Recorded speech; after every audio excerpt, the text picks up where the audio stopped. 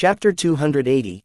Ego Gem Grade Date the 27th of March 2321 Time 12:53 Location Sky Blossom City, Sky Blossom Card Stadium, VIP Box Number 1. I am confused, how are Monster Core and Ego Gem the same? If Ego Gem is similar to Monster Core, then what about Viltronian Core and its variant form Calamity Soul Core that I created using Calamity Dungeon Core? Before that, you have to understand what is the spirit ego of a soul. And why do we need to solidify them? Knowing its formation and purpose, you see the similarities between Ego Gem and a Monster Core, which will help you understand why they are the same. Instead of telling the answer directly, Anna was trying to make me realize the answer. You are pro here, as you say. I am all ears. I had no complaints about Anna's approach because what she was going to narrate was privileged information that I could only learn by joining the top 10 universities. What Anna was doing now by teaching how to solidify my Ego Gem was equal to making top 10 colleges her enemy by breaking the laws set by them. In this world, it may seem like knowledge is free, but in reality, free knowledge is only free because that is what the people ruling this world want us to know and use that knowledge to help them control our destiny. And the actual good stuff that could help us shape our destiny is being kept far from us. As the saying goes, the masters only worry is their slaves becoming masters. Have you ever wondered who owned the first grimoire and created the first card? How were they able to create the cards? How does a Monster Core enable monsters to use supernatural skills like conjuring fire or teleportation? Where does all this come from? I thought Anna was going to tell me more about spirit and souls, but she started sounding like a riddler, asking me confusing questions like, which one came first, the chicken or the egg? Are you high right now? Why do you keep going off the topic? If I knew the answers to these questions, I would not be needing your assistance now, would I? It's not like I haven't thought about who owned the first grimoire or created the first card. Similar to how Alexander Graham Bell created the first telephone, there has to be someone who created the first card and grimoire. But when I searched for information on it, I found nothing. So, I left it at that. Have patience, will you? I am getting there. If you're going to be such an unruly student, then do not blame me if I end up spanking you. Anna was having fun. Yesterday she spent so much time with Karen to pick up the perfect outfit for her first date with Wyatt. But this dense bastard did not compliment her even after her intention behind her sudden visit to Sky Blossom City was revealed by Karen and Elliot. I choose to stay mum and not respond to Anna and her taunts because whatever I said, Anna somehow managed to make it weird and awkward. So where was I? Yes, how are monsters able to conjure elements and supernatural power? And where does that power come from? You have to ask yourself these questions in order to properly understand why we solidify our soul, spirit, ego. These questions help you open up your mind to new possibilities, which in turn helps you understand what's right in front of you. You already know monsters are able to use skills through their monster core. What you have to ask yourself is, where do these skills in the core come from? Only illiterates think that they get it from birth or it's already present there. The monster's core gets the skills within them from the world. But how are the monster cores able to get these skills from the world? Asking that, Anna looked at me expecting an answer. If I had to guess, then the spirit ego within the monster core. Wait, by chance or beast will in spirit ego of the monster core? The same. Anna's approach started to show results and I finally began to connect some dots. Ding, ding, ding. Correct answer. As a reward, let this teacher award you with a kiss. Before I could react or respond to it, Anna got up from the couch, kissing my forehead. She returned to the couch. You, Lady Hoodlum. I wanted to curse at Anna for her bold actions more, but what she said next left me speechless. So sweet, I can get addicted to it, Anna said as her tongue licked her lips as if trying to get an aftertaste of my forehead. Seeing the vulgar expression on her face, I could not fathom a single word from my mouth as it was being swallowed with my saliva. Witnessing the breathtaking seduction of Anna, I felt dirty yet was drawn towards her. Do you want me to continue? Anna whispered, yet I heard her loud and understood her words clearly. Why? No. Anna, please behave, otherwise, I will leave. I tried to show Anna where I stood. You can leave, it's not as if I am holding you hostage. She knew I would not leave halfway, and I never planned on leaving without getting the answers. Curiosity is bad, yet I am a slave to it. Please continue, Anna.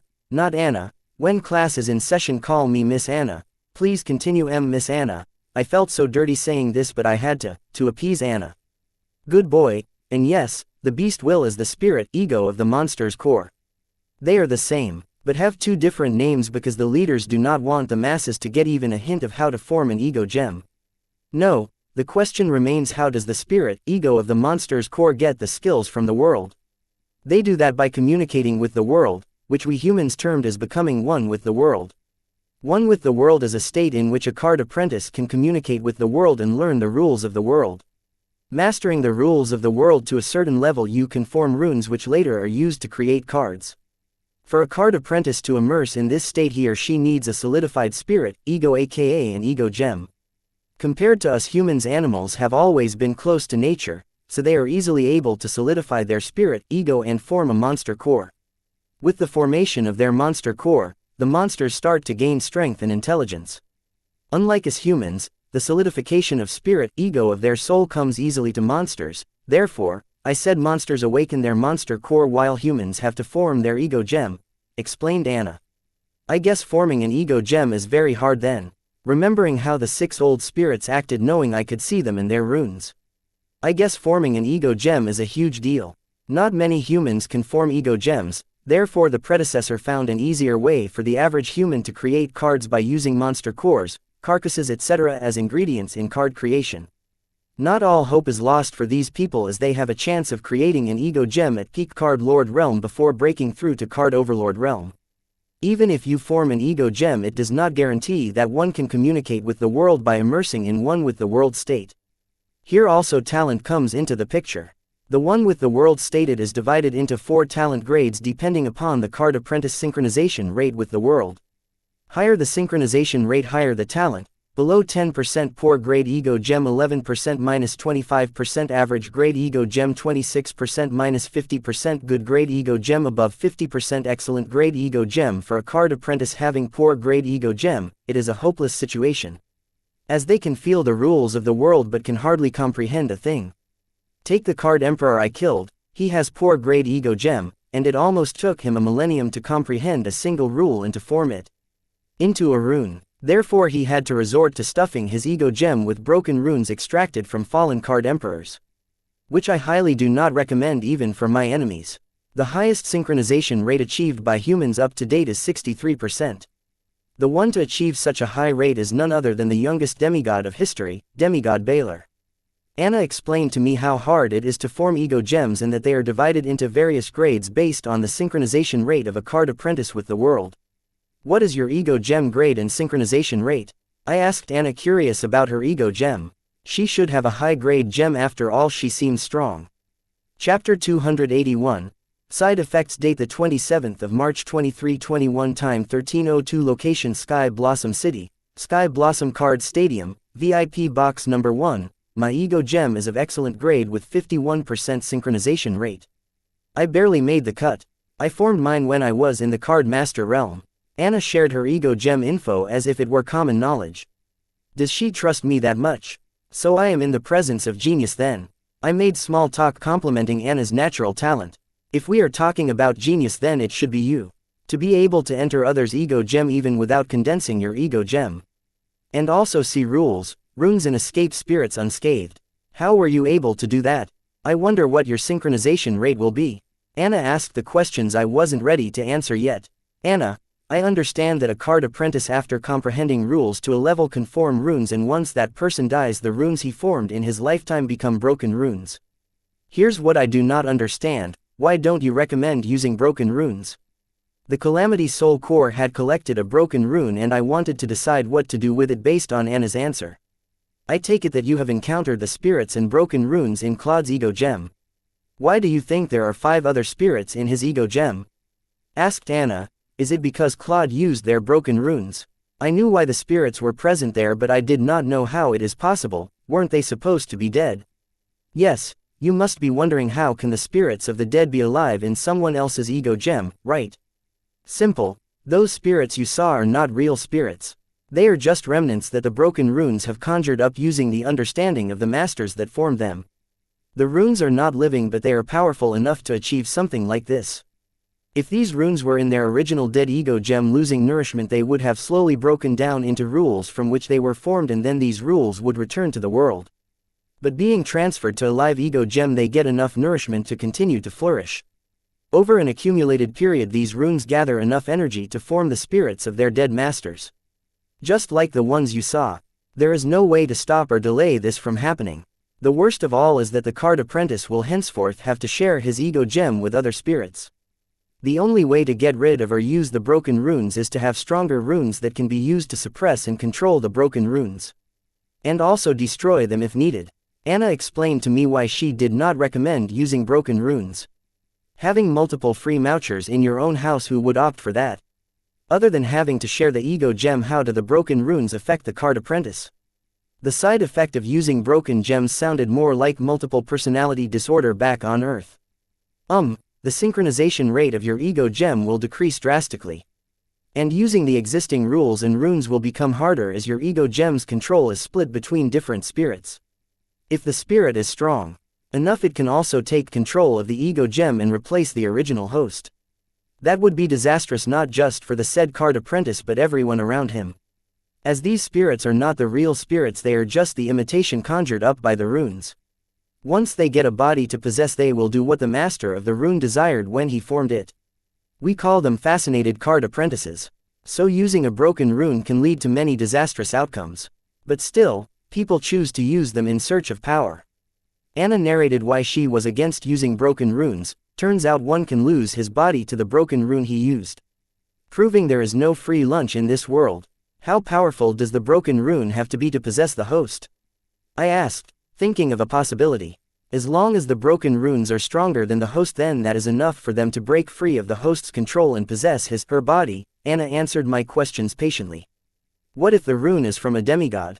What then? Demigods are the apex beings of the current world. There were too many mysteries surrounding them. I had to inquire about them. Then who better than Anna, who has 3 demigods just in her family? I like where your brain is headed, and yes, what you are thinking is possible. But certain conditions have to be met first. After all, resurrection is equal to cheating death. Anna easily guessed where my mind was headed with a couple of questions I asked her.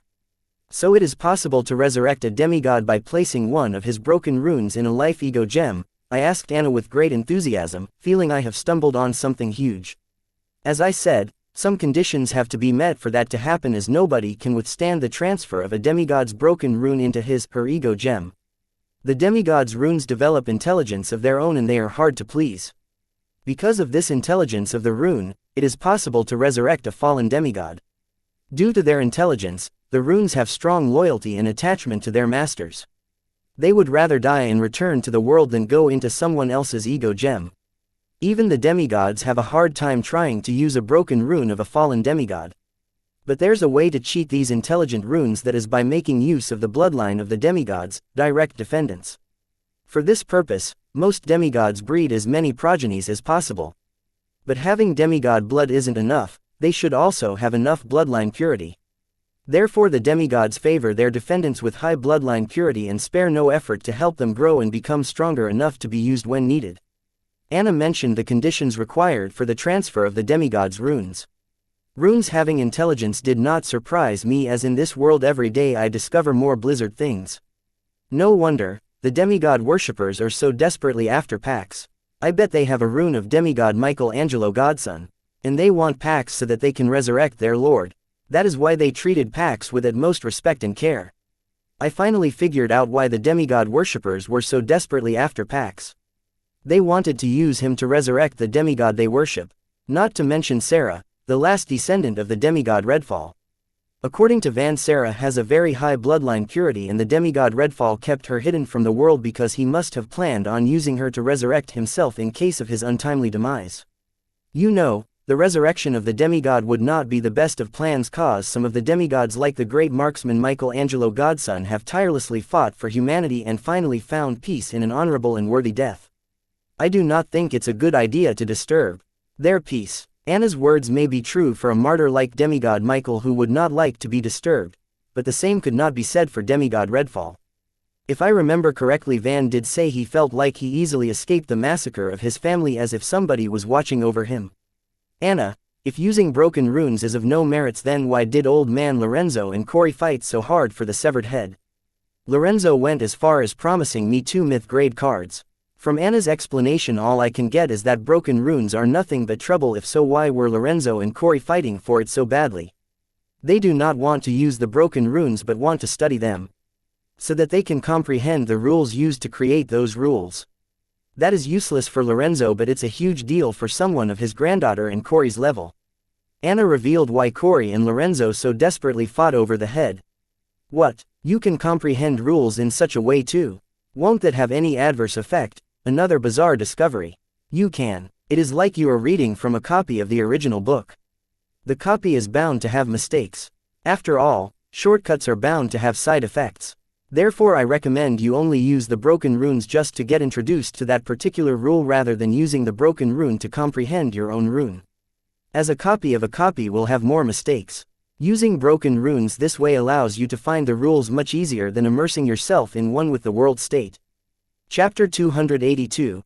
Pain or Pleasure. Date the 27th of March 2321. Time 13:11. Location Sky Blossom City, Sky Blossom Card Stadium, VIP Box Number 1. What do you mean by using the broken runes to find the rules in the world? Some of the words used by Anna just went over my head. You will understand once you form your ego gem. Now all you need to know is that depending on broken runes is bad and can lead to disastrous consequences. It seems I need to practically experience the ego gem formation and rule comprehension to understand the theoretical knowledge that Anna just unloaded on me. Can you teach me how to form ego gem, so I can experience what we just talked about? Right now I had so many other questions about ego gem, monster core and the Viltronian core. Whether all three are the same or not, I could not get an answer for this from Anna as she doesn't know about Viltronian cores and I did not plan on revealing it to her. I can only rely on myself to uncover the secrets behind these three cores. To achieve that first I would have to learn how to form an ego gem. Only by doing that will I know what is the difference between ego gem and Viltronian cores that I have been creating. And how do they relate to monster core? My dear student, up till now Miss Anna's classes were free, but now they are going to cost you. I can teach you how to form an ego gem from scratch, but how are planning to pay for the classes? Kind reminder, Miss Anna is open to all forms of payment if know what I mean. Informed Anna as she leaned forward, emphasizing her full chest. What? You said ego gem is formed by solidifying the spirit ego of our soul, right? How hard can it be? I decided to try forming an ego gem without Anna's guidance, but soon I realized, where do you find the spirit ego of your soul? And how do you solidify it? I thought you were going to do it by yourself. Go ahead, I wouldn't disturb you. Anna ignored my plea. If forming an ego gem was so easy, why would people try so hard to enter the top 10 universities? They could just from their ego gem at their homes with the help of a forum or watching a video online, you dumbass. Okay, I am sorry. Miss Anna, please teach me. Realizing the foolishness in my action, I apologized to Anna for my cockiness earlier. You are forgetting something, mister. Pay up front, no loans allowed. Satisfied with my apology, Anna asked me to pay the cost of her guidance up front. Anna, be reasonable. What can a humble orphan like me have that could make up for the guidance of the great Southern Emperor? Please be generous this once and help this poor orphan boy, will you? Call me shameless. If it helps me get what I want, I do not mind using the orphan card. Hee, you have a sweet mouth on you, but it's not going to work today, neither is the orphan card. If you want to learn how to form an ego gem, then I accept an appropriate compensation, or else finish your pizza and get out of here. Anna did not fall for the flattery or the orphan card. She stood her ground ruthlessly. Okay, fine. What does the great Southern Emperor want from this poor helpless orphan boy? I choose to stick with my act till the end. Do not play the victim here. This is a fair exchange. Do you know how many people will play a limb, kidney for my guidance? Count yourself lucky that this emperor finds you cute. Anna laughed with a villainous laugh. Yes, Emperor, you concubine knows I am wrong. I said that in the heat of the moment, but soon regretted it. Come here, let this emperor taste those plump red lips of yours. Anna vanished from her coach and pounced on her defenseless prey. What the? Moan. Before I could react, Anna was on top of me, pressing me against the couch. As I tried to respond to her lustful actions, she fiercely bit on my lower lip and sucked on it. I could not help but let out a moan in pleasure, pain. I tried pushing her off me, but my strength was nowhere enough to counter a praying emperor. Soft and subtle with a hint of sweetness, just the way I like it. Satisfied, Anna got off me and returns to her couch. You. Ah, My lower lip was swollen, it hurt as I tried to curse at Anna for her actions. Before I could complain about the swelling, my Viltronian physique healed it. You lady hoodlum, I will file a sexual harassment case against you. Have regained my ability to speak. Please like, share, and follow the Cultivation Audiobooks channel to motivate me to create more videos. Thank you. Normally I threatened Anna with a verbal sexual harassment lawsuit. Sexual harassment lawsuit, sure, file it, but where? Go ahead, do as you please. But don't act innocent. I heard your pleasure-filled moan. It felt great, didn't it? There is more. Where it came from. All you have to do is just ask for it. Anna did not take my threat of suing her seriously. She was the freaking Southern Emperor who dared to question her. It wasn't. That moan was out of pain, you savage. Now that you got what you want, teach me how to form an ego gem. There is no point in fighting over the spoiled milk. I will get her back for that later, but right now I had to learn how to form an ego gem. Let's not forget what's important here. As long as I gain info on how to form the ego gem, it is my win. Except for Anna, there are only 2 places left that I know of where I can learn about ego gem formation. The first is top 10 universities and then Corey. Getting into the top 10 universities was a long process, and as for Corey, she would definitely ask Susan in exchange. I just realized that I cannot take the upcoming duel with Corey lightly. The way she knew about the uses of the Card Emperor's head, it is clear that she had an ego gem and has a proper command over the power of rules. Not to mention the ego fire that she displayed earlier. Was it a rune? How strong has she gotten in just 2 days? Fucking cheat. Her origin card is a cheat. Now that I think about it, what was the identity of Corey in her past life? Where is her past self from? This world or any other world? Seeing how she knows about ego gem, broken runes, in the way she remained unfazed after knowing Anna and Lorenzo's identity, she should have had a high level of status in her past life. Chapter 283. 3 stages. Date the 27th of March 2321. Time 13:18. Location Sky Blossom City, Sky Blossom Card Stadium, VIP Box Number 1. Realizing that I have been underestimating Corey and should not treat the current Corey as same as the timid Corey I knew back then. I knew that the upcoming match with Corey was going to be a lot harder than I imagined. Enough about Corey, I should focus on the matter at hand to get the method to form ego gem from Anna. Anna, now that you got what you want, it's only fair that you teach me how to form the ego gem, don't you think? I repeated myself to Anna as she did not respond to my plea earlier. It was painful, was it? So you moaned out in pain? Anna fixated on my words from earlier. Yes, but forget about it, my lip has healed. Now let's talk about the formation of an ego gem. I did not know why Anna was fixated on that part of our conversation earlier, but I tried to bring her to matters at hand, but it did not work in my favor. Do you know how valuable the knowledge of the formation of an ego gem is? What makes you think that a small kiss is enough compensation for it? Anna's tone sounded a lot distant and cold, unlike previous affectionate and clingy tone.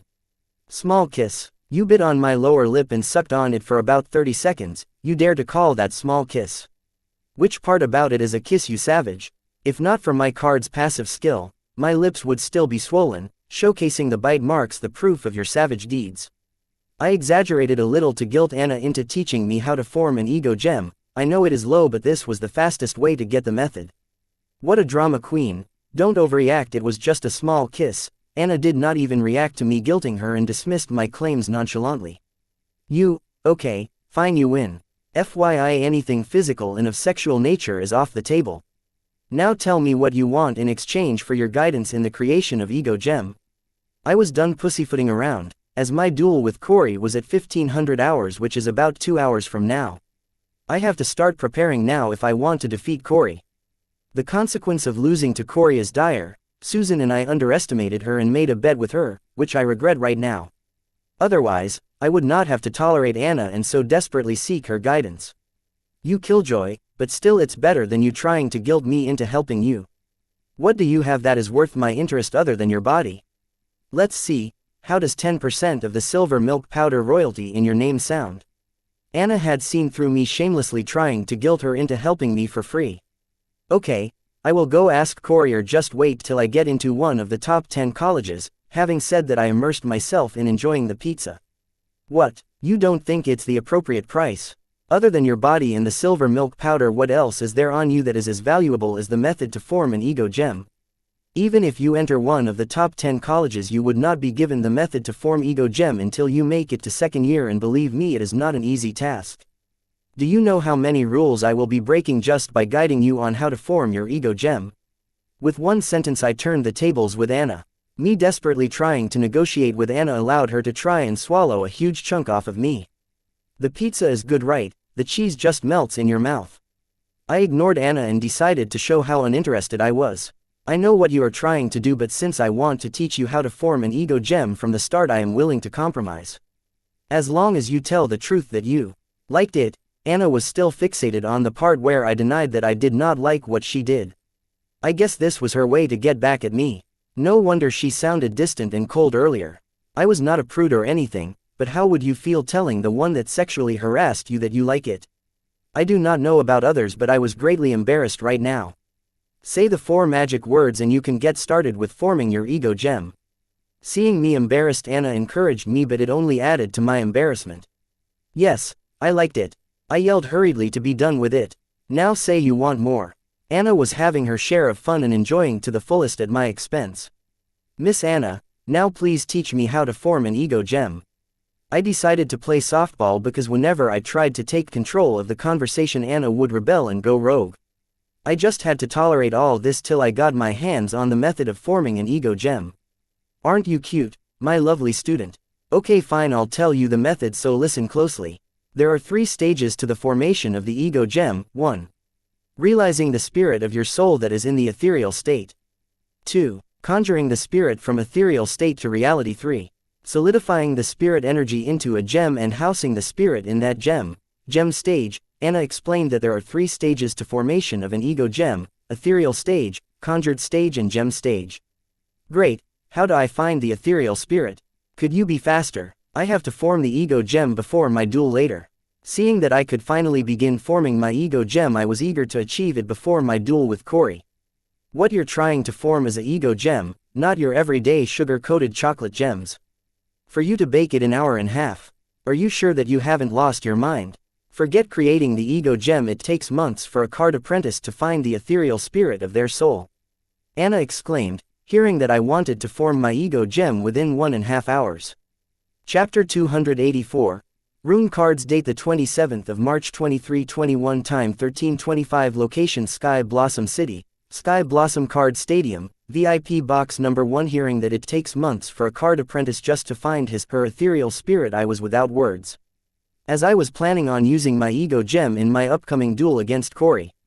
But would not just give up on forming an ego gem without attempting it first. Just in case, I had to ask Anna some obvious questions. Anna, you have met Corey, right? Did she form her ego gem? And that weird sinister fire of hers, was it a rule? These questions were weighing my mind, so I decided to get them cleared first. Oh, that bright family girl. She is talented just like her parents. Whenever I meet those two at the Way Beyond, they can't stop bragging about their daughter. The nerve of that bright couple to compare me to their daughter, but finally meeting her in person, I have got to say she did not disappoint me. She has already formed her ego gem. As for the sinister fire that she displayed, it was not just a rule, but a rule forged into the rune. She even surpassed me by forming an ego gem and a rune card while she is still in the card soldier realm. You know, I formed my ego gem at the card master realm and forged my first rune card in the card grandmaster realm. She will make a great addition to the Way Beyond. I remember the bright couple asking for early retirement. Now that I have found a capable and perfect replacement for them, I think I should reward their years of selfless service with early retirement as they desire. I heard they wanted retirement to be with their family. Well, they can finally meet their family soon. Ha ha ha. Anna, finishing her monologue, let out a villainous laugh. I was speechless hearing Anna. How much of a jerk can one person be, to award a selfless veteran couple by sending their only daughter to the front line in their stead? I bet hearing Anna's plans for them and their daughter, the bright couple will never dare to ask for retirement or brag about their daughter in front of Anna. Oh, sorry, I spoke my mind out loud. Seeing my complex expression, Anna realized that she spoke her thoughts out loud, which were not meant for a third party to listen. I bet the Southern Watch loves having you as their commander, I said sarcastically. Don't judge me. If every capable card apprentice keeps asking for leave and early retirement, then who will get the job done? I don't have to explain myself to you. Anna snorted, claiming her hands were tied and she ain't the bad person here. Hey, I'm just a humble orphan. No judgment here. I did hear Corey complaining to Susan that it's been years since she met or talked to her parents. If she knew the person responsible for that is Anna, I do not know what her reaction would be. Anna rolled her eyes to my response. By the way, what is this way beyond? Seeing you banish the city lord to way beyond, I thought it was some kind of place to dispose of troublemakers, but now you say that Corey's parents are also there. What is that place anyway? From Anna's monologue earlier, Corey's parents seemed to be her subordinates, then why send them to a place where troublemakers are banished to? First of all, I did not banish the city lord. I just gave him an opportunity to earn merits and redeem himself and his family from the crimes he has committed. Way beyond is something only the people with a certain level of clearance know about. So, it's not for you to worry about. You will know about it when you join one of the top 10 universities anyway. If you are curious, then all you have to know is that way beyond is the reason our ancestors decided to come together and form the current government and community as we know. At the way beyond, a war is going on and we need all hands on deck. Anna knew I was not the type to leave the things I am curious about alone. So she fed me little hints to what way beyond meant to humanity. Okay, I will take your word for it. How strong are rule and rune cards? Is it possible to counter them with normal cards? Since Corey has already formed her ego gem and forged her rune cards, I had to come up with precautions against them before our duel. Fighting rule and rune cards with normal cards, you crazy. It would be like using a wooden sword against a sharp steel sword. The rules and rune cards are the essence of everything you see, feel and experience in this world. How are you going to fight with something like that with the normal cards created to imitate them? Is it about your upcoming fight with Corey? I see she doesn't seem to have a good impression of you. If she is anything like her parents, she will try her best to embarrass you so bad. If I were you, I would not even climb the arena but directly forfeit the match. It's better to lose like a coward than be humiliated in the arena in front of a huge audience. You know things like this can label you for life. You do not have to go through this, just give up, but then my mother will try to have you killed in other ways. Oh my, if I could be anybody, I would not want to be you. You are so miserable, but if you choose to become my husband as I proposed yesterday, I can help you out of your misery. After all, my mother will not try to have her son-in-law killed. Anna had a hearty laugh, poking at my misery. This time marrying you will also not solve my problem, as I can't forfeit this duel with Corey since I have an ongoing bed with her. Chapter 285. First stage, date the 27th of March 2321, time 13:29, location Sky Blossom City, Sky Blossom Card Stadium, VIP box number 1. Now why would you go and make a bet with someone you couldn't possibly defeat? For a man who claims to be smart, you do a lot of stupid shit. Anna stated the obvious. I made the bet before I knew all that shit like ego gem, rules and runes even existed. How am I supposed to know Corey has formed her ego gem and forged rune cards if I don't even know if they exist? I made an excuse for my stupidity. Whatever, fool, you are screwed royally. It's your mistake to underestimate your opponent. Anna did not buy into my excuse and blamed me for underestimating my opponent. Not if I can help it. Anna, teach me how to find my ethereal spirit. I will not give up without attempting even once. Wow, you are relentless, aren't you? Fine, but don't be disappointed if you fail to find your ethereal spirit on your first try. It took over a month for a genius like a demigod Baylor to find his spirit, so do not expect much. That doesn't mean I am asking you to give up. I say you try your best, but do not get your hopes up, as it is normal that you can't find your spirit in your first try. Asking me not to get my hopes up, Anna soon began to impart how to find the ethereal spirit of the soul to me. Following Anna's guidance, I searched my soul for my ethereal spirit in my 2x mutated soul, which looked like a ball with 4 large bumps covering it. After all, I had 4 souls that were combined to form one huge mutated soul. Thanks to my soul pupils, I found the ethereal spirit that Anna was speaking of at the core of my soul without any suspense. My spirit looked exactly like a replica of me, wound to every little detail except for a tiny little mutation. My spirit had 4 heads instead of 1. Quite similar to the twin-headed ogre or Cerberus monster core, I used to mutate my soul to have 3 slave consciousness and 1 master consciousness, totaling 4 consciousness. Knowing that Anna would ask to see my ethereal spirit, I started panicking about how to explain my conduit to Anna, or rather how to hide this from her. There is no way I could hide about finding my ethereal spirit if I want Anna to teach me how to achieve second and third state of ego gem formation. Now I was in a pickle. Now the only question that remained in my mind was, how much did I trust Anna? No, I can't give up yet, there have to be other ways. How about I make the ethereal spirit retract the 4 heads into one? It should be possible, right? After all, only the master consciousness is in control. I can try willing it to retract the 4 heads into one. Having thought of the solution, I decided to follow it by concentrating on my ethereal spirit to establish a connection with it. As the ethereal spirit was mine, we already had a connection. I only had to beef up the connection enough to send my thoughts to so that it can retract the other 3 heads. After a while, I was finally able to contact my ethereal spirit. Listening to my intent, all 4 heads of my ethereal spirit opened their closed eyes and a devious smile formed on the face of the master head while the other heads were expressionless. Maintaining the devious expression on its face, the master head followed my intent and retracted the other 3 heads. Anna, I found my ethereal spirit and was successful in establishing a connection with it. What next? Having taken care of the problem, I enthusiastically reported my success to Anna. What? You gotta be shitting me! Anna exclaimed in alarm. Finding the ethereal spirit on the first try, Anna was right to be alerted. This goes beyond the realm of genius to the realm of godly genius. Anna's current expression was a sight to behold, just like an alerted cat, and I was enjoying it. Did you lie just to mess with me? Anna did not seem to believe me. Yes, I lied just to mess with. Just kidding. See my ethereal spirit. An ethereal replica of me with a devious face L showed in my eyes. My spirit was in an ethereal state, so I could not summon my spirit out as Anna did with hers yet. But I used my eyes to show her my ethereal spirit. You monster. Get out of here. How is it even possible? Anna's eyes almost pooped seeing my ethereal spirit. Not every day do I get to see a card emperor make cute expressions. Stop overreacting. I had already found my ethereal spirit long ago, but I did not know what it was until today. Following your guidance, I realized that the thing that I thought was a part of my soul is my ethereal spirit. I did not lie, I did find the mini-me. Similarly, I found mini-Elliot, mini-Jaya, mini-Pax using my soul pupils long ago while creating the Viltronian core. Until today I did not know they were called ethereal spirits. No wonder. That explains a lot of the recent abnormalities related to you. Fuck, I was frightened to death by you. But still, entering an ego gem should not be possible, or being able to see runes.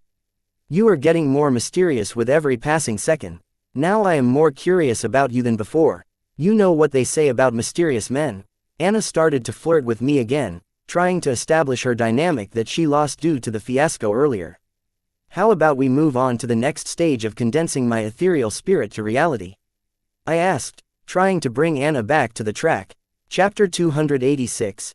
Age is just a number. Date the 27th of March 2321. Time 13:43. Location Sky Blossom City, Sky Blossom Card Stadium, VIP Box Number 1. Not so fast. By discovering your ethereal spirit you have only laid the bricks, now you need to cement them. So before we move to the second stage you have to strengthen your bond with your ethereal spirit. You must have felt a connection with your ethereal spirit, right? Try communicating with and get a response from it. Anna did not direct me to the next stage of ego gem formation. Instead, she directed me to strengthen my foundation before I plan to build the house. Oh, about that, I have already done that. Now can I move to the second stage of ego gem formation? To get my ethereal spirit to retract 3 of its heads I had already enhanced my connection with it and got it to retract the extra 3 heads. It felt as if I was one step ahead of the syllabus. I give up. How did you achieve that even before I guided you? I would not be surprised if you were to say that you already have formed your ego gem. Anna acted as if she started to get numb to my level of prodigy. Maybe it is for the good that I hid about the Viltronian core and Calamity Soul core.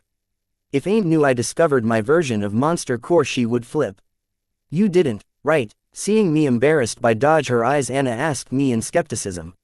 Second stage please, I beg Anna, worried that if I left the conversation as it is Anna might start believing her suspicions. The second stage is to conjure your ethereal spirit to reality. For that, you will need to refine your soul energy to a higher degree of purity. Ethereal spirits are your soul's spirit, but they have a more refined taste when it comes to the type of energy needed for their nourishment compared to the soul. Therefore you need pure soul energy to nourish your ethereal spirit to reality. The purer the soul energy you nourish it with, the stronger and faster it grows. If the purity of the soul energy does not meet its taste, the ethereal spirit does not utilize the soul energy and it will go on a hunger strike, growing weaker and weaker. That's why most card apprentices refine their soul energy to a certain degree of purity before trying to find their soul's ethereal spirit. I was going to advise you the same after you failed your first try to find your soul's ethereal spirit, but I think it's not necessarily seeing the prodigy that you are.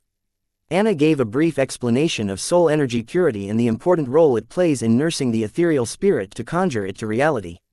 Why did you not start explaining something as important as this? What happens if a card apprentice's ethereal spirit goes on a hunger strike, not receiving pure soul energy? Purity of the soul energy was not a concern to me, but still, I wanted to know the consequence of not ethereal spirit growing weaker due to lack of pure soul energy. How would I know that you would find your ethereal spirit in the trial? Anna threw the ball in my court. So, is it my fault that I am a prodigy? I was narcissistic here, but it was the only thing I could annoy Anna with. Don't forget I am the stronger one here. Anna reminded me who's the most and added, as the ethereal spirit grows weaker it starts feeding on the card apprentice's active soul control to continue its existence. Usually, those who can find their soul's ethereal spirit can purify their soul energy to the required degree before that happens. But if somebody still isn't able to meet the requirement, then they will just die. After all, stored stocks are going to run out someday. With such dire consequences, you did not start guiding me with that. Anyway, how do I refine my soul energy to purify it? Is there a method or potion I need to take for that? Despite having my unorthodox method to refine my soul energy, I wanted to know how the other card apprentices did it. Oh, you are going to love this. The answer to refining your soul energy is dual cultivation. Lots and lots of dual cultivation. You know, the higher the realm of your partner, the better the results you get. Here, let me teach you how dual cultivation is done. Anna with great enthusiasm started to explain dual cultivation, its merits and how it is done. Dual cultivation, you say? Are you sure you are not making this stuff up? I asked, acting ignorant towards Anna's obvious intentions. No, why would I? What could I possibly get from lying to you? I could literally see Anna dripping drool. Real, I guess you are right. But where do I find a partner willing to perform dual cultivation with me? Not to mention, you said the higher the realm of my partner, the more benefits I get. But where do I find a willing and ideal partner? I continued to play along with Anna. You know, Wyatt, a partner in the Card Emperor realm is the best for your current situation. If you were to perform dual cultivation with someone of that realm, you may even be able to form your ego gem faster than you expect it to. Anna could not be more obvious. Did she believe that I was ignorant enough to fall for her dumb lies? Card Emperor, won't they be too old? I do like a woman with a fully grown and matured set of assets, but a Card Emperor will be too old for me, don't you think? After all, I just turned 17 this year. Yep, I use the age card. What an irony, a transmigrator judging others on their age. Wyatt, how could you say such sallow words? Age is just a number. Anna acted as if I was the villainous husband who was bullying his caring and lovely older wife for her age. Chapter 287. Basic Circulation Method. Date the 27th of March 2321. Time 13:48. Location Sky Blossom City, Sky Blossom Card Stadium, VIP Box Number 1. Anna, stop it. I know you are lying. I decided to stop entertaining Anna before the situation gets out of hand and Anna starts demanding something ludicrous like taking responsibility for her. What? How could you blame me of such a thing? I never lied to you. Dual cultivation helps in refining your soul energy. Despite me exposing her, Anna chose to stick with her story. There should be other ways to refine soul energy, right? How about we explore those options? I saw through what Anna was doing. Maybe she was not lying, but she wasn't telling the whole truth either. It's not as if dual cultivation is the only way to refine the soul energy. There are other methods, but dual cultivation is the easiest and fastest way. Since you were in a hurry to form your ego gem, I told you the best option. How could you imply that I am lying, Wyatt? Even after I have helped you so much. How could you be so heartless? Anna began with her drama once again. Enough, it's getting tedious. Why don't you tell me other serious methods to refine the soul energy? I enjoyed spending time with Anna, but she keeps going off track. Keep your panties dry, woman. There's this basic soul energy circulation method distributed by the top 10 universities to all of their freshmen. It's great for beginners as it is easy to understand and put to use. I guess it is better suited for a dense guy such as yourself. Then Anna started to explain to me the details of the basic circulation method and how to execute it. The basic circulation method had two parts to it. The first part was on how to control one's soul energy. This part involved sitting in the lotus position and meditating while moving soul energy throughout one's body from head to toe. After moving soul energy becomes as easy as breathing air, we move to the second part of the circulation technique. That is to swirl the soul energy in your lower torso as fast as possible. This way the heavier and purest form of soul energy gathers at the center of the swirl and settles down, while the lighter impurity slowly starts accumulating at the outer part of the swirl, later gets thrown out of the body as the sedimented impurity through the pores of the card apprentice's skin. Faster you circulate the circulation method, the faster you refine your soul energy. Being a card soldier, your active soul control should be below 30%. Meaning you have a considerable amount of soul energy to refine. For every percentage of purity, you will have to refine the entire amount of your soul energy again and again. This is a tedious process that even a prodigious talent can't skip. You may be faster than others, but you still have to do the grunt work. I felt that Anna was gloating over the fact that I could not skip the hard work required to refine my soul energy. Sure, let me practice the basic circulation method. Following Anna's guidance, I started to circulate my soul energy throughout my body with ease thanks to the soul energy manipulation ability I extracted from soul pulls. Who knew it would such wondrous use and come in handy now of all the places? Since my control over my soul energy was as easy as breathing air, I decided to move to the second part of the basic circulation method. I spun my soul energy at the fastest speed possible with soul energy manipulation skill.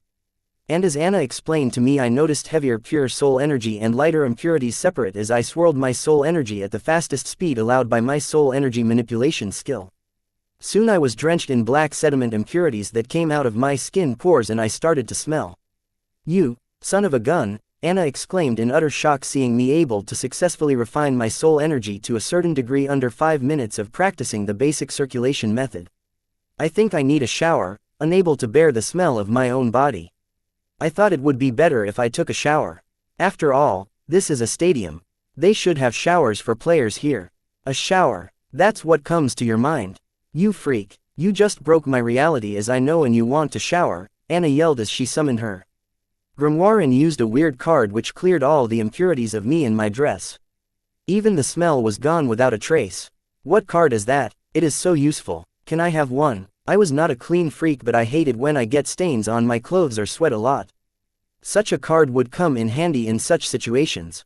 It's called Dirt Purge. I have only one of them on me right now. I use it to remove the bloodstains on my dress from the stupid FAQs I kill. I do not like getting bloodstains on my dress, period. That's not important right now. How were you able to master the basic circulation method on your first try? Did you know it took me 3 days to fully gain control over my soul energy?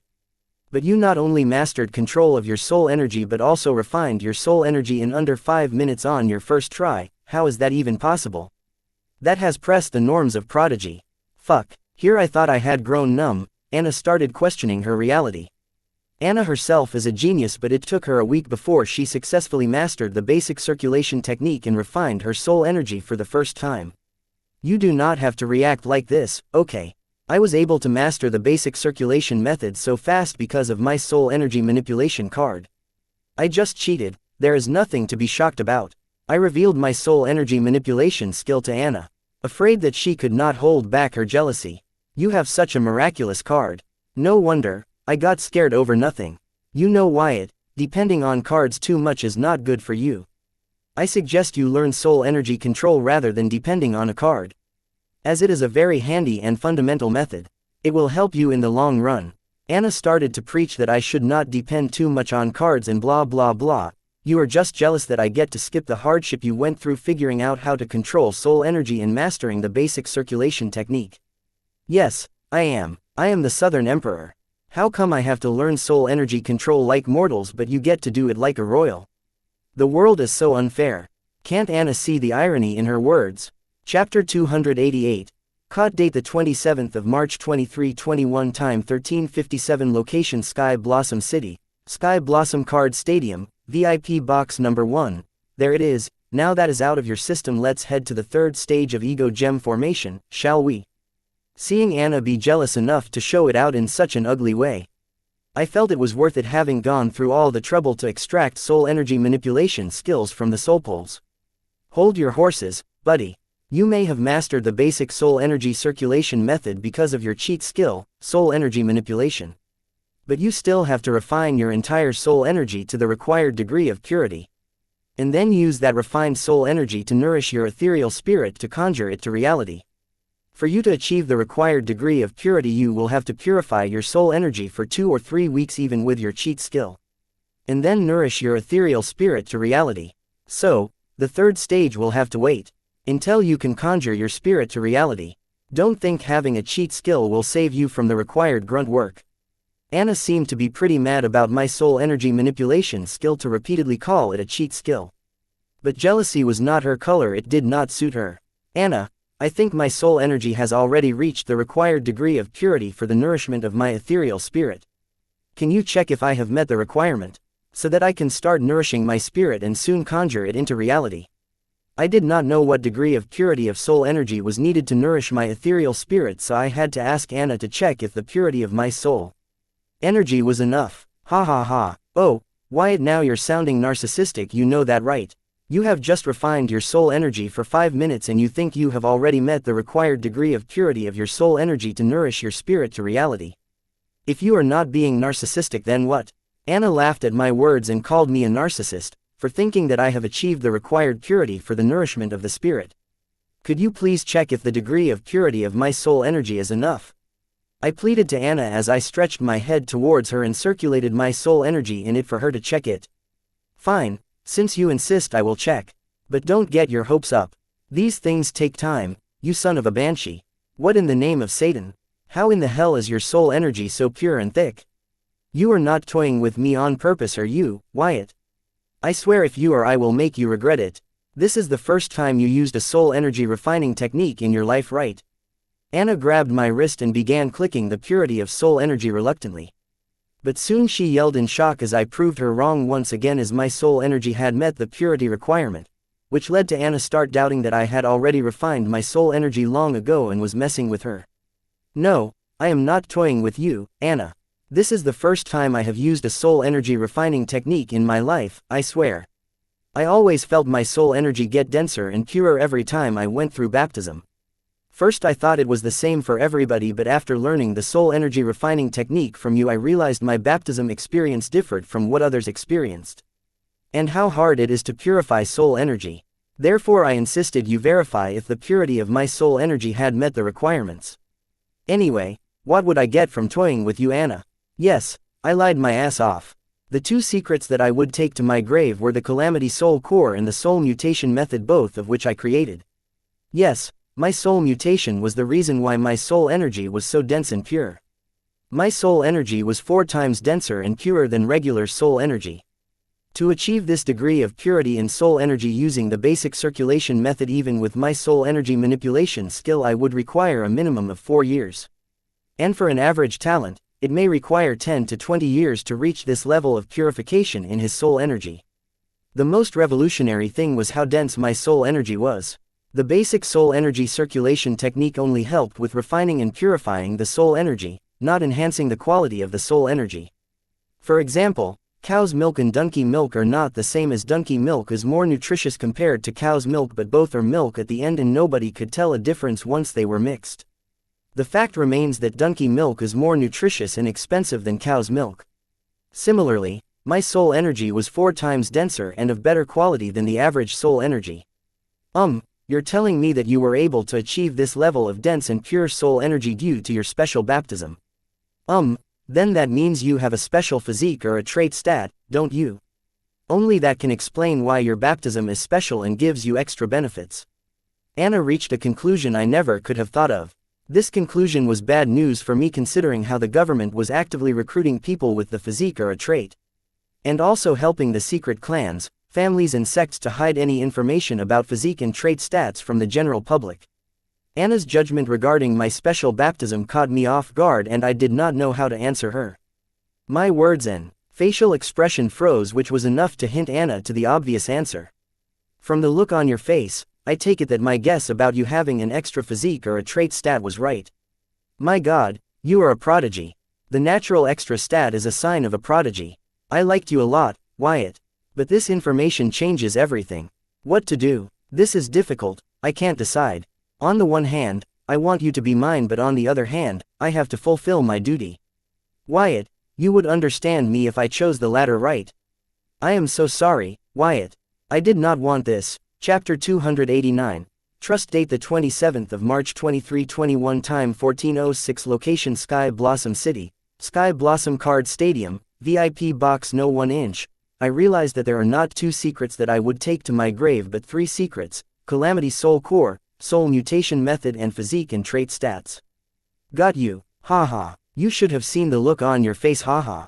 You silly goose, I cannot believe you feel for it. It was a ruse to prank you. Did you forget you and I have a soul contract and I have to protect you from harm? And also there are many card apprentices with extra physique or trait stat in the Southern Watch.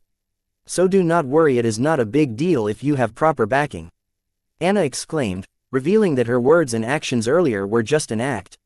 All that was an act. I was still in alert mode. I would not take any chances when it comes to my life. Yes, it was all an elaborate plan of mine to get back at you for trying to show off despite knowing that you are a cheat. A soul energy manipulation skill and now a special physique or trait stat. If these ain't cheats, then what?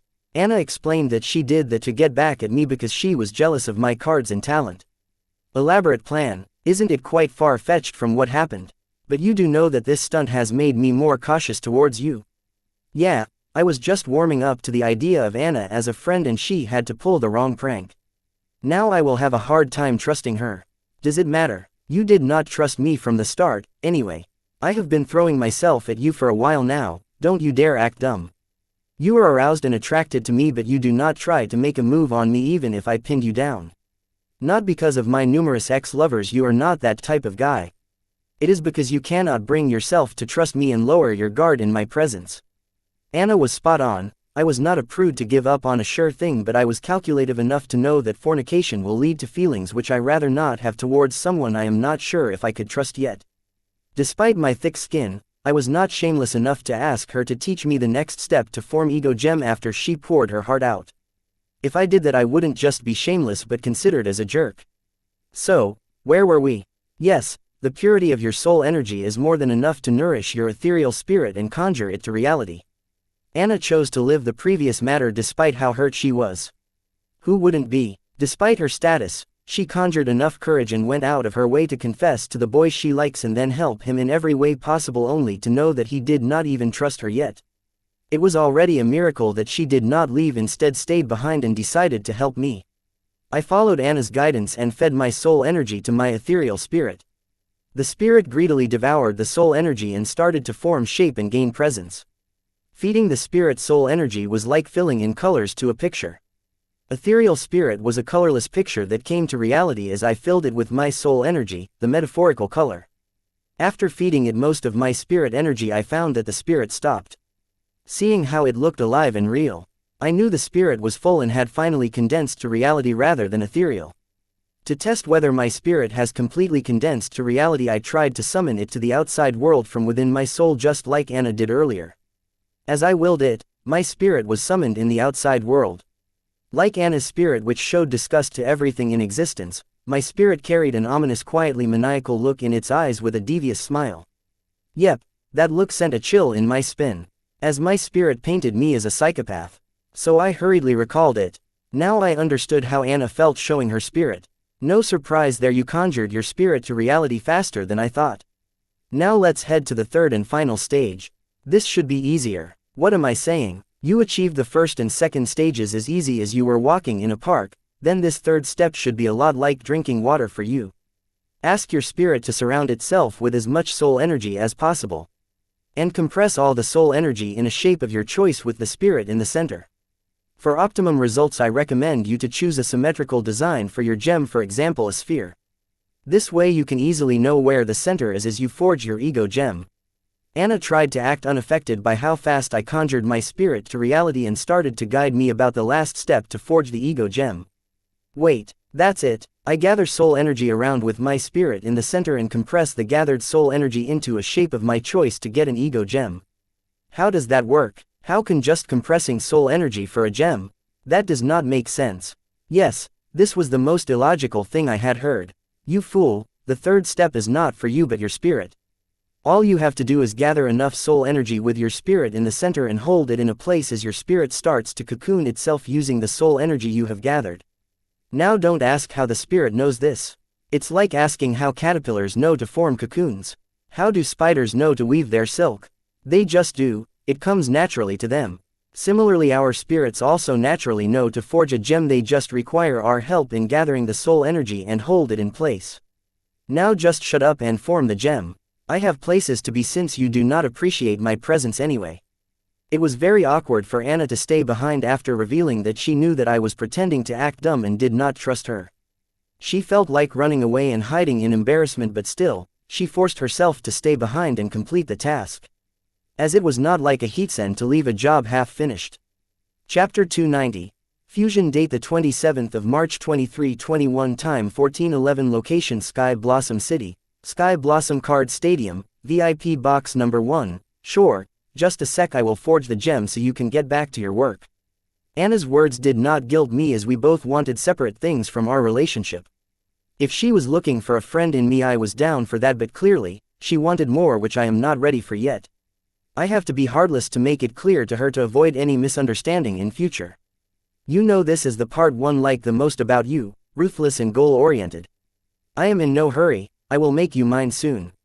As the wealthiest, strongest and most beautiful lass of the southern region, Anna never thought that there would be a day when she would say such pitiful words to a boy and not raise a single emotion. No, if it's this boy in front of her, then she should have expected such ruthless words from him. All the best then. I did not take Anna's word seriously. Instead, I put my mind to forging the ego gem. With my spirit in the center, I started gathering the purest of my soul energy around and compressed them in a spherical shape. Then I made use of Hive AI to get a perfect spherical shape and pinpoint an accurate center for my spirit. As Anna said, I soon noticed that the soul energy surrounding my spirit slowly condenses into a solid form and starts enclosing my spirit like a cocoon. This is it, I thought. Will the gem forged in such a simple way contain the endless empty space I had been in? How is that possible? So mysterious. It did not take long for the entire soul energy surrounding my spirit to condense to a solid form and finally enclose my spirit into what looked like a spherical bead more than a gem. With that, a bunch of notifications from Grimoire started to sound in my mind. I summoned my Grimoire to check what was up and I was notified that the ego gem is added to my physique stat. Ego gem is added to host's physique stat. With the remainder of the notification, I checked my stats and saw a new addition to my physique stat, ego gem, right next to the Calamity Soul Core. Then I checked the ego gem physique info. Physique name, ego gem physique type, inborn skill physique rank, innate grade physique description. The host gains the ability to communicate with the world based on the limit to which he can harmonize with the world. Additional effect. 1 with the world synchronization rate, 75%. Note, higher the resynchronization rate, longer and deeper you can communicate with the world. Physique name, Calamity Soul Core physique type, origin card physique rank, acquired grade physique description. The host gains an artificial variant human core formed using the Viltronian core and Calamity Dungeon Seed. Additional effects. Soul pupils, Viltronian physique, immortal core, body restructure transformation, parent-daughter soul core, Calamity daughter core, Hive AI, mutated soul, soul echolocation, soul energy manipulation.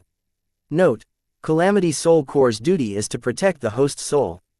Alert, Calamity Soul Core reacting to Ego Gem. Alert, Ego Gem reacting to Calamity Soul Core. Alert, Calamity Soul Core and Ego Gem responding to each other. Calamity Soul Core and Ego Gem can be fused. Will you proceed with fusion? Ever since I knew about the Ego Gem, I suspect both were the different sides of the same coin. This proves it. Proceed, cancel, proceed. I did not see a reason not to, and also I cannot get a second opinion on this since I am the only one with both an artificial human core and an Ego Gem. Proceeding with Calamity Soul Core and Ego Gem fusion. Note, please enter the state, 1 with the world. I followed the advice and entered the state 1 with the world. This was my first time entering this state and I felt like I suddenly became a part of this huge energy or entity. I was lost in this big swarm of energies that was trying to influence me some or the other way. And so many emotions ran through my mind right now. Honestly, I got to say it was very much similar to doing cannabis for the first time. The similarity was astounding and uncanny. Was it like this for everybody or just me? I do not know if it was supposed to be like this. Maybe it will take me a while to get used to it. Soon I came out of the state unable to handle all the energies trying to influence me. You are finally awake. How was your first time connecting to the world? I heard Anna's voice and focused on it to awaken from the muddled state I was in since coming out of the one with the world state. The influence of the energies I experienced earlier still affected me in the real world. I was having a hard time and could not even think straight. But thankful I used Anna's voice as a beacon to focus on and close all the other thoughts and emotions affecting my mind. Hold on a minute, I asked Anna to wait as I checked my grimoire notification to see if the fusion of Calamity Soul Core and Ego Gem was complete. Calamity Soul Core and Ego Gem fusion successful, origin card updated, host status is updated. Please check at the host's convenience. What's so important in your grimoire that you ignore the beauty in front of you? Was your Ego Gem formation not successful? I doubt a prodigy like you could fail at a sure thing. Anna asked curiously, seeing me intently stare at my grimoire. Yes, I was successful in the creation of the Ego Gem. I was checking its info to see if I forged a right. As I had a very unusual experience connecting to the world for the first time. I did not tell Anna about the new mutated gem that formed in me, instead spoke about the experience connecting to the world. Chapter 291. Minx date the 27th of March 2321 time 1432 location Sky Blossom City, Sky Blossom Card Stadium, VIP box number 1. I can see that, you were out of it for quite a while. And also you were automatically disqualified from the tournament for not showing up. Anna informed me that entering the one with the world state I missed my match with Corey. Really? But good try. I might have fallen for your prank if I had not checked my grimoire. I did not fall for Anna's prank, but I would have if not for me checking the grimoire earlier to check the notifications. Anyway, show me your Ego Gem. What shape did you choose? What is your synchronization rate? How many energies tried to contact you? Anna was not surprised that her prank did not work. Instead, she enthusiastically barraged me with questions one after the other without giving me time to answer. Here, I just summoned my variant Ego Gem as it answered most of Anna's questions. You chose a spherical shape as I suggested. Anna inspected my Ego Gem from afar and soon she vanished from her spot, and before I could react she grabbed my Ego Gem hovering in front of me and returned to her previous position. Anna, what do you mean by this? I growled at Anna in anger, seeing her snatch my Ego Gem. As your teacher, I am dropping some important knowledge on you. So you do not end up making mistakes that may cost you more than you ever imagined. First, never summon your Ego Gem out even if you are in the presence of people you trust or you are alone behind a closed door. If you do not want to become a slave to others, then you engrave that in your mind. Anna went on to warn me about how dangerous it is if my Ego Gem falls into wrong hands. While I was completely focused on the small gem in her hand. She literally had my life in her hands. Okay, give it back, I yelled. There is always one idiot friend who snaps a shot of you participating in underage drinking or smoking and playfully threatens to share it with your parents. Or sometimes forcefully borrows your phone to visit questionable sites. I fucking hate that dude, but he is a good friend. And right now I hated Anna the most, but at the same time, I was grateful to her for teaching me how to form an Ego Gem. I was not worried Anna would do anything to my Ego Gem because we had a soul contract between us and also because I had other insurance in place. What's the hurry? How can you learn without any consequence? Anna had a villainous smile on her as she said those words. Anna, whatever you are up to, stop it before I get angry. Even though I was sure Anna could not do any harm to me and my soul gem, I still felt uncomfortable seeing her use it as a plaything. I think you are forgetting who is in charge, Student Wyatt. Do you want me to remind you? Anna said as she showed me my Ego Gem.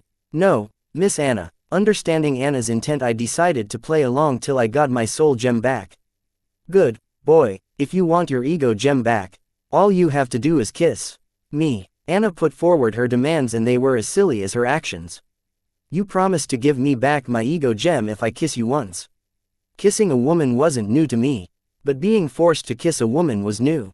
Yes, I promise. As long as you kiss me once, I will return you your Ego Gem. What are you waiting for? Anna promised and urged me to hurry up.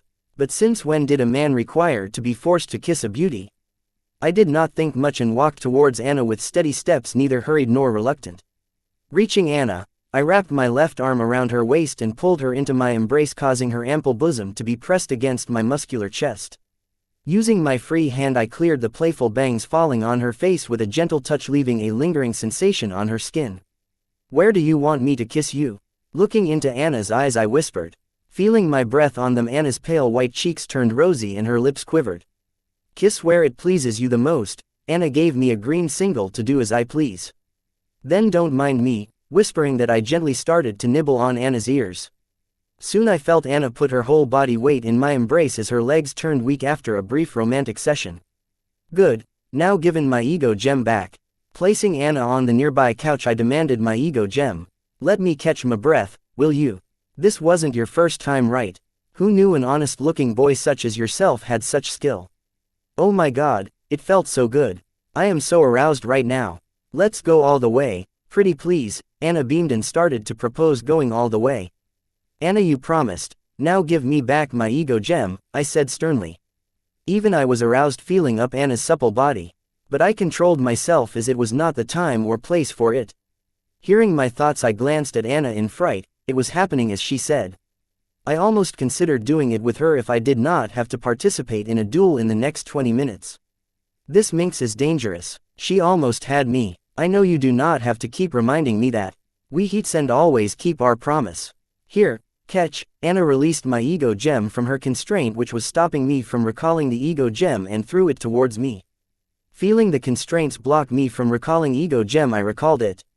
Chapter 292. Influence. Date the 27th of March 2321. Time 14:39. Location Sky Blossom City, Sky Blossom Card Stadium, VIP Box Number 1. "I thought you had somewhere to be."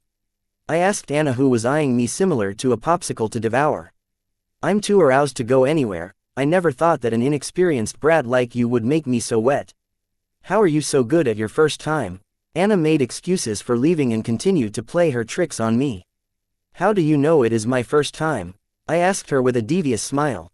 I should stop entertaining her while, but I did the contrary. As I mentioned before, I did a thorough background check on you after I went home that morning.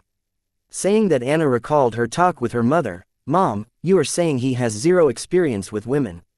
Is he into men?" The report did not mention the boy showing such tendencies. Not into men and zero experience with women. Does he have some weird type of fetish? Don't know, not mentioned in the report. Stop focusing on his sexuality and explain to me how a teenager managed to trick you so royally. What kind of bullshit deal is this?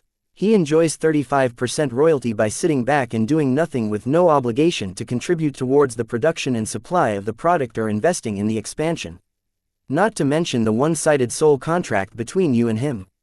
At the surface, it may look like we are making profits, but most or all of it will be invested back in for expansion of the product R&D and its production and supply chain. Meanwhile, fending off the strongest vultures and jackals of the world trying to grab a piece of our pie. Worst of all, that boy will be enjoying the biggest piece of the pie while using us as his shield. The first decade of the business is a crucial and fragile period for a business, so most of the profit made would be poured into keeping it afloat and expanding it. This would be borne by all the partners, so in the end, everybody would have small profits to show for. But in our case, because of your stupidity, we will have no profits to show for, as we will be using our entire profits to invest back in the product expansion. Since that boy is not obligated to invest or help us, we do all the work, we face all the scrutiny, and we protect that freeloader and his family. While that boy will enjoy all the profits, this basically makes us his slaves. All because of your stupidity, Anna. I got it, he must be one of those late bloomers. He hasn't matured enough yet. No wonder he did not fall for my charm or glance at my hot body. His fruits are not ripe yet. I am not the one to blame. You, prodigal daughter. You turned our entire heats and royal family into a money-making cow for a 17-year-old and still do not repent. Your grandparents and uncle have spoiled you rotten. So, I know you more than you know yourself. Anna was not ashamed to claim her mother's work as hers. Yeah, right. On another note, since you're staying, you might as well answer a few of my doubts. I decided to make use of Anna's knowledge once again. Well, shoot away, what do you want to know? Anna was more than willing to help. About my experience entering the state, one with the world. It was very unpleasant and awful. Is it the same for everyone? My experience with the state, one with the world, is troubling me the most. The problem you're facing is not something all card apprentices face and will not be able to help you. Thankfully I faced the same problem when entering the state, one with the world for the first time. So, I can help you. The reason why most card apprentices do not go through what you went through is that they do not have a high synchronization rate such as you and me. Having a high synchronization rate means connecting with the world on a deeper level. The deeper you are connected with the world, the easier it is for you to contact you. And easier for the world to contact you. Hearing Anna claims that the world can contact us, I was bewildered. How is the world able to contact us? Is the world a living being? Wait, does the world contact us? How is it possible? Is it a living being? I interrupted Anna between her explanation as this was a huge discovery for me. Not much of the world is known to us, but it is a common belief that the world contacts us through the rules. But this is only possible with card apprentices with excellent grade ego gems. I guess when you entered the state, one with the world, you must have felt as if you had become a part of a huge entity and felt an energy trying to influence you. That energy is the rule and the huge entity is the world. The rule used by the world to contact card apprentices is the best situated rule for the said card apprentices. Not only will you be able to comprehend that rule faster but also create various excellent grade runes using it. When I first entered the state, one with the world contacted me by making use of 6 different rules. The influence of 6 different rules can drive a card apprentice crazy. But since these rules were compatible with me, I gained control over them faster than their influence over me increased. Anna shared that she was influenced by 6 different rules. She keeps sharing personal info with me, nonchalantly. Does she trust me or think that my strength is not enough to be a threat to her? Anna's explanations of the world and the rules made me happy and worried at the same time as many rules tried to influence me. I do not know the exact number, but it's a 2-digit number for sure. I was happy that I was compatible with many rules, but I was worried about what Anna meant by she gained control over rules before they influenced her. Chapter 293, Calamity Soul Gem. Date the 27th of March 2321. Time 1444. Location Sky Blossom City, Sky Blossom Card Stadium, VIP Box Number 1. Anna, what do you mean by you gaining control over the rules and them not influencing you? I asked the part which confused me the most and raised alarms in my mind. The rules are like naughty children. You need to discipline them, otherwise they will run wild. Do not worry about it. First, get used to them. I will help you during the process. Anna did not talk much about what she meant earlier but said she promised to help me with it later. It seemed like she is keeping a reason for me to contact her and for her to keep visiting me again. By the way, I forgot to ask, what is your synchronization rate? I just assumed your ego gem was of excellent grade since it was you and because your first encounter with the world was not that great. Anna finally asked the question I dodged earlier and wanted to avoid as long as possible. Hoping Anna would not ask that question again. Can I not answer it? Because I do not want to lie to you. I indicated to Anna that my synchronization rate was high enough to make me lie about it to her. I risked being upright to Anna, choosing to bet on the newfound bond between me and Anna. Thank you. Don't worry, I will not ask any further. It seems my teachings are starting to show effect. But can you tell me how many rules contacted you? Anna understood my intention and thanked me for not lying to her face.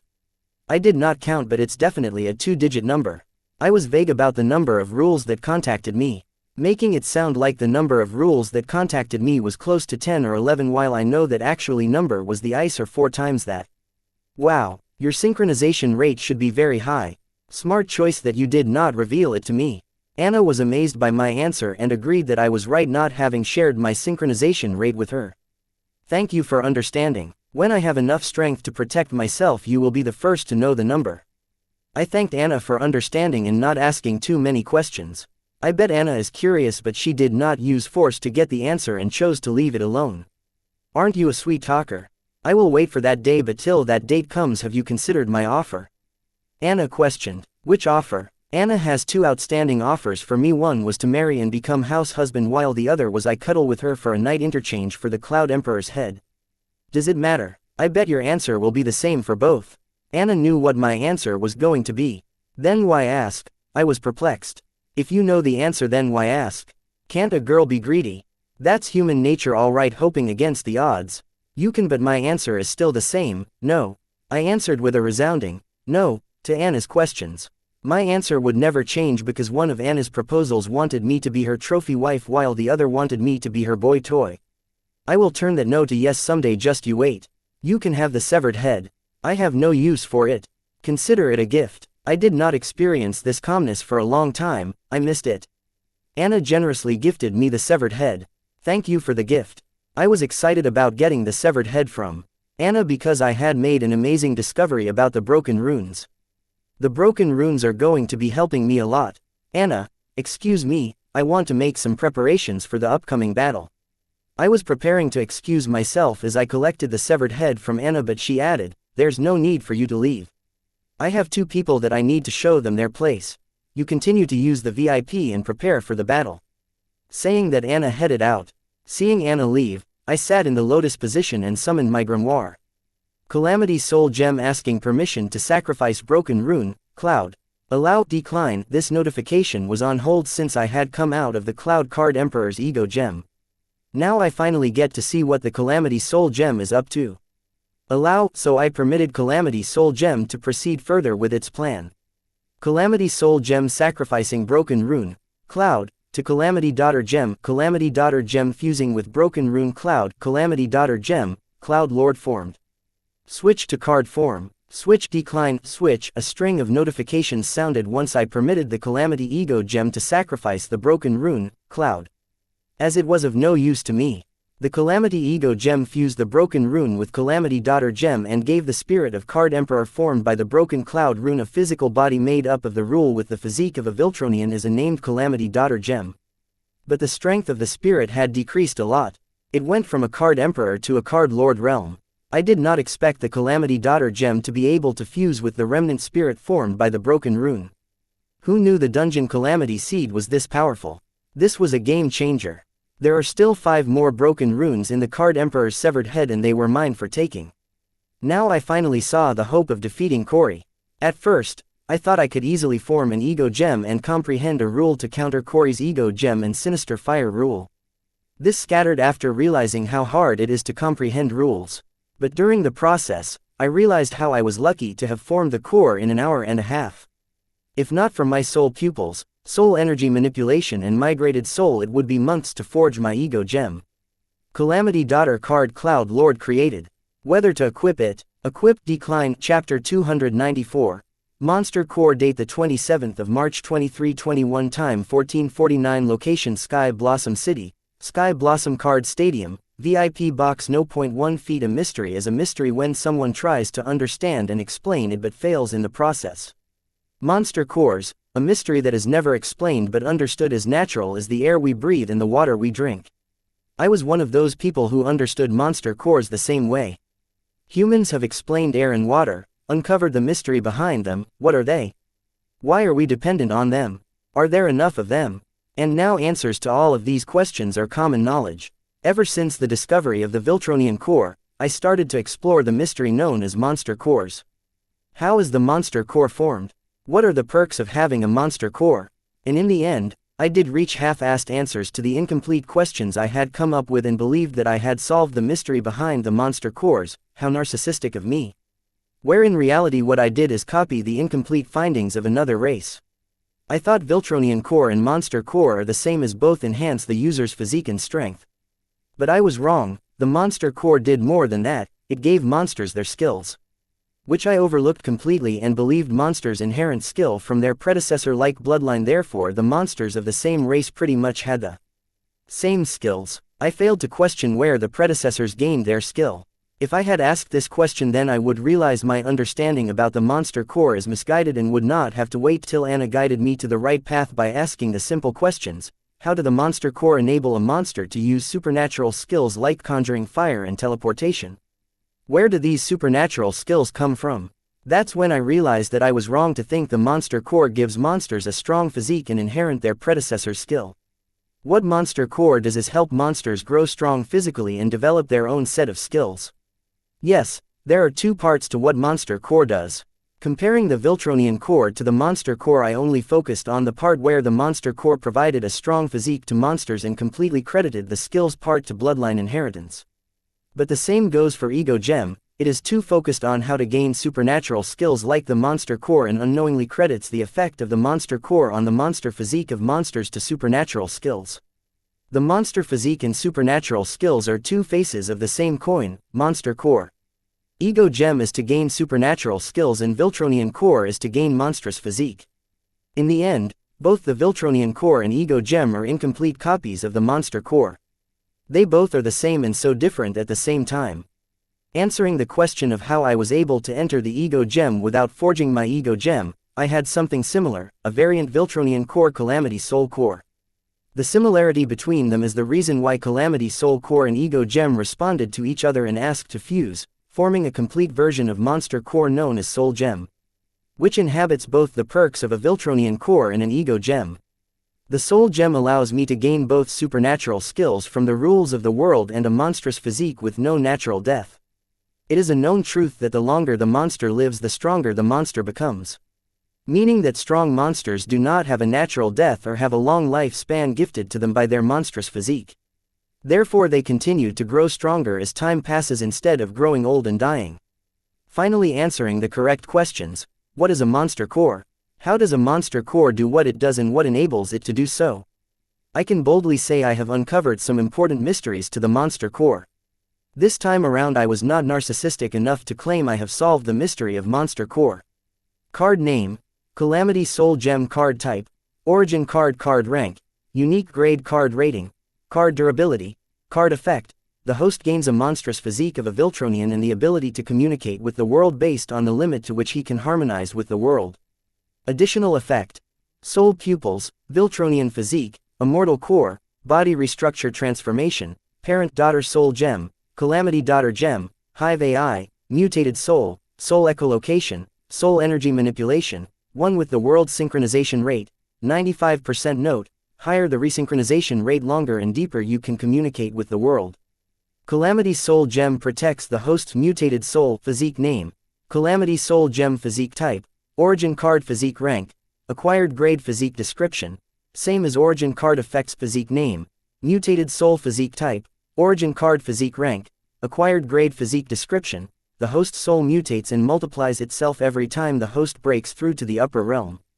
Card student, soul card scholar, mutated soul with 2 consciousness card soldier, mutated soul with 4 consciousness card master, mutated soul with 8 consciousness card grandmaster, mutated soul with 16 consciousness card lord, mutated soul with 32 consciousness card overlord, mutated soul with 64 consciousness card king, mutated soul with 128 consciousness card emperor, mutated soul with 256 consciousness card demigod, mutated soul with 512 consciousness. Note, current multiplying factor is double, can be increased. Trait name, multi-consciousness trait type, origin card trait rank, acquired grade trait description. The host has multiple consciousnesses, which will multiply every time the host breakthroughs upper realm. Trait name, mutated soul energy trait type, origin card trait rank, acquired grade trait description.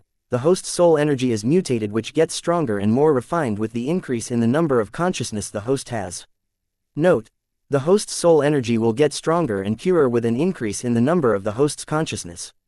Chapter 295, Fishing. Date the 27th of March 2321. Time 14:51. Location Sky Blossom City, Sky Blossom Card Stadium, VIP box number 1. Sorting through my upgraded origin card and updated physique and trait stat, I then turned my attention to the Cloud Emperor's severed head and my new Calamity Daughter card Cloud Lord.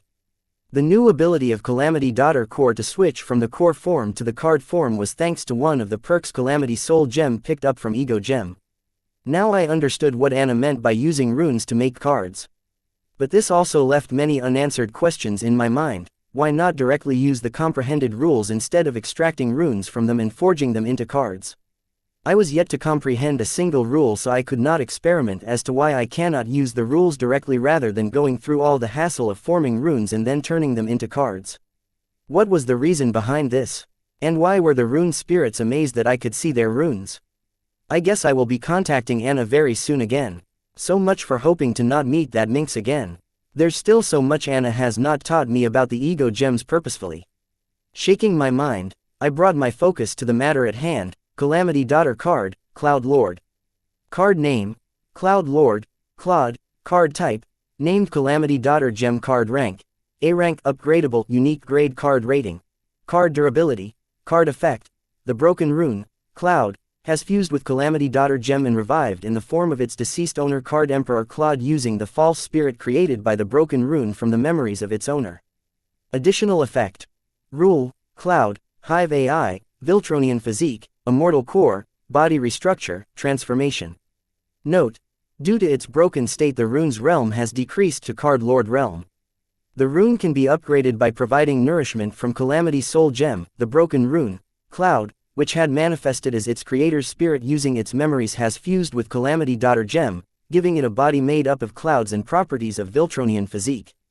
Basically, the rune has turned into a replica of young Claude with a cloud elemental body and Viltronian Physique. Due to the influence of the Viltronian Physique, the cloud element body of Claude looks young. After all, a millennium is nothing in terms of a Viltronian's lifespan. The Cloud Lord also inherited the core additional abilities of the Calamity Daughter Gem such as Hive AI, Immortal Core, Body Restructure and Transformation, making it a named Daughter Gem. What's eye-catching is that the card info shows that it has a unique grade, an upgradable rank with no card ratings and durability. Not to mention its ability the rule, Cloud. The most incredible thing is that I can control this Cloud Lord with Hive AI, meaning I did not have to worry about the repercussions of using a broken rune as it was a slave to my Hive AI. I never had to worry about the broken rune trying to possess my body. Not that it's possible since it was reduced to being my slave trying to possess me in the first place. The juiciest part is that thanks to Anna's gift, the severed head, I could create 5 more of such slave cards. Without any delay, I entered the Dying Ego Gem to find the other 5 broken runes. Guys, I am back, I yelled entering the Dying Ego Gem. The 5 broken runes which had manifested into spirit form in the shape of their owners from their memories looked at me speechlessly. Wait, aren't you supposed to be erased? Where is Old Black? The old green broken rune asked the obvious questions that came to all 5 broken runes' minds. Who cares, he is mine. Old Purple, having learned his lesson from last time, he did not hesitate this time and rushed towards me before his compatriot could react. Alert! Calamity Soul Gem detected an imminent threat to the host consciousness. Calamity Soul Gem activating. Calamity Soul Gem active. Host soul recalled to Calamity Soul Gem. Calamity Soul Core engaging the threat. Calamity Soul Core eliminated remnant spirit. Bronte's thread neutralized. Calamity Soul Core swallowed a broken rune. Lightning. Broken rune. Lightning. Now available in Calamity Soul Gem. Calamity Soul Gem seeking host's permission to sacrifice broken rune. Lightning. Will you allow it? Allow. Decline. Now that was easy. I went fishing in the Dying Ego Gem and caught a broken rune without much effort. I thought they would be more cautious seeing me alive and their buddy Claude dead. I guess the Bronte's fellow is not good at using his brain. Well, time to go fishing again, and I dove into the Dying Ego Gem. Let's see if I can catch a broken rune faster than the last time. Fellows, your ride is back again. Which one of you wants to go next? I said to the remaining 4 broken gems.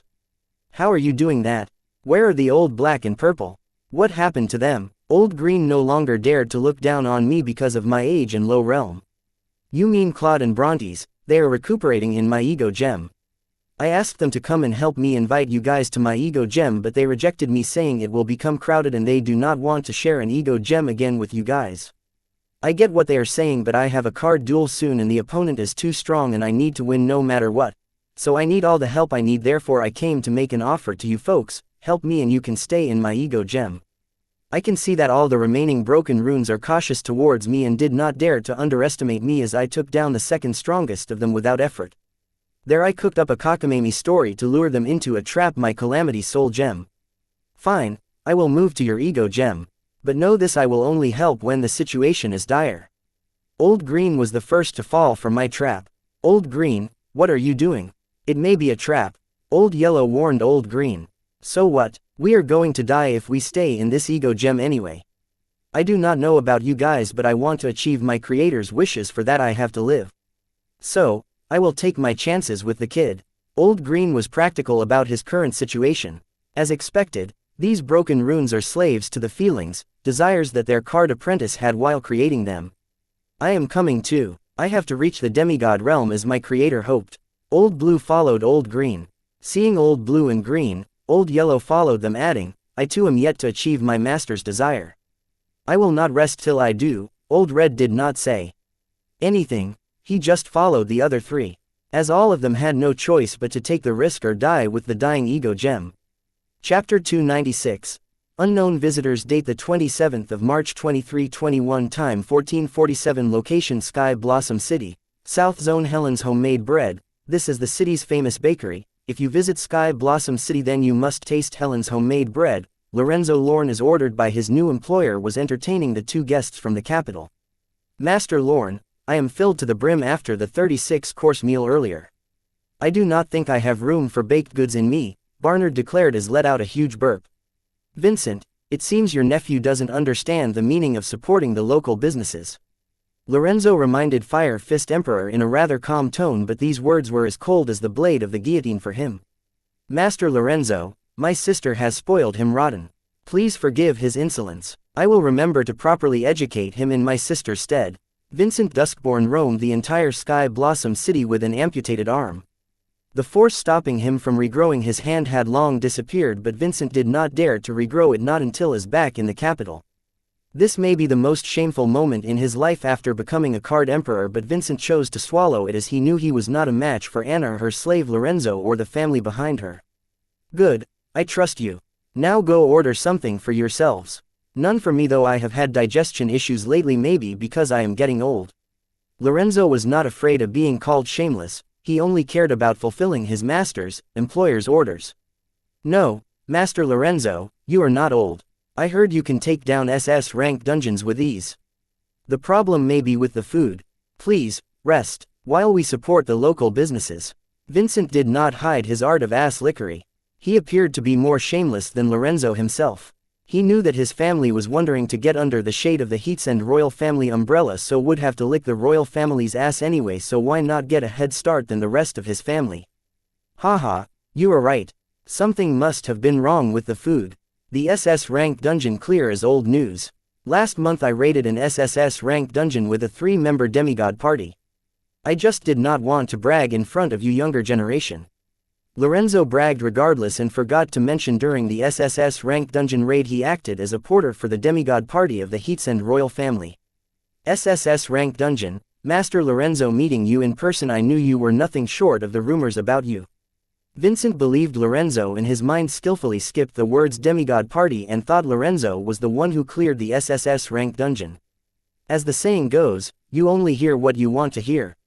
Unlike him, his nephew Brandon was a little skeptical about the old bones because he had never seen a strong figure, the one the old bones claimed to be so shameless and narcissistic. What do the rumors tell about me? I am always holed up in research or dungeon diving, so it has been a long time since I have contacted the outside world. Do the people still remember and talk about this old man? What do they say? Don't hesitate, I can take a little criticism. Lorenzo was enjoying Vincent's flattery and seamlessly asked for more. Well, Grandaunt will love to hear how you cleared the SSS rank dungeon, old man. I bet Grandpa and Uncle will love to hear about it too. Anna appeared next to the 3-card apprentice out of the thin air.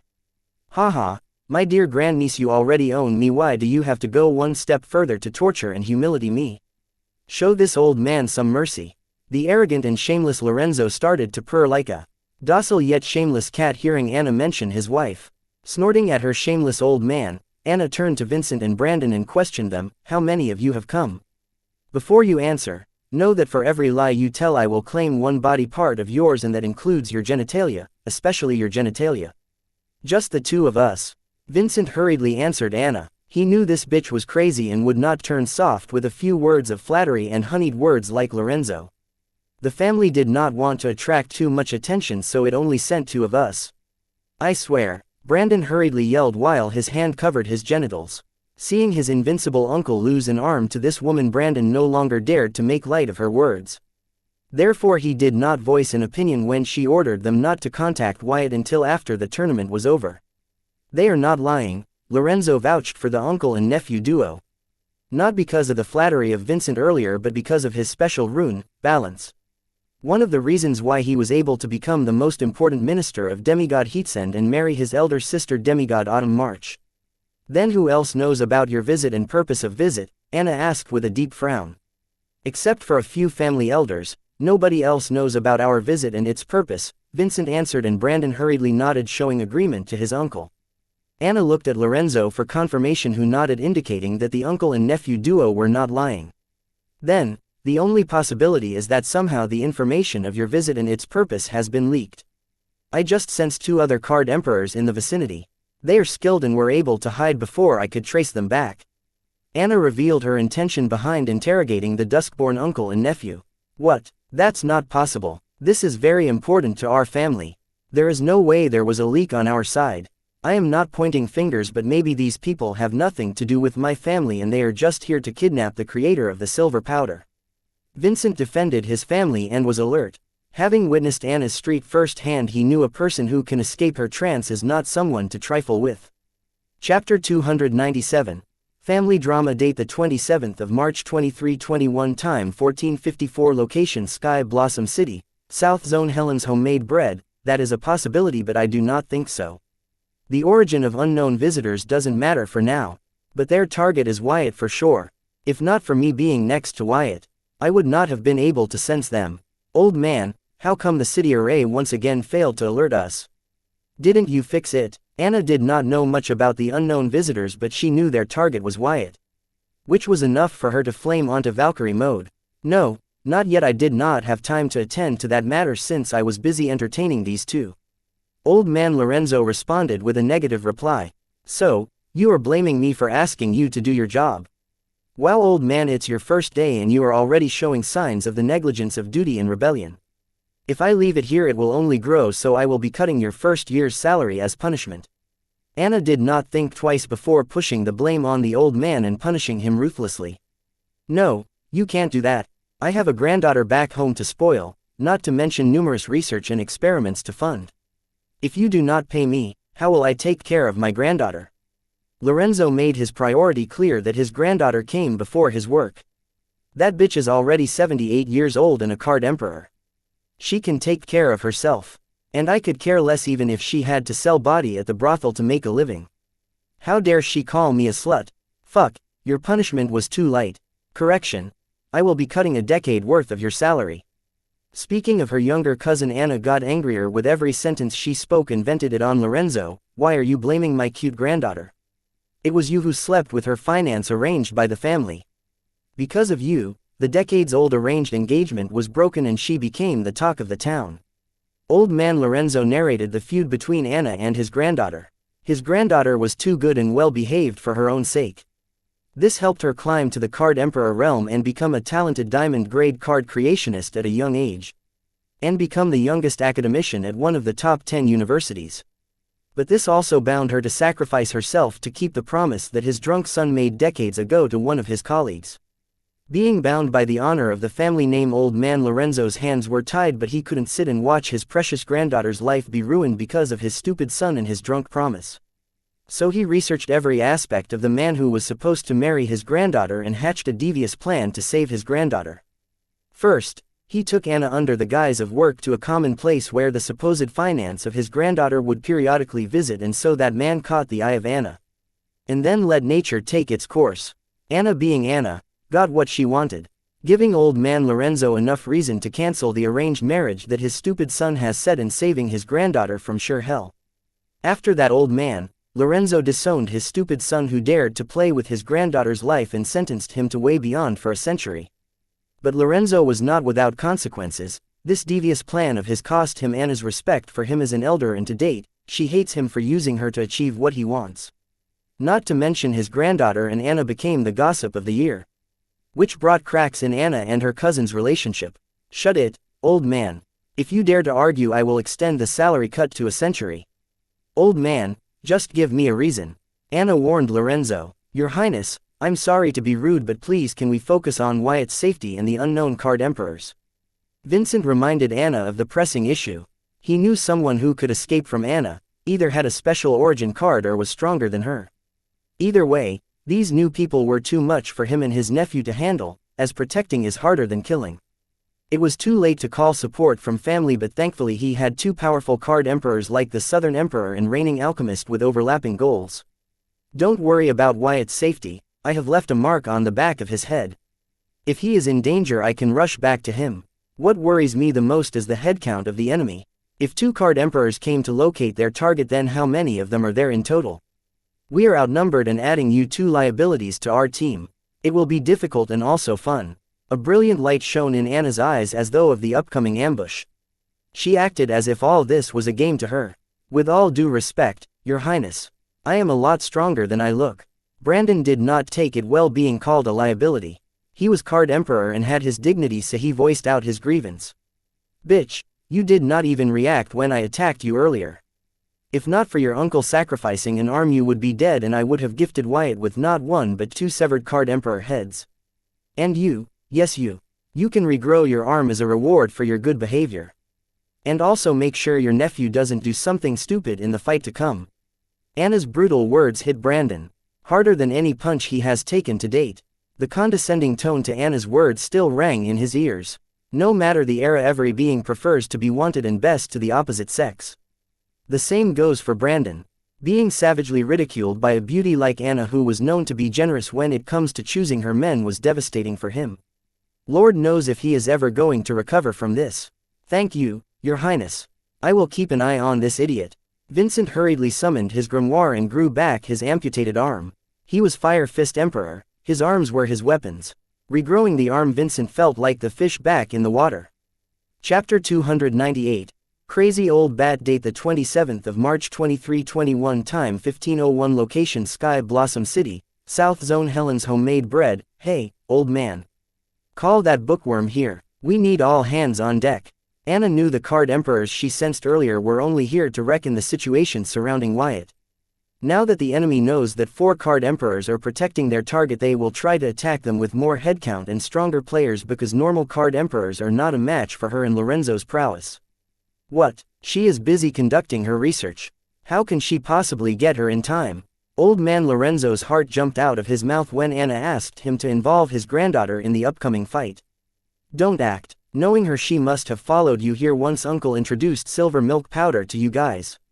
Anna knew her cousin well. When it comes to hunger for knowledge, she is an exact copy of her grandfather.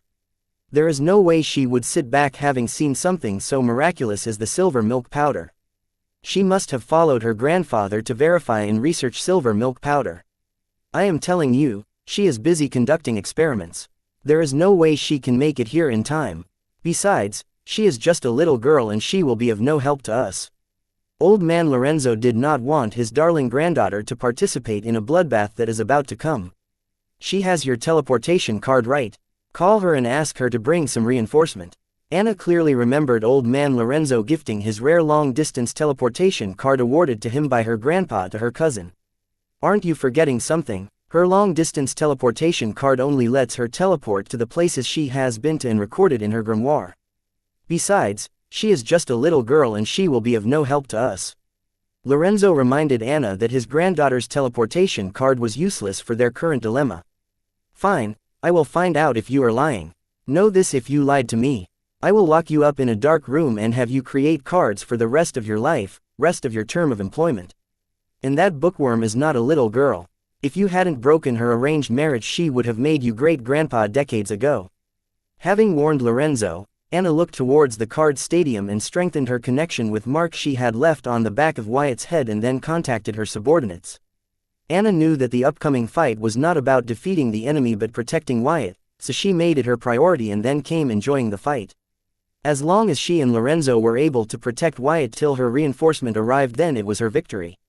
Placing Wyatt in trusting hands, she can let loose and enjoy the carnage that is to come to her satisfaction. Yes, sweetie, what is it? The experiment was successful. Good. Yes, I have met the creator of the silver milk powder. You want to meet him too? That will be a problem because he is busy now. How about I set a meeting between just the two of you? Yes, that is possible. Who do you think your grandpa is? Anything for you, sweet pea. Timings. Tell me what time you prefer, I will arrange the meeting then. Tomorrow morning it is then. You head home first, grandpa has some work with your cousin. Let's meet tomorrow morning. Bye. While Anna was busy calling for reinforcement, old man Lorenzo received a call. The call was from Lorenzo's beloved granddaughter, informing him that whatever experiment she was conducting was a success. And she would like to come to visit him to meet the creator of silver milk powder. but was rejected by Lorenzo, arguing that Wyatt was busy and promised that he would set up a meeting with Wyatt for her tomorrow morning. He did not want his granddaughter to be involved in the upcoming battle, so he made sure she did not come to him. Lorenzo was not lying. Wyatt was indeed busy participating in the tournament semifinals. You, son of, call her back, call immediately before she uses her teleportation card and ask her to meet us here. How dare you lie to me? Anna, who was calling for reinforcement, seeing old man act suspiciously, receiving as he answered the call, she eavesdropped on him. She did not trust this old bat. He was loyal, very loyal, but when it came to his granddaughter his loyalty was questionable. And she was right to eavesdrop on the old bat was, even though he did not lie, he hid that fact that she was conducting experiments somewhere nearby and could reach them to assist. Technically, I did not lie to you. She was indeed busy conducting an experiment. Lorenzo was trying to buy some time so that his daughter could leave using the teleportation card. Once the card is used, it enters a cooldown period and cannot be used. So his granddaughter cannot be involved in the upcoming battle no matter what. Pick up, realizing Lorenzo trying to stall for time. Anna called her cousin herself before it's too late. Hi, cuz, it must be very urgent for you to call me. Anna's cousin answered the call. She was a little surprised that Anna called her because since their last fight neither of them has talked to each other. Luna, where are you right now? Did you return using the teleportation card? Anna did not waste time talking nonsense with her cousin and directly went to the point. Right now Anna hoped that her cousin did not teleport and leave, because even though she was confident in her and Lorenzo's strength, she was worried what if the enemy would be ruthless by attacking the city, or worse, use the city to negotiate with her. Anna was confident of protecting Wyatt, but protecting the whole city at the same time was a difficulty of another level. Chapter 299. Luna Lorne. Date the 27th of March 2321. Time 15:01. Location Sky Blossom City, South Zone. Helen's homemade bread. I am at home, and yes, I returned using the teleportation card. Sensing the urgency in Anna's tone, Luna Lorne answered truthfully. Sigh, Luna, what experiment were you conducting? And where? Anna asked, to decide on how to punish the crazy old bat. Due to the overprotective nature of Lorenzo, he might have endangered the entire Sky Blossom City and Wyatt. I followed Grandpa to Sky Blossom City and went to that D-ranked gate dungeon Silver Beach to experiment to check if the method of extracting the silver power was accurate, and the result was the same as promised. What did Grandpa do now? Luna Lorne, despite her differences with Anna, answered patiently to her cousin's questions. He might have potentially endangered the lives of everyone living in the entire Sky Blossom City. Especially Dalton Wyatt, the creator of the miracle drug Silver Milk Powered. I am thinking of branding him insubordination and looking up in the card room to create cards for the rest of his life if we survive the upcoming battle. Feeling the weight of the lives of everyone living in the entire Sky Blossom City who might be implicated in something unrelated to them, Anna was a little chatty with her estranged cousin. I think that will be for the best, and I can finally experience a life without adult supervision. The enemy you are facing might be strong enough for you to call for help. Luna knew when it came to battle her cushion was afraid of nothing and in some way was invincible. But for her to call for help, then the enemy might be quite powerful. No, they are just a bunch of rats hiding in the shadows. I am worried that they might use the innocent people of the city as hostages. Anna was not worried, with her strength, that if she saw no hope of winning then she could flee with Wyatt, but what if the enemy threatened her with the citizens of Sky Blossom City? As the Southern Emperor, the ruler of the southern region, this kind of situation was new to her, but she wanted to avoid civilian casualties altogether if possible. Anna, you do know that the life of the creator of Silver Milk Powder is more important than the lives of the citizens of the Sky Blossom City. And not to mention your soul contract with him. You know what to do, I do not have to remind you. Just take the boy and escape. Luna thought Anna was stupid to confront the enemies with a disadvantage. It would be in her best interest to take Wyatt and escape. It's not that simple. Wyatt's friends are in the city and he will never leave them behind. Anna did think of escaping quietly with Wyatt, but she knew Wyatt would never agree to her plan. The Anna I knew does not care about somebody's feelings, she does what she wants. The boy must be quite special for you to consider his feelings before acting. Luna knew her cousin well. If Anna thought something was right, she would do it without caring about the consequences. It was fresh to see her think about the consequences before acting. Something like that. Got to go. It was good talking to you again. I missed you. Having a proper conversation with her little cousin after a long time, Anna was happy. But she did not forget the matter at hand. Send me your coordinates. I will be there. I need to meet the guy who has you hooked. Luna was curious and wanted to meet the being who had her cousin hooked. What? I thought you used your teleportation card already. You have another teleportation card. Anna was surprised to hear Luna ask for coordinates, and it meant she wanted to teleport to her location. But soon realized Luna's teleport card did not require coordinates, it worked only on places Luna has been and recorded in her grimoire. So does she have another teleportation card? No, I will borrow JJ's teleportation card. Though his card is of the lower grade and it only supports long-distance teleportation for one person. So I cannot bring reinforcements. Send the coordinates. I will be there soon. Luna did not have a second teleportation card, but their cousin JJ had a lower grade teleportation card which she could borrow. Great. See you soon. Anna hung up the call and sent Luna her current coordinates. It's not that Anna did not think of asking for help from other people with the teleportation card. But the ones she knew of were all conveniently out on a mission. As for the Heatsen family teleportation array, it is an ultra-long distance mass teleportation array that is currently out of juice as it was used by old man Lorenzo, Luna and others. By the evening for the array to be up and running once again, but that is too late. Hi, I am here. Soon Luna appeared right next to Anna. And turning to her grandpa she yelled, "Grandpa, you went too far this time." Thankfully I was able to get hold of JJ in time before he left. Old man, enjoy this freedom as much as you can. After today you will be locked in a dark card room and will be creating cards for the rest of your life. Anna gave her verdict to Lorenzo, and from her tone, she did not seem to be kidding. That's okay as long as my granddaughter comes to visit me. It will be fine. Lorenzo was a researcher who was titled Reigning Alchemist. Being locked in a room for years was not new to him. So Anna's punishment was like the doctor prescribing addicts more painkillers. Sorry, Grandpa, I think I will be too busy with the new project that Auntie gave to visit you. Luna apologized, saying that she cannot visit Lorenzo in his dark card room. No problem, I will call you whenever I think of you, sweet pea. Lorenzo tried to stay positive. You wish. All the grimoire privileges except for card creation will be banned during your incarceration.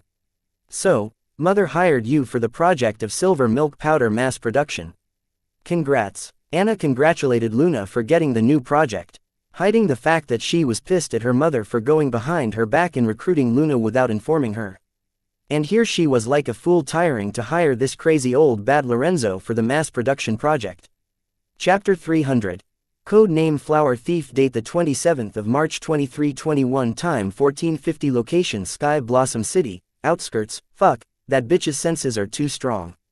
If not for the newbie's origin card we almost got caught, said a middle-aged bald man as he landed in a makeshift underground base. Hey man, what was that? You almost got me killed. The plan was to do a quick reconnaissance and return to the rendezvous point. What were you thinking? 1 second. If I were a second late then we both would be dead.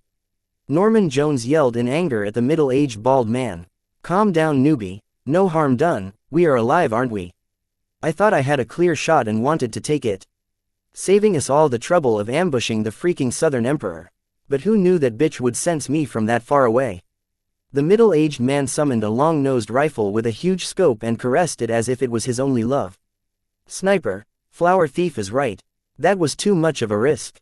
Thanks to your stunt we lost the element of surprise and will have to speed up the plans. Madam is not going to be happy to hear about it. A bulky man with gray hair reprimanded the middle-aged man, and addressed Norman and the middle-aged man with their code names Flower Thief and Sniper.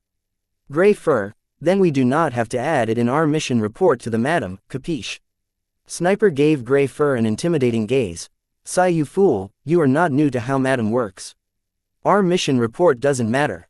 Even if we do not report to her about this incident, she will know everything with the regular memory inspection. Our mission reports are just to see if we are docile enough.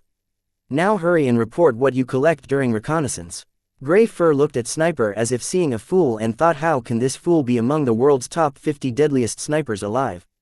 He doesn't have the patience or the attitude of a sniper. I guess if not for his origin card he would just be an average bald fool. The situation has changed. We will be facing the reigning alchemist along with the Fire First Emperor, Axe Emperor and Southern Emperor. Our 5-man team is nowhere near enough to face the Southern Emperor, and now adding reigning alchemist to the mix we are all going to end up dying if we act now, ambush or not. Norman honestly reported what he observed and gave his honest opinion. Who told you that it's just us? Grey Fur summoned his grimoire and ordered, update status, Team 1 reporting. And soon various voices reported their status from the other end. Team 2 reporting, 1 hour 20 minutes from the rendezvous point, Team 3. Reporting, 15 minutes from the rendezvous point, Team 4 reporting, 45 minutes from the rendezvous point, Team 5 reporting, 1 hour 15 minutes from the rendezvous point, Team 6 reporting, 1 hour from the rendezvous point. There are a total of 6 5-man teams. All of us are Card Emperors.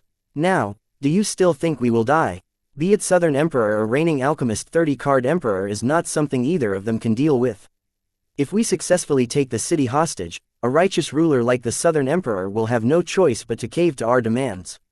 So relax newbie, I do not think we will need you or your origin card, but just in case we should be prepared for all outcomes. Grey Fur laughed villainously, after explaining to Norman how prepared they were. The Southern Emperor I heard is a cruel butcher who killed her half-sister and her family in cold blood. I do not think that taking the city as a hostage will work on her. Norman was surprised to hear the Grey Fur call Anna a righteous ruler, which was very different from the rumors he heard that painted the Southern Emperor as a ruthless blood-hungry ruler. Newbie, I do not have to teach you that rumors are not always true. I am someone who has worked close to Her Majesty. Despite her cold and distant look, she cares a lot about the people in her family name. Just follow my lead. If we are lucky, we do not have to fight to complete our mission. Grey Fur seemed to know the Southern Emperor in person and seemed pretty confident about his plan. Ever since Norman got his suppressed memories back, he was trying to think of various ways to get rid of Sansa's shackles. He never gave in to Sansa's coercion, despite his memories telling him that he had already tried everything and there is no way out of Sansa's clutches. Norman planned to play along until he came up with a plan for his freedom. But Norman's all thoughts of rebelling came to an end when he saw Sansa gather 30 Card Emperors just to get rid of a low realm boy to hide her dirty secrets. Just how much power did that woman gather? Are there more Card Emperors other than these 30 Card Emperors in her hands? Even if she can control memories using her origin card, it is still impossible to control these many arrogant Card Emperors. Each one of these Card Emperors is more arrogant and prideful than others. There is no way they are willing to be mere tools under someone. But seeing how the arrogant and brazen sniper was worried about being punished by Sansa, Norman realized there is something he is missing here. How come they are so docile towards Sansa, the woman who is blackmailing them to do her bidding? What is it that made someone like Sniper so docile towards Sansa? Unable to think of the reason why Sansa's grip was so strong on these Card Emperors, Norman decided to test the waters to get his answer. Not the brightest of the plan, but he was on a clock. Before Sansa suppresses his memories again, he had to collect as much information as possible for his future self. Norman was not arrogant enough to think that he could break free of Sansa's web in a day. So he decided to gather enough hints and clues for his future self. Chapter 301. Getting paid. Date the 27th of March 2321. Time 15:02. Location Sky Blossom City, outskirts, underground base. Hey, guys. While we are here, is it just me or any of you guys secretly planning how to get out of this mess? I do not know about you, but I am sick of doing Sansa's dirty work for free. Norman voiced out his thoughts about wanting to rebel against Sansa to Grey Fur and Sniper. Not the smartest way to test the waters, but the quickest way for sure. Norman was so brazen with this approach because he knew all his memories would be read by Sansa anyway, so why try to be sneaky when you know you are going to be caught anyway? Haha, here we go again, another one of the newbies who thinks he is smart. Sniper laughed Norman's words off.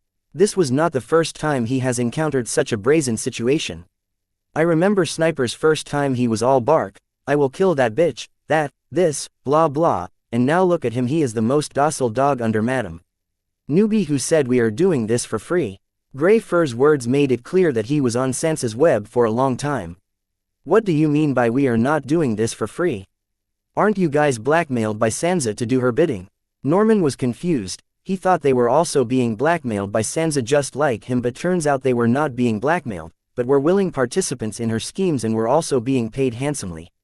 Newbie, what Grey Fur means is that we are doing this mission because Madam Web has promised each of us handsome rewards of choice.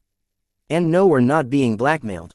Is that clear enough for you? Sniper answered before Grey Fur could answer Norman's questions.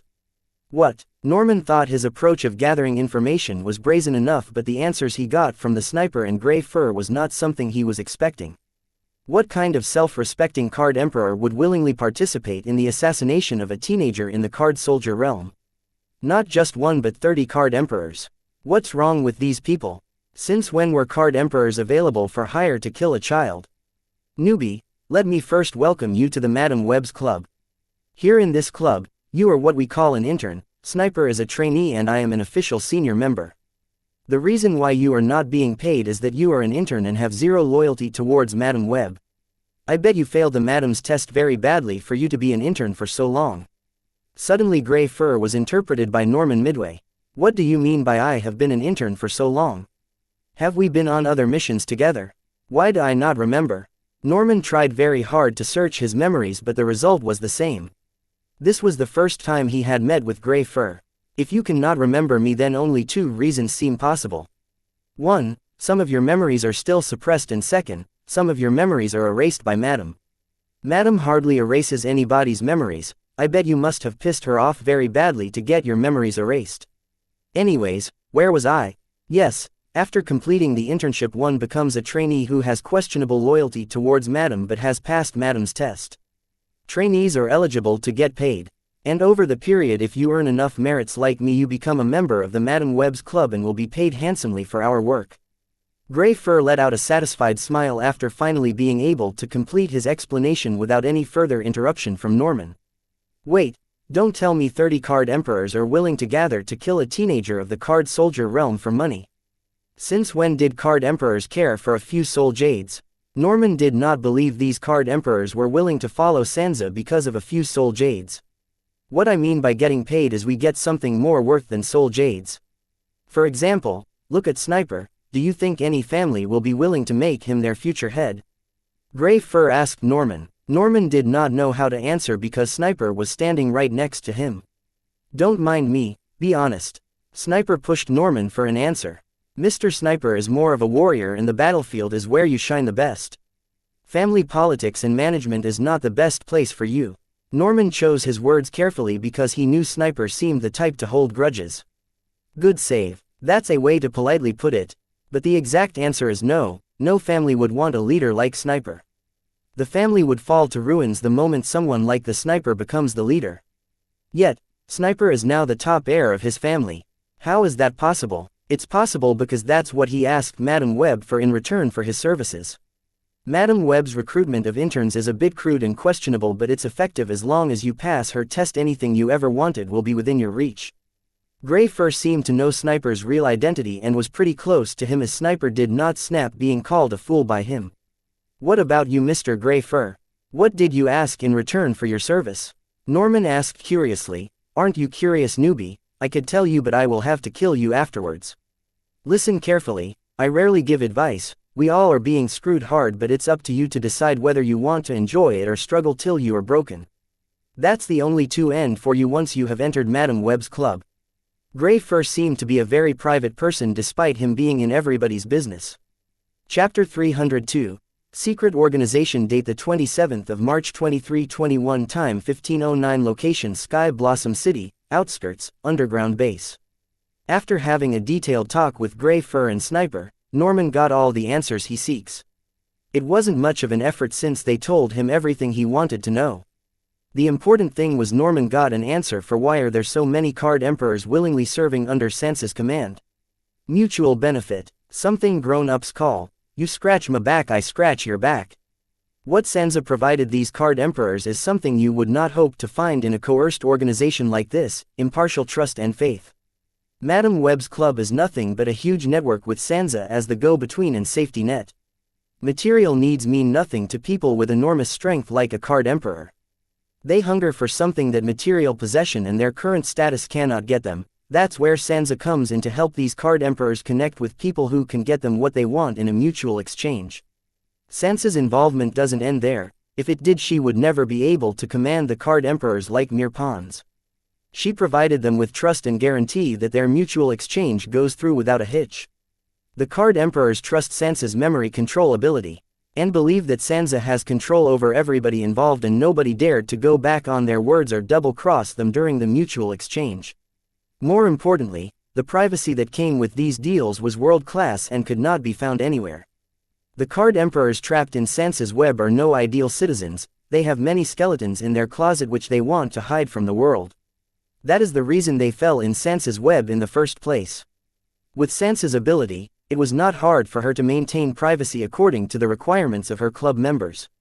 She could make sure that after the deal, except for the member who demanded the deal, other personnel involved would forget that such a deal ever happened. Since the demands are not something that these card emperors can achieve by normal means and require Xianxia's help, then what they demanded is something shady which they would not like for many people to know. In a way, these card emperors themselves are providing Xianxia with more dirt and blackmail material on them. The card emperors did not care about this, as Xianxia and her network can get them whatever they desire, from extinct and forbidden card ingredients to positions in high places to getting revenge to assassinating to getting rid of competition to get away with genocide to anything illegal. As long as they had enough merits in Xianxia's books, she would make their desires true. Xianxia was like an anchor for these people, with her watching after them they did not need to suppress their animalistic needs. But Xianxia wasn't a fool, she would cut anybody who was becoming a liability to the group without hesitation. If she can send 30 card emperors to kill a child in the card soldier realm, then she can send 30 plus card emperors to kill a single card emperor whom she deemed as a liability to her club. For Xianxia, all these card emperors were mere pawns to get what she wants, nothing more, nothing less. Thanks to her origin card, controlling these pawns to form a secret organization in the heart of the capital hidden from the demigods was an easy feat with her calculative and manipulative nature. After learning all this, Norman, who was planning on getting free from Xianxia's web by struggling hard enough, no longer thought it was a good idea, as he knew with Xianxia's ability and the dirt she has on him it would be foolish of him to think that he could escape from her clutches. Having come to this conclusion, Norman started to think it would be in his best interest to not try to go against Xianxia and maybe take Grey Fur's advice about using the organization for his benefit, similar to how it is using him, because whether he likes it or not he is in the organization and he will do what Xianxia asks him off one way or the other. There is no use in struggling. Having made up his mind, Norman's eyes shone with resolve. He was no different from other card emperors. He had things he wanted, but his current power and status were not enough to get him that. He had enough of being the useless young master of the Jones family. It is true that without the family's resources he could never have been able to reach the card emperor realm. So, what? He had as much right to be the Jones family head as the rest of his siblings. Norman's ambition, which he had suppressed under his hedonism, finally came to light after an entanglement with Xianxia's web. Grey Fur, when will we be attacking them? Norman asked Grey Fur with newfound convictions. After the remaining 5 teams arrive at the rendezvous point and briefing them about our plan. Grey Fur felt that something had changed in Norman, and he was not new to this, as he had seen many interns have the same light that Flower Thief had in his eyes. After outweighing the benefits of the club, nobody would think of rebellion, instead try hard to gain more merits and be recognized by Xianxia. While you guys are trying to negotiate with the Southern Emperor, can I try kidnapping that kid?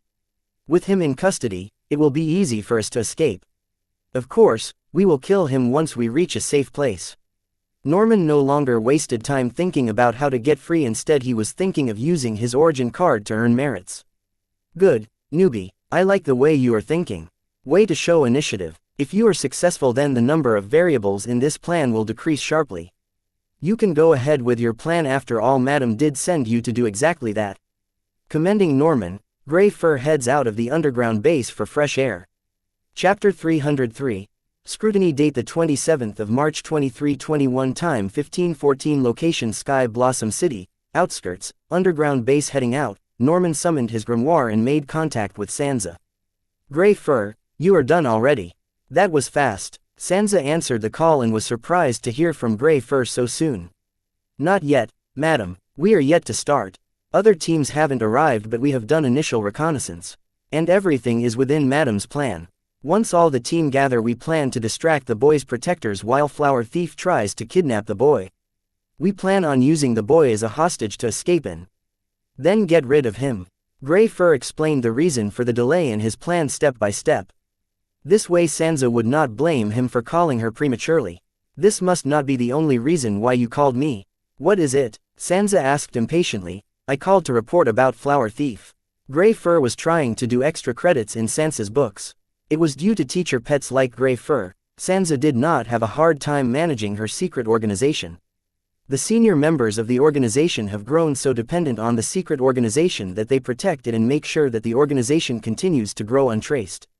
And also help Sansa manage and keep tabs on the new members so that they do not do something stupid. Sansa's secret organization is now basically functioning by itself.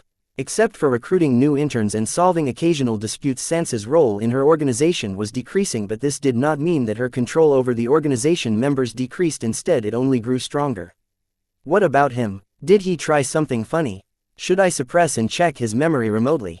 Sansa thought that Norman must have tried to escape or something. So she decided to shut him down remotely. No, madam. Your plan was a success. That kid is playing right in your hands. He could not resist the idea of becoming the future Jones family head. But I will still keep my eyes on him for now.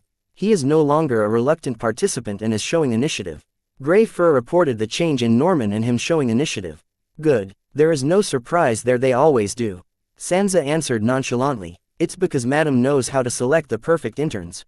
With Flower Thief in our hands, we have made it into the Jones family. Next, which family are we targeting, Madam? Norman knew the key reason they were able to break Norman was because of his weak personality. Sansa knew how to select them. You are enthusiastic as ever, Grey Fur. But for now, finish that boy. I do not want him stepping into the capital. I had tried so hard to get rid of that troublesome Ellen, but even after death she still somehow manages to trouble me. Give that boy the most painful death you can think of. Only then will my anger recede. Sansa ordered Grey Fur to kill Wyatt in the most painful way he can think of. Do not worry, madam, your salve will not disappoint you. Grey Fur humbly accepted Sansa's order. Date the 27th of March 2321, time 14:30, location Sky Blossom City, Whiteburn Manor, Whiteburn Family Conference Hall. If everybody is here, then let's start with discussing the number of casualties during the ambush of demigod worshippers. Jack announced the commencement of the meeting. Thanks to Family Guard's fast response, the casualties are limited to only 7 family staff.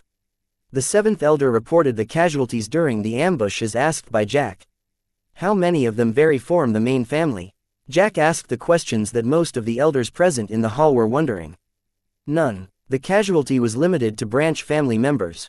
The 7th Elder answered without any feelings for the dead. Good, and what about property damage?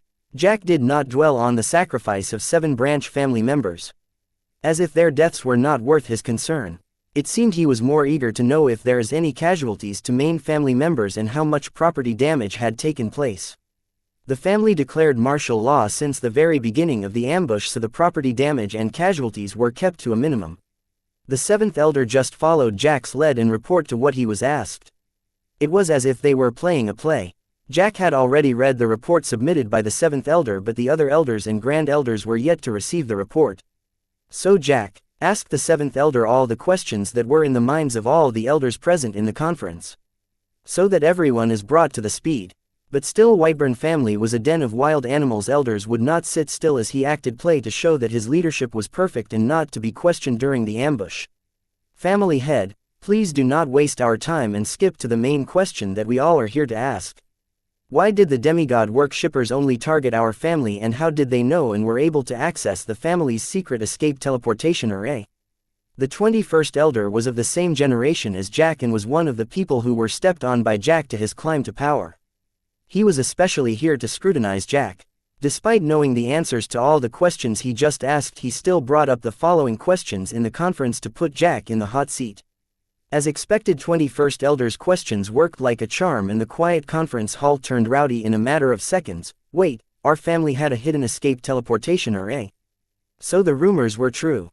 What? The demigod worshippers used our hidden teleportation array to attack our family manor. How come I am getting to hear this now? That's not important. How were they able to find the teleportation array and access it? It's only known to a few of us. Does this mean there is a traitor in our family? The important question is, why isn't the family head asking these questions instead of flaunting the minimum casualties during the ambush? Chapter 304. Silence. Date the 27th of March 2321, time 14:40, location Sky Blossom City, Whiteburn Manor, Whiteburn Family Conference Hall. Silence, Jack yelled with utter annoyance, as if the family elders gathered in Whiteburn Family Conference Hall were mere barking dogs. The people gathered here were Whiteburn family elders. They represented the past, present, and future of the family. These were the people who earned the family title of the wildest family of the Sky Blossom City. How could they be silenced by Jack's mere yell? They literally were silenced by Jack yelling the word silence. The elders spoke with the loudest voice they could fathom, but no voice came out of their larynx. Not just their voice, they could not even connect with their soul energy. The rowdy crowd of Whiteburn were not shocked or surprised by this, as they were used to it. This was the world rule, silence, which their family head had comprehended. The rule, silence, literally silences the victim's voice and disconnects their access to their soul energy. No access to soul energy means the victim cannot summon his or her grimoire. Even if they had already summoned their grimoire and activated a skill, it does not matter. All of it gets interpreted and cancelled as they lose access to their power supply, the soul energy. It's similar to how all the running electronic items shut down when there's a power outage. This rule made the elders wary of Jack. Jack had yet to completely comprehend the rule and forge it into a rune and then turn it into a card. But the power of rule was already so enormous that Jack was able to subdue a hall full of Card Lord Realm card apprentices with a single word. This rule is just a part of Jack's actual strength, as he had only formed his ego gem and comprehended the rule in the present decade. Before that, Jack was able to lead the Whiteburn family with his might as a normal card apprentice alone. While the elders were afraid of Jack's mysterious rule, they also saw it as an opportunity that would raise the Whiteburn family beyond a third-rate city like Sky Blossom City. But only Jack knew that his half-comprehend rule appeared so powerful because the people around him were just too weak. They did not have an ego gem, so they could not resist the power of rule. Therefore he could easily silence them with his incomplete rule. A card apprentice of any realm with an ego gem could easily be immune to his incomplete rule. It was like being the only literate in the village of illiterates. I have conducted this conference to answer all of your questions. Have patience, we will get to those questions when we are done with obvious ones. But since you guys are already brought to the speed, then I will continue by answering all the questions you have asked. Speak, please like, share, and follow the Cultivation Audiobooks channel to motivate me to create more videos. Thank you. Up now in a civilized manner if you have any objections. Instead of shouting like we are in a fish market, Jack had already lifted his rule, silence, and asked the elders if they had any problem with how he was conducting his conference. But the hall remained silent as rowdy elders no longer dared to use their numbers to pressure the family head. I will take your silence as no objection. Jack eyed the 21st elder with an intimidating gaze. Elders who noticed this knew that upcoming days in the family for the 21st elder will be difficult. Yes, the family had created a secret escape teleportation array as a contingency as one of the hidden parts of the project, Last Stand. You guys are not new to Project Last Stand, but there are many hidden parts to the project which many of you are not aware of, and the information of these hidden parts are limited to related personnel only. Any questions? Jack glanced over all the elders across the entire hall and finally landed his gaze on the 21st elder who was about to speak. Please like, share, and follow the Cultivation Audiobooks channel to motivate me to create more videos. Thank you, and used his rule, silence, on him. The 21st elder opened his mouth but no words came out of it. His mouth moved but it was unable to produce sound. The 21st elder did not panic, he knew what was happening. Jack was trying to show him who was running the show. But the 21st elder did not get overwhelmed here. Instead he raised his arms like students raising their hands in class to get permission from their teacher. Jack was dumbstruck. He did not expect the 21st elder, despite being embarrassed by him, to endure all the humiliation and continue making a stance against his tyranny. Seeing no choice, Jack lifted his rule and asked, "Yes, Luke, what is it do you want to ask?" "Thank you, family head.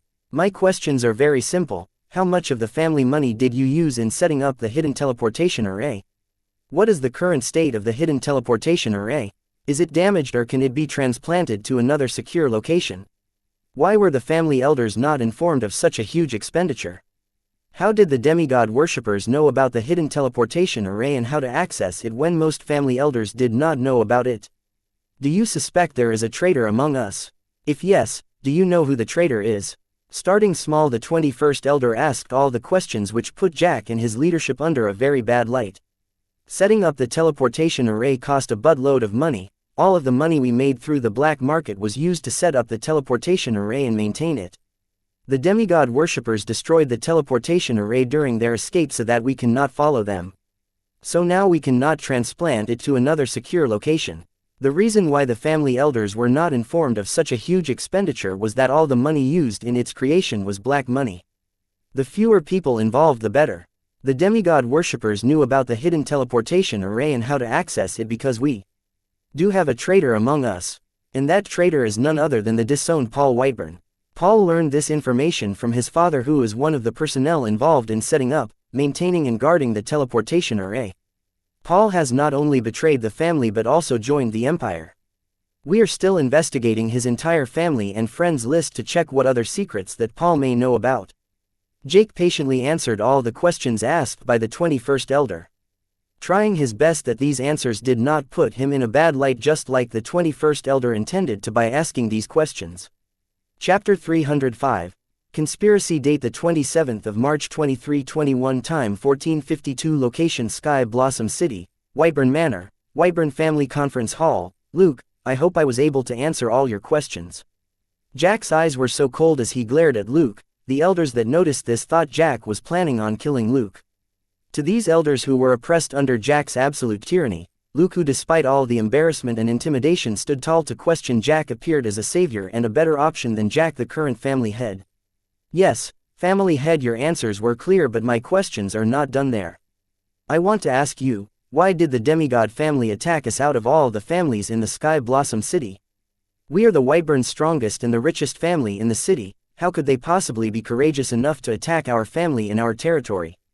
Like asked the question that was bugging most of the elders. These elders are busy with their active soul control cultivation or out on family business. Most of them do not know what transpired recently to provoke the religious nuts into attacking them.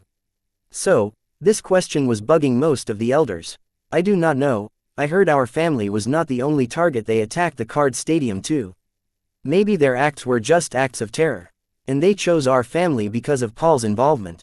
If they want to terrorize the city, then what better than attacking the strongest and richest family in the city? With the help of Paul and his information, our family may have seemed easy as a target. Jack lied without batting an eye. Clap clap, family head, I will let this slide as a fellow father. Hey, which father doesn't lie to protect his only son? But do not forget the oath you took before becoming the family head, family before anything and anyone.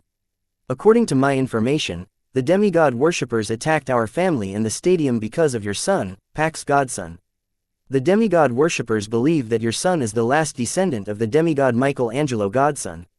Is it true, Luke, everything all along? And he purposefully asked his questions to trap Jack. No, Pax is not the last descendant of any demigod. His mother was a low-level adventurer who I met during my adventuring days. Have you ever heard of a demigod descendant picking up a dollar bill more efficiently than a stripper? The demigod worshippers have misunderstood my son as their lord's last descendant because of his golem origin card, which is shaped in demigod Michelangelo Godson's image. That is all. This is a big misunderstanding. Do you have any more questions? If not, this family conference will end here. I still have to take care of a lot of things. Jack was pissed that Luke brought his son into this despite knowing that his son is at the center of this and he cannot hide him forever. Family head, I know you are busy, but we still have to decide how to treat the people involved and not mention the compensation to the 7 branch family members that sacrificed themselves for the family, by people involved, like clearly meant Pax Godson. But he could not be obvious because Luke knew that pushing Jack too would not favor him. So turned to another issue that would help him gain points with branch family elders. What about the 7 beach family members? They did their job, why do we need to compensate them? From the start, Jack acted as if the people from the branch family were expendable. Family head, your quick response of declaring martial law was indeed helpful in averting the ambush of the demigod worshippers, but we cannot forget that those 7 people were also key in repelling the enemy. Even though we cannot reward their bravery and contribution to those 7 people, the least we can do is compensate their household.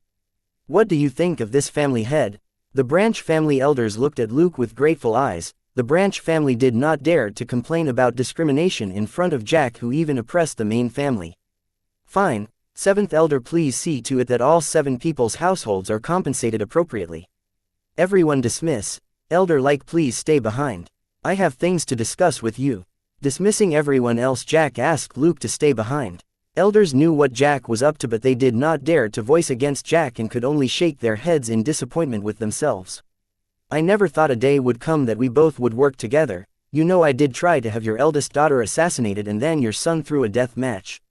Luke did not understand Jack. How could this man be so cold-hearted that for the family he is willing to sacrifice his children?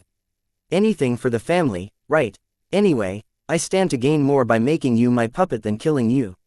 So, did you make contact with Paul? How is it going on his side? Jack did not hide his intentions from Luke. I did. The plan was a success. Everything went according to your calculation. They trust Paul as one of them. Having Paul help demigod worshippers attack our manor to become one of them and then having Paul rescue the fleeing demigod worshippers to gain their trust. Only you could think of such a devious plan. Luke reminisced how Jake approached him with Paul yesterday night, and offered to make him the next family head in exchange for his cooperation. But that is not enough for Paul to get into the inner sanctum of the church and get his hands on the demigod Michelangelo's broken runes. There is still a lot of work we have to do. Make sure that Body doesn't screw everything up in the middle. Jack pardoned Paul for his crimes and helped him infiltrate the Empire because he had bigger plans like eyeing the broken rune of the demigod. Don't worry, Paul is somebody I choose. That kid is more devious than you think. The important thing is how eager he is to prove his loyalty and himself to the family. As long as we look after his parents he will do what we ask of. Luke assured Jack that he could trust Paul and he can control Paul fine using his attachment to his parents. And you make sure to maintain the reputation I helped you build today. Especially focus on gaining the trust of the Branch family. If you gain their trust, nobody can stop you from taking the family leader position when I step down. Jack advised Luke on how to become the next family head when he steps down. Chapter 306. Tell me why. Date the 27th of March 2321. Time 1502. Location Sky Blossom City, Whiteburn Manor, Whiteburn Family Conference Hall. Hey man, you don't have to tell me that. I have been preparing to overthrow you for decades. Luke did not take Jack's advice about winning the trust of the Branch family seriously. This arrogance of yours is the reason why you have been trying to overthrow me for decades without success, Luke. The reason why I choose you is that I see a decisive leader in you. I think you are willing to do anything in the name of the family that others will hesitate to do. But that is not enough to become a family head.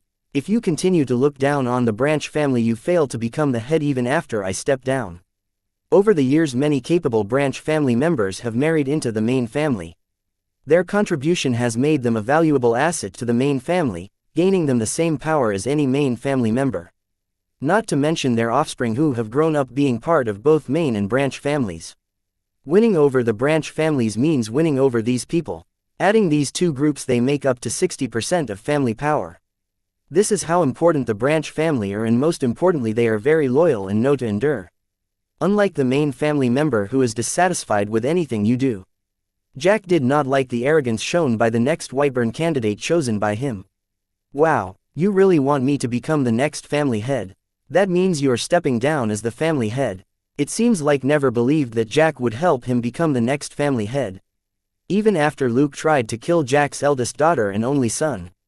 You fool, I just destroyed the reputation I had built over the decades for you to act as hero in the family conference.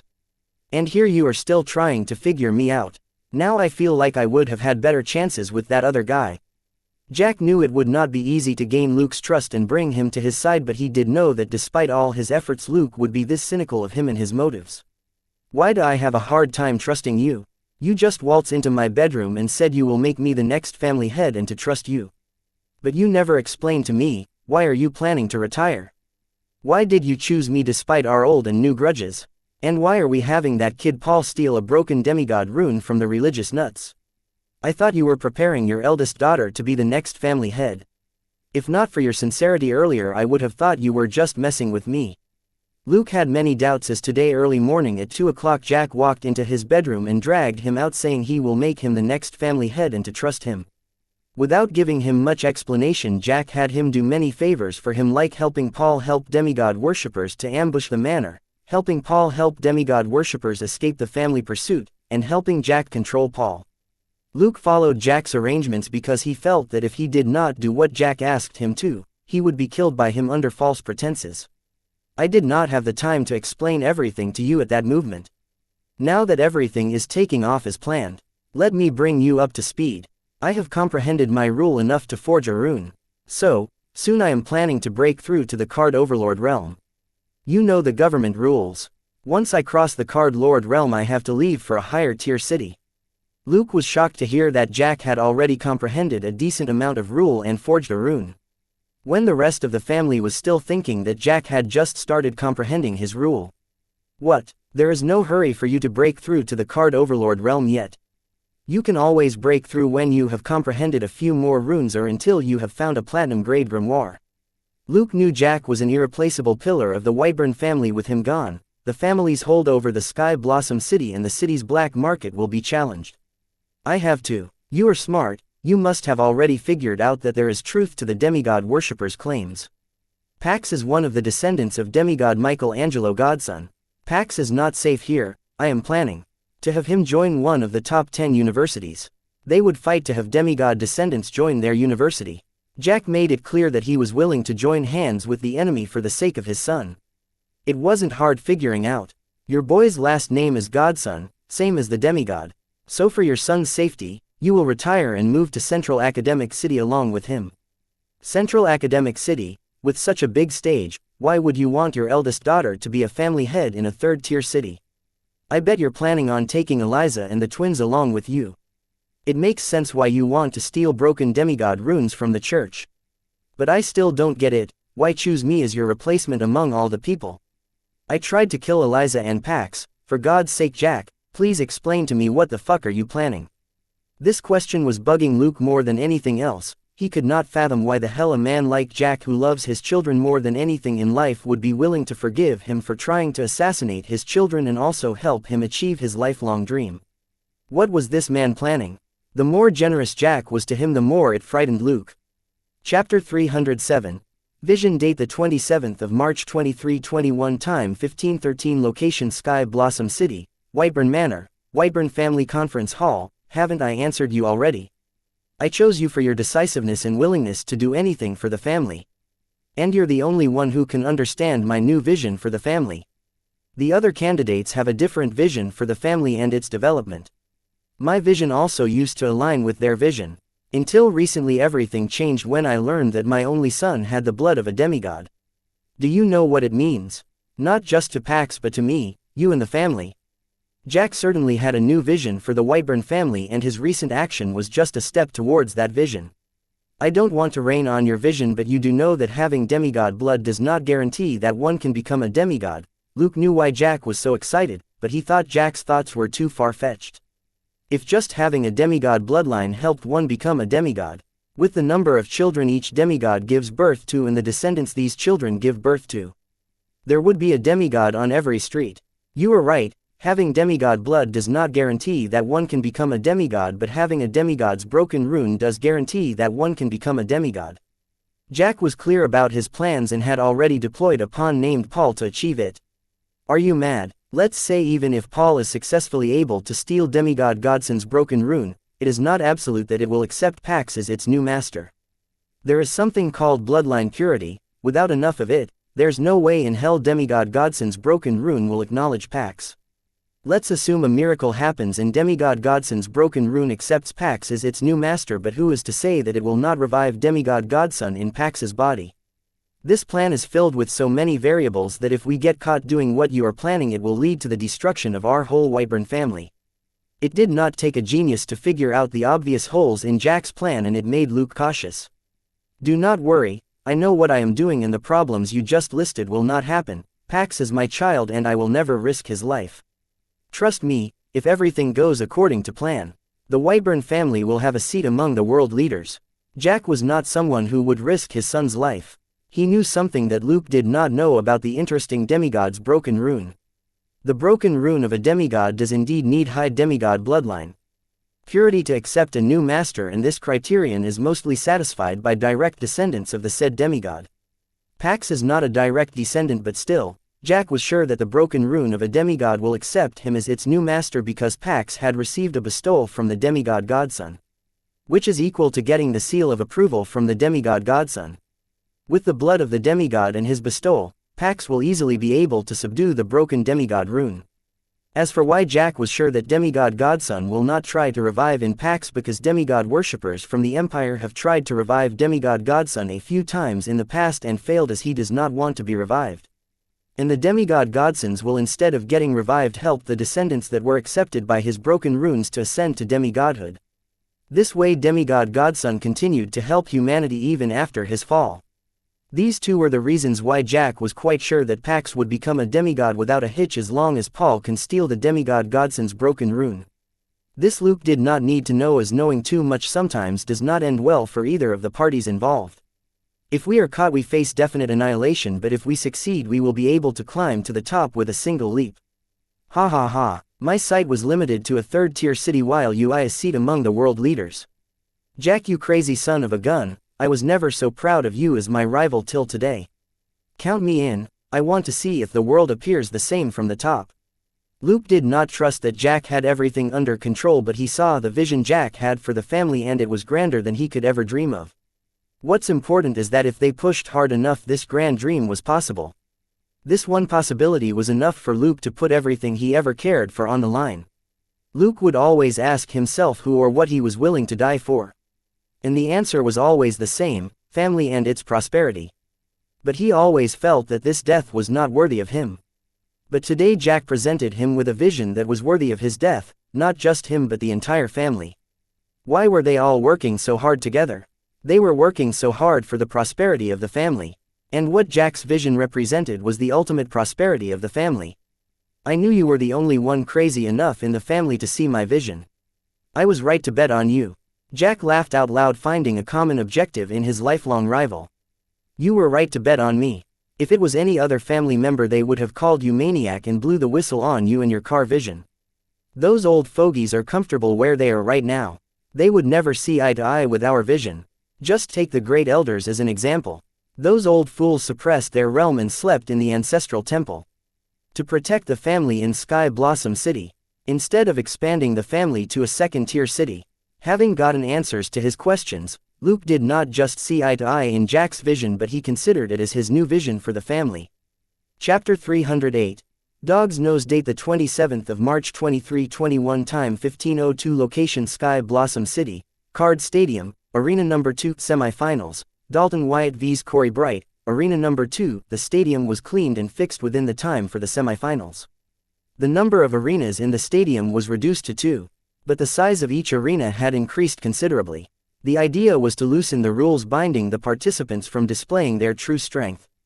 And also to give a good show for the angry audience who paid a lot for the tickets for this tournament. Receiving the details for my next fight, I head to Arena Number 2. On my way over, my grimoire sounded a message notification from Lion King Bank. $25 million has been transferred to your Lion King Bank account ending with 4X from the account name Kevin Jong. Massage. Big bro, I was wrong and have withdrawn my deathmatch challenge to you effective immediately. I know this money is not enough makeup for the things I and my gang did to you and to solve the grudges between us. But I hope this money is enough to buy me a chance. Therefore I have already skipped the city, promising you that I will not appear in front of you ever again. Kevin Jong, I and he rather young Wyatt and he have a very deep grudge. And not to mention that fool dared to challenge me to a life-death match. Now that dumbass skipped town and withdrew the deathmatch challenge between us. Can he do that? Is that even allowed? Was it the viral video of the fight between my second form Stone Viltronian and Nyx Mountain Giant? Was it that viral video that scared him silly into fleeing? I guess all his gangsta stuff was just for show. But if he thinks the grudges between us are over by giving money, then he is wrong, very wrong.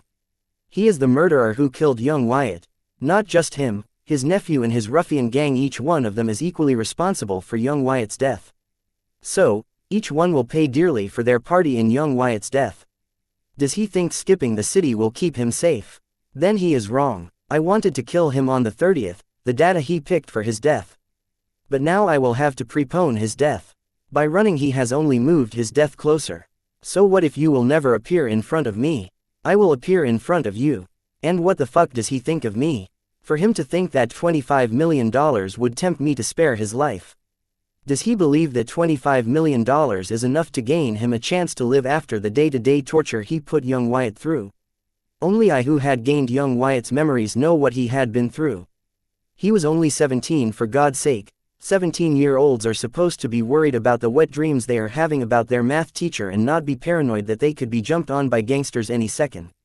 Do you know what it's like to be in constant fear and unable to trust or rely on anybody other than yourself? It led to insomnia and finally suicide in young Wyatt's life. Until these fuckers Kevin Jong, Ben Lee and their underlings experience this, they cannot die. As death will be a mercy for them compared to what I have in plan for them. Van, Kevin Jong has skipped town. Send capable guild members to haul his fleeing ass back. Not just him, his nephew Ben Lee and all his loyal subordinates. Gather them all in one of your guild's dungeons. It's time they paid for their crime. Using the Hive AI, I informed about Kevin skipping town to Van and asked him to gather Kevin and all the people working for him in one of the TSR guild dungeons. Dungeons are the best place to handle dirty laundry without being disturbed. Throwing Kevin Jong and vengeance to the back of my head, I climbed arena number 2 where Corey was already waiting for me with a smug smile. Seeing me, she sniffed the air like a hound and with a surprised expression, she said, "I am surprised, how did you forge a core in just 2 hours? Having a Card Emperor girlfriend seems to have its perks. But it's still not enough for you to defeat me unless you transplanted all the broken runes from the severed head. If you did that, then I would say nobody is more foolish than you." Hold on, back up. How are you able to tell that I have forged my ego gem by sniffing the air? Do you have a dog's nose? Talking with Anna, I discovered my new and bizarre things. But seeing Corey being able to sniff the air and tell me that I have forged my ego gem was the most bizarre thing I have seen. How did she do that? Close, I have something better than that. Don't get confused, I could tell by smelling the scent of the world on your soul, which has connected with the world recently. Your soul did not have this smell earlier. Corey did not seem to mind me calling her nose dog nose. Instead, she took it as a compliment. But the important thing was trying to clear my confusion. She added more confusion to my mind. My soul has the scent of the world. What do you mean? Does the world also have a scent? What does the scent smell like? Is it pleasant or? If what Corey said is for real, then this would be my most bizarre discovery to date. What does she mean by the scent of the world? Is the world like a flower that gives out its own fragrance? Are you dumb? The world is not your garden flower to give a pleasant fragrance. Corey referred to the ability of her card by saying she could smell the scent of the world on me, but I took it literally. If not pleasant, then what does the world smell like? Is it pungent or musky? The misunderstanding was not my fault. If Corey had just said that she knew I forged my ego gem because of her card, then there would not be a misunderstanding, to begin with. Are you messing with me? I was planning to make your defeat a little less humiliating. But it seems you will not have your lesson to not mess with me until I give a proper lesson. Corey was angered by my sarcasm. But I did not care. As this was just the start, I was going to teach this girl not to mess with Daddy Wyatt. Oh yeah, write it on. FYI, I am a strong supporter of gender equality. So do not expect me to hold back. I am a guy who has no problem dealing a dropkick to a female opponent. What do you mean? Is it supposed to be funny? I don't get it. Corey did not understand my words. I forgot this world is a true example of men and women equal rights, but it's still getting comfortable with the idea of equal rights for LGBTQ. I bet with strong demigods like Redfall this will also be soon in practice. Forget it. Moment has passed and its air has turned awkward. Thankfully the referee came to my rescue. Contestants ready, 3, 2, 1, fight. Crack crack sound of Corey cracking her knuckles filled the arena after the referee commenced the card duel. Well, go ahead, summon your grimoire and your best card, said Corey, cracking her neck. Sure. I did not hesitate to summon my grimoire because I would be a fool to underestimate Corey after all the extraordinary things I have seen her do and say. Ready or not, here I come, yelling that Corey accelerated towards without summoning her grimoire. Nearing me, she threw a punch at me. Have you gone mad? WH. Seeing Corey try to fight me with her bare fists, I was surprised, and considering my Viltronian physique I did not take her punch seriously and tried to grab her punch. For somebody who said I would not underestimate Corey, I did a huge blunder. Mystically Corey's incoming fist evaded my arm and landed on my face, boom, sending me flying across the arena, and in a second I had already crossed the arena bounds. Thankfully I was still suspended in the air and flew back at high speed, heading for the stadium wall. Gathering my thoughts, I used the Viltronian flight to break my fall and return to the stadium bounds in a blink of an eye. Hee hee, Corey just sneered at me, who was looking at her in great astonishment. What the fuck is happening here? Corey didn't even summon her grimoire. How is she able to exert this much strength? How much force is that little fist of hers packing? Thanks to my physique I was able to withstand it, otherwise I would be hospitalized for sure. Chapter 309. Warlord Dance. Date the 27th of March 2321. Time 15:06. Location Sky Blossom City, Card Stadium. Arena number 2. So you have a special physique, huh? Did not see that coming. Swordsmanship, ego fire, special physique, what else did you receive from your past self? I asked Corey as I soothed the area where Corey's punch landed. After Anna, Corey is the only one that has managed to hurt me despite my Viltronian thick skin. That's not what you should be worrying about right now. My close combat is not as proficient as my swordsmanship, but I want to feel your bones break up close, so I decided to go with my fist. Your sins towards me and my mother are too many. Let me wash them away with my fists. Blabbering weird shit, Corey once again dashed towards me at full throttle. This time I was prepared, having activated the Southern Watch Combat Arts card beforehand. My personal combat experience was very shallow, so I had to depend on the card to fight Corey. Seeing incoming Corey, I too darted towards her, planning to engage her. Defending was not my style. Now that I had tasted Corey's punch, I had to give some of my own to her. Seeing come at her, Corey threw a punch at me. I caught the punch with my hand, but Corey did not stop there. She aimed her right knee at my crotch. I caught the knee with my free hand. Putting weight on Corey's knee and her fist, I jumped and head-butted Corey right on her nose, and then landed back on my feet.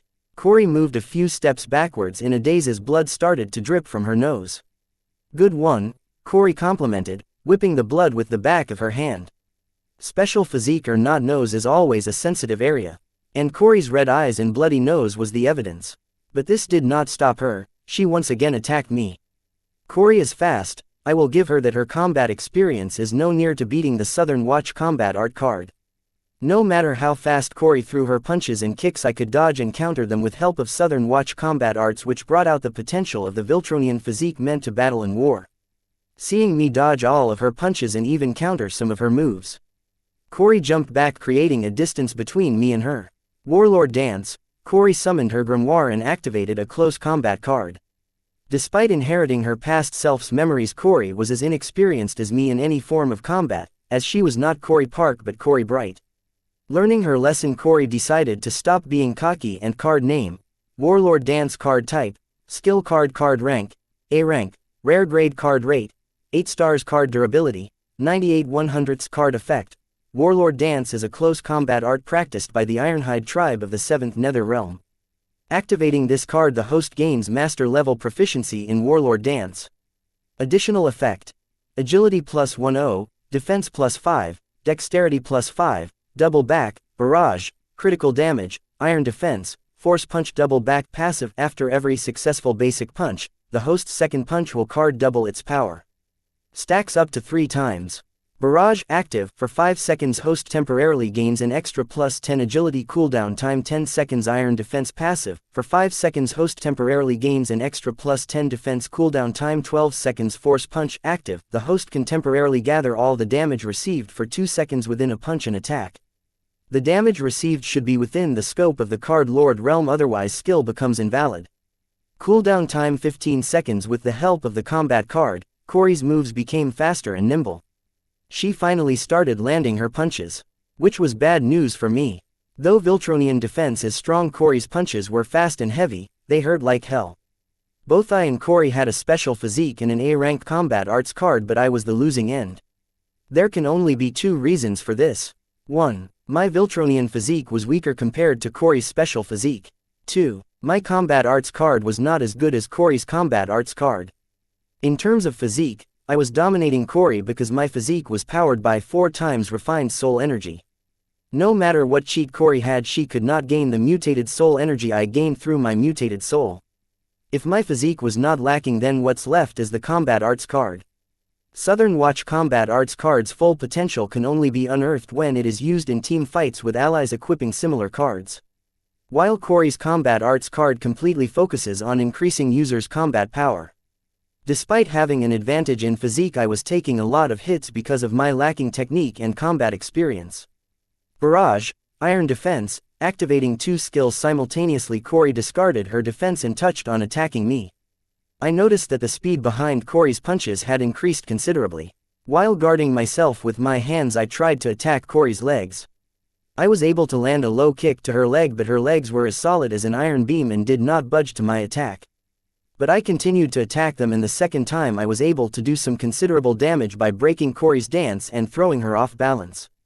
Taking this as an opportunity, I started to attack, staggering Corey, stopping her from perfecting her stance to defend against my punches.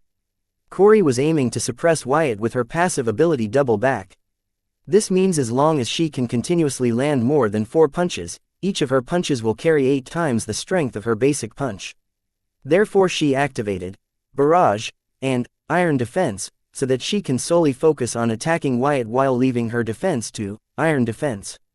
But she did not expect Wyatt's physique to be so durable, allowing him to endure her punches while he attacked her completely unguarded legs, throwing her off balance and giving Wyatt an opening to launch a siege on her while she was defenseless and yet trying to find her balance.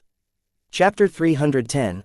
Rivals. Date the 27th of March 2321. Time 15:11. Location Sky Blossom City, Card Stadium, Arena Number 2. Force Punch. Corey, who was under pressure facing my punches, suddenly started glowing, and my punches did not seem to affect her.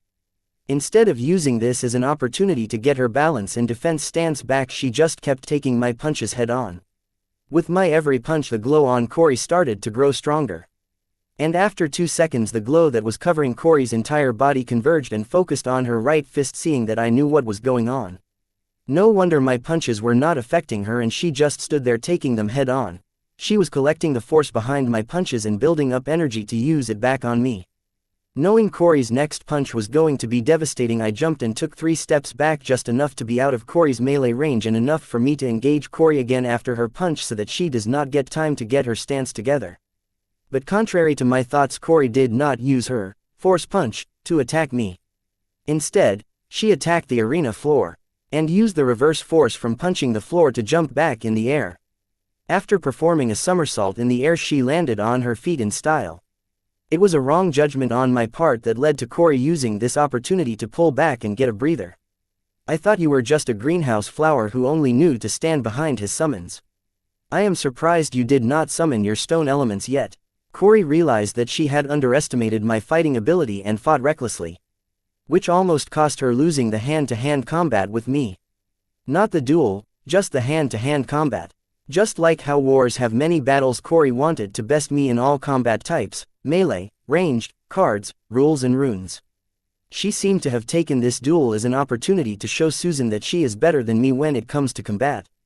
I guess this ideology stemmed from when she decided to open a card studio right next to my card boutique. She was trying to prove to me and Susan that she is better than me at card creation too. I do not know what made Corey so comparative towards me, but if I had to guess, I would say it must be because of the close relationship between me and Susan. Corey thought that I was a rookie in hand-to-hand combat and decided to end this in one go by using the skill Barrage to land continuous punches on me to activate the double back passive effect while leaving her entire defense to skill Iron Defense. She never expected that I would make a quick judgment and aim for her legs instead of defending and trying to get out of her melee attack range. I know what you are trying to do, Corey, but I will not let you have the satisfaction of getting it. Be it close combat or cards or rules and runes, I will beat you in all of them. And enjoy it while I am doing it.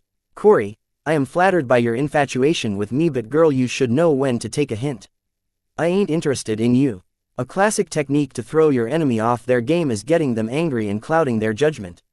Let's just say I am being childish right now, trying to fight Corey on her term to best her.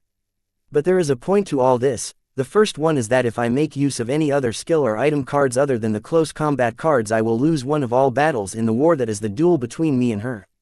I already lost the first battle by being the first one to summon the Grimoire and making use of close combat cards. I did not plan on losing the second battle by making use of any spell skill cards. A wise general would focus on winning the war rather than winning each and every battle. But this duel meant more than that for me and Corey. This feeling, I finally knew why Corey was so irritated and ready to pick a fight around me. She saw me as her rival. Rivalry, when taken positively, it has led to the formation of history's greatest friendships, but when taken with negativity, it has bred history's greatest tragedy. For now, Corey's rivalry was just at the level where she wanted to prove herself in front of Susan. Yeah, Corey's rivalry towards me stemmed from my close bond with Susan. Corey is competing with me for Susan's favor. For me, Susan was the first person whom I started to trust and form a relationship with after being transmigrated into this new world. If I were to say in deeper terms, my relationship with Susan was like a chick that will imprint on anyone whom it sees first as its parent. By this, I don't mean I see Susan as my parent, but Susan definitely means more than just a friend or colleague to me. She is the first root I laid in this world. Like the saying goes, no matter how big the man grows, he can never forget his roots and always comes back to them. I think for Corey, Susan must also mean something more than just a mentor, friend. I have heard her call Susan mother, so I guess this weird chick imprinted on Susan and believes her to be her mother. Anyway, seeing Susan closer to me than her, Corey sees me as a rival for Susan's favor. So all her weird and rude actions towards me finally became clearer. I thought Corey hated me for being closer to Susan, but now I knew she was just like a child fighting her sibling for her mother's favor. Understanding what Corey did not mean I would let her off easy. As no matter what the reason was, what she did was not cool. After all, I had just started getting used to the idea that Corey is one of my trusted friends, but one day she just woke up and started to be a bitch. Trusted friends do not do that. Chapter 311. Taboo Limiter. Date the 27th of March 2321. Time 1514. Location Sky Blossom City, Card Stadium, Arena Number 2. Get off your high horses, nobody is infatuated with you. I am just trying to remove the dirt stuck on something very precious to me. To remove dirt from something, you have to be relentless and thorough, otherwise it won't come off. I heard it can be shameless in that way. And do not mistake my relentlessness as infatuation. If you did, then you are the most foolish person I have seen.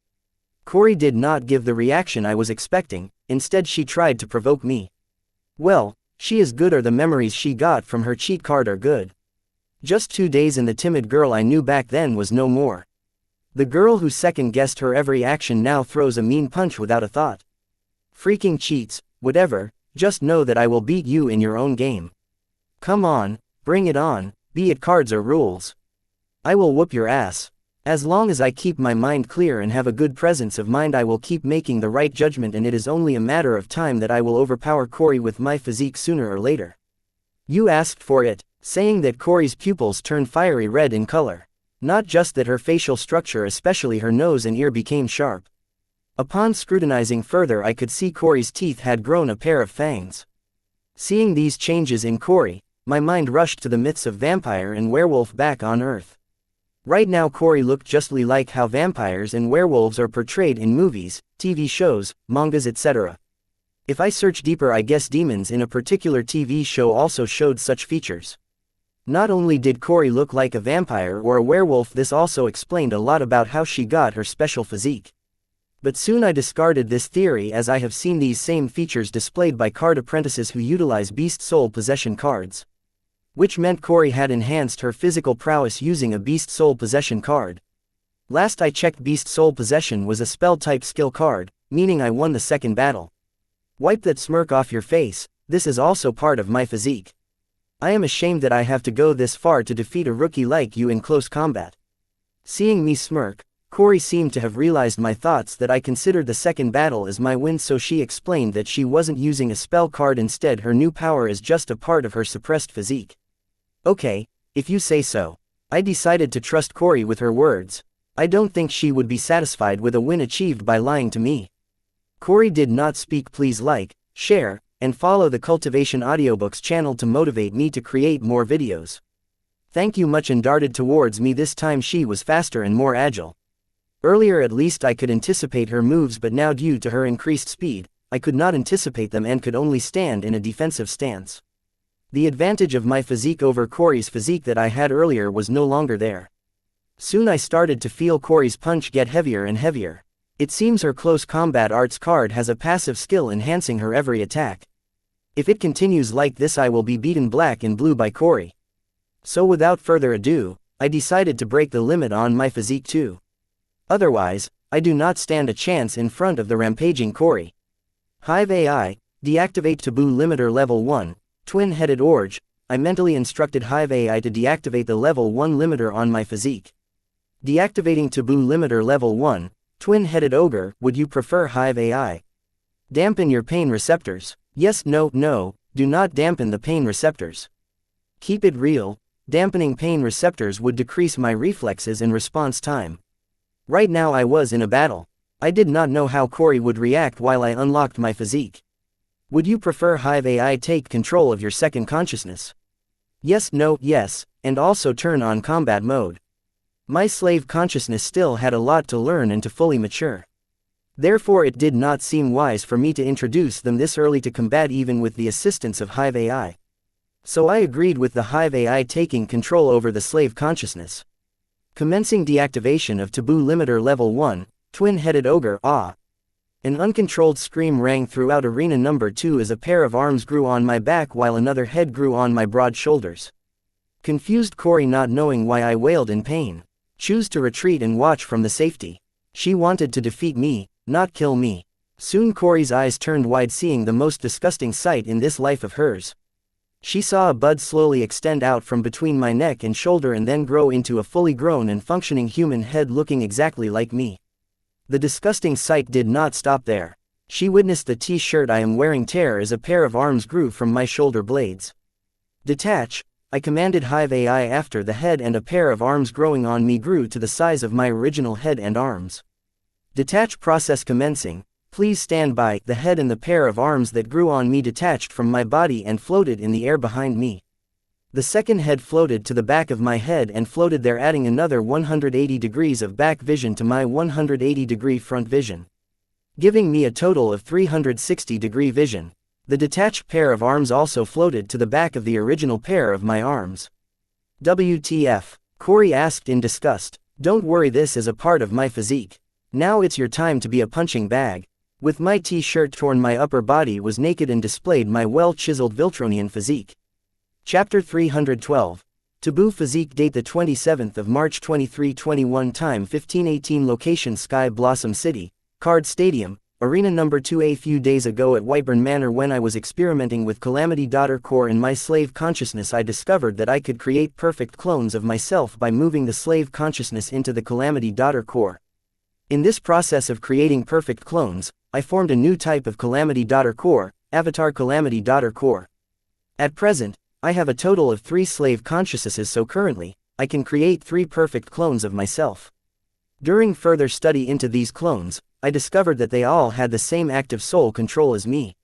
Since these clones are perfect replicas of me with equivalent active soul control, I thought of a crazy idea, that is to have each of my clones contract their individual and personal grimoire.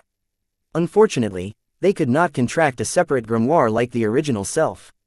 But they could share the grimoire of the original self. No matter how perfect these clones were, they all did not have individual souls.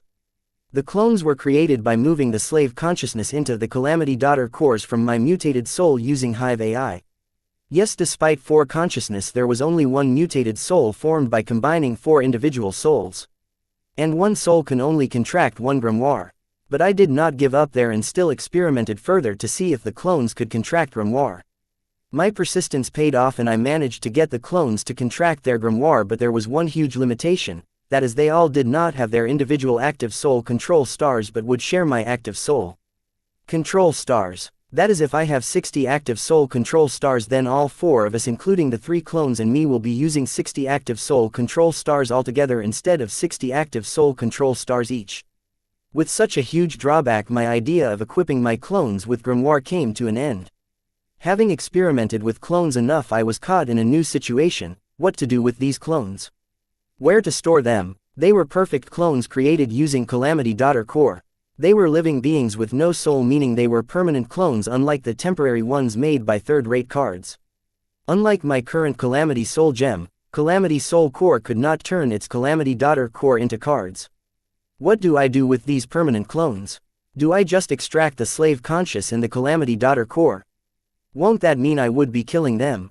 Bracing myself, I tried absorbing the Calamity Soul Core from the clones, even if it meant that I would be killing them, as I could not just travel around with them.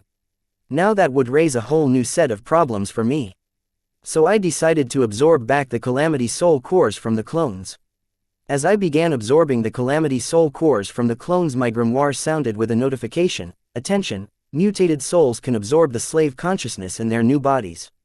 Will the host allow the mutated soul to absorb the Avatar Calamity Daughter Cores C1, C2, C3? Allow, decline. Warning: once the absorbing process is commenced, it cannot be stopped midway. Stopping midway will cause serious damage to the host's physique. Allow, since there is a better way to hide the clones than killing them, I jumped to it without a second thought. Mutated soul absorbing avatar calamity. Core C1 copy 1. With the commencement of the absorption process, I felt an excruciating pain run throughout my body. I barely managed to keep my consciousness awake despite the agonizing pain which pushed me to the edge of fainting, unable to bear the burden of the pain. But still, I was able to gather my thoughts enough to mentally instruct the Hive AI, quick dampen my pain receptors before I go crazy. Dampening host's pain receptors, finally getting rid of the pain. I felt a presence on my shoulder. When I turned to see what was the presence I felt on my shoulder, I saw a deformed mass of meat growing out of my shoulder. Soon the deformed mass of meat turned into a head looking exactly like me. And I finally understood why the mutated soul was able to absorb the slave conscious with their new physical bodies. Fuck, it was turning me into a mutant freak like the twin-headed ogre or the three-headed Cerberus. I wanted to stop the absorbing process midway but remembered the warning of the notification earlier than stopping midway will cause serious damage to my physique. So I had no choice but to carry on with the absorption process. And wait to find the solution later. I do not know why the Grimoire notification called this an absorption process. To me, it felt more like a fusion process. Absorbing avatar calamity. Core C1 copy 1 complete. Mutated soul absorbing avatar calamity. Core C2 copy 2 absorbing avatar calamity. Core C2 copy 2 complete. Mutated soul absorbing avatar calamity. Core C3 copy 3 absorbing avatar calamity. Core C3 copy 3 complete. Once the mutated soul was done absorbing all three clones C1, C2 and C3, I had 3 extra heads on my shoulder. My head started to feel crowded on my very own shoulder. I was having a headache as this was worse than the problem I was trying to solve. Once the solution is worse than the problem, one has to know she is screwed. I remember specifically taking many measures to make sure that this would not happen when I was mutating my soul. When aligning the soul pathways of the mutated soul, I made sure that I would only get second consciousness and not a second head. This was one of the reasons I had the extra consciousness enslaved, so that they do not try to mutate my body along with my soul. Yet I somehow end up with what I was avoiding. Just when I gave up all hope, my grimoire sounded with a new notification: rising a new hope in me. Gigamite, a taboo mutation of Viltronian physique detected. Would you like to evolve Viltronian physique to Gigamite taboo physique? Yes, no. Warning. Stopping evolution midway can lead to the host's death. Yes, finding no other way out of my current predicament, I had no other choice but to take my chances with the evolution of the Viltronian physique. This time the warning notification was more severe than the previous warning. Still, I proceeded with the evolution of the Viltronian physique, as right now I was a desperate man and Gigamite taboo physique was my only fastest hope. I read the word taboo loud and clear, but what can be more taboo than having 4 heads on one body? Chapter 313. I spy. Date the 27th of March 2321. Time 15:20. Location Sky Blossom City, Card Stadium, Arena Number 2. If that is a part of your physique, then you have one hell of a disgusting physique. Believe me, I have seen a lot of disgusting things, and what I just saw will easily make it to the top 100 of the disgusting things I have seen. Corey was not lying. The 7th Nether Realm was not a tourist spot, it was home to the cruelest and disgusting demons. Corey had seen various demons with disgusting physiques than the one she just saw. Oh yeah, tell that when I whoop your ass. Yelling that, I dart towards Corey. Corey could barely keep up with my speed and choose to retreat and get out of my melee range to think of a counter. As Corey tried to retreat, she suddenly felt both her arms being grabbed and her being constrained to the spot. Unable to retreat, Corey turned to see what was restraining her. It was a pair of floating arms and a floating head. WTF? Corey yelled in astonishment, seeing the extra arms and head that were supposed to be floating behind Wyatt had magically sneaked behind her and now latched onto her, constraining her moments to almost zero mobility. Except for kicking her legs in the air, Corey could not do anything. The strength exerted by the floating arms was far above her current strength, making it impossible for Corey to escape the floating arms' clutches. Time for some ass whooping. Hearing these words, Corey was creeped out, as these words did not come from Wyatt's mouth but the floating head behind her. The creepiest part was that it looked and sounded exactly like Wyatt. Corey thought that her share of creep stuff was over with her past life in the Nether Realm, but she was wrong. It was as if she attracted creeps, first Belphegor, then the princes of the Nether Realm, and now this Dalton Wyatt, mother-stealing bastard. Hee hee, Hee hee, the floating head kept laughing creepily and let out its hot stinky breath on the nape of Corey's neck. This grossed out Corey, prompting her to struggle harder than before. But her struggle was fruitless as she couldn't even loosen the grip of the floating hands on her arm. Just when Corey had given up struggling to think of a better way out of the bind, a heavy punch landed on her gut, almost making her vomit her lunch. Before Corey could manage to get hold of herself again, another punch landed on her gut and then another. The punches just kept coming. For Corey, the punches were less painful than the creepy laugh of the floating head in her ears. Enough. Demonic descent, true form, an unimaginable force burst out of Corey's body, shaking off the floating hands, grabbing her hands and the creepy floating head breathing down on her neck. I spy. If you see me, I see you. If you move, then I move. I activated one of the moves of my taboo physique. This move is a mysterious one. The floating head can teleport to anyone who is seeing me, and if they move after being noticed by the floating head, the floating hands also teleport to that person and constrain them. Having constrained Corey using floating arms, I had the floating head controlled by Hive AI act creepy to not let Corey get too comfortable being restrained. Now for the fun part, I return punches that Corey gave me earlier. I did not hold back my punches and continued to punch Corey's gut mercilessly. With the creeping voice of the floating head in her ears and me whooping her ass, Corey finally had enough and activated her skill card. Or that is what I thought when an unimaginable force burst out of Corey's body, shaking off the creepy floating head and the floating arms constraining her. Turns out it wasn't a skill card. Corey had just released her complete physique. What stood in front of me was a Corey with pitch black ram horns sticking out of her head and a crocodile tail growing on the end of her back. And another noticeable change in Corey's features was that her eyes turned black while her new red pupils got darker. Also, her nails had grown to form retractable claws. And lastly, Corey's height increased to 2.7 meters. Her clothes seemed to be made up of special silk as they stretched with her height and fitted her body perfectly. Wow, and you call me disgusting? What's with horns and the tail? Are you using a possession card of sorts? If yes, then I won this battle. Since the first battle was won by Corey by making me summon the Grimoire first. I desperately wanted to win the second one, as a 2-0 score sounded a lot worse than a 1-1 score. This is the true form of my physique. And growing horns and a tail is nothing compared to growing a pair of arms and the head. Anyway, now it's my turn to whoop your ass. Saying that with a smug smile, Corey headed towards slowly as if savoring the moment. Deactivate taboo limiter, activate taboo physique, Gigamite. Deactivating taboo limiter, activating taboo physique, Gigamite. With the activation of the Gigamite taboo physique, my height increased to 3.1 meters while the floating head behind me split into 3 floating heads and spread out facing the other 3 directions which my original head was not facing. Not just the floating head but the floating pair of arms also split into 3 pairs of arms and floated behind my back. This is the true form of my physique, I said, standing 3.1 meters tall with 4 heads and 4 pairs of arms. 3 floating heads and 3 pairs of floating arms floated behind my original head and pair of arms. This was the true form of the taboo physique, Gigamite. I am impressed. Are those extra pairs of arms and heads any good or just for show? Come, let me see what you are made up of. Yelling that, Corey rammed into me with nothing but her brute strength. Chapter 314. Gigamite physique name, Gigamite physique type, taboo physique, physique rank, acquired grade, physique description. Gigamites are Viltronian born as conjoined twins, triplets or higher. Gigamite mutation in Viltronian develops when an early Viltronian embryo partially separates to form 2 or more individuals. Being a Viltronian, it is not in the nature of the conjoined Viltronians in a Gigamite to share their body with their conjoined brothers, sisters. Therefore often the dominant consciousness of the Gigamite swallows the consciousness of their conjoined siblings shortly after their birth, giving birth to a taboo variant in Viltronian physique formed by devouring the consciousness and absorbing the conjoined physical body of their siblings, Gigamite. The consciousness and physical bodies devoured by Gigamite are mysteriously refined by the Viltronian core, giving rise to mysterious and unique physique skills. Additional skills: many-headed and handed 1, I spy, super Viltronian, drones, taboo limiter, semi-sentient multi-consciousness, many-headed and handed 1. Based on the number of conjoined siblings devoured and absorbed by the dominant consciousness of Gigamite, it gains n number of floating heads and floating pair of arms.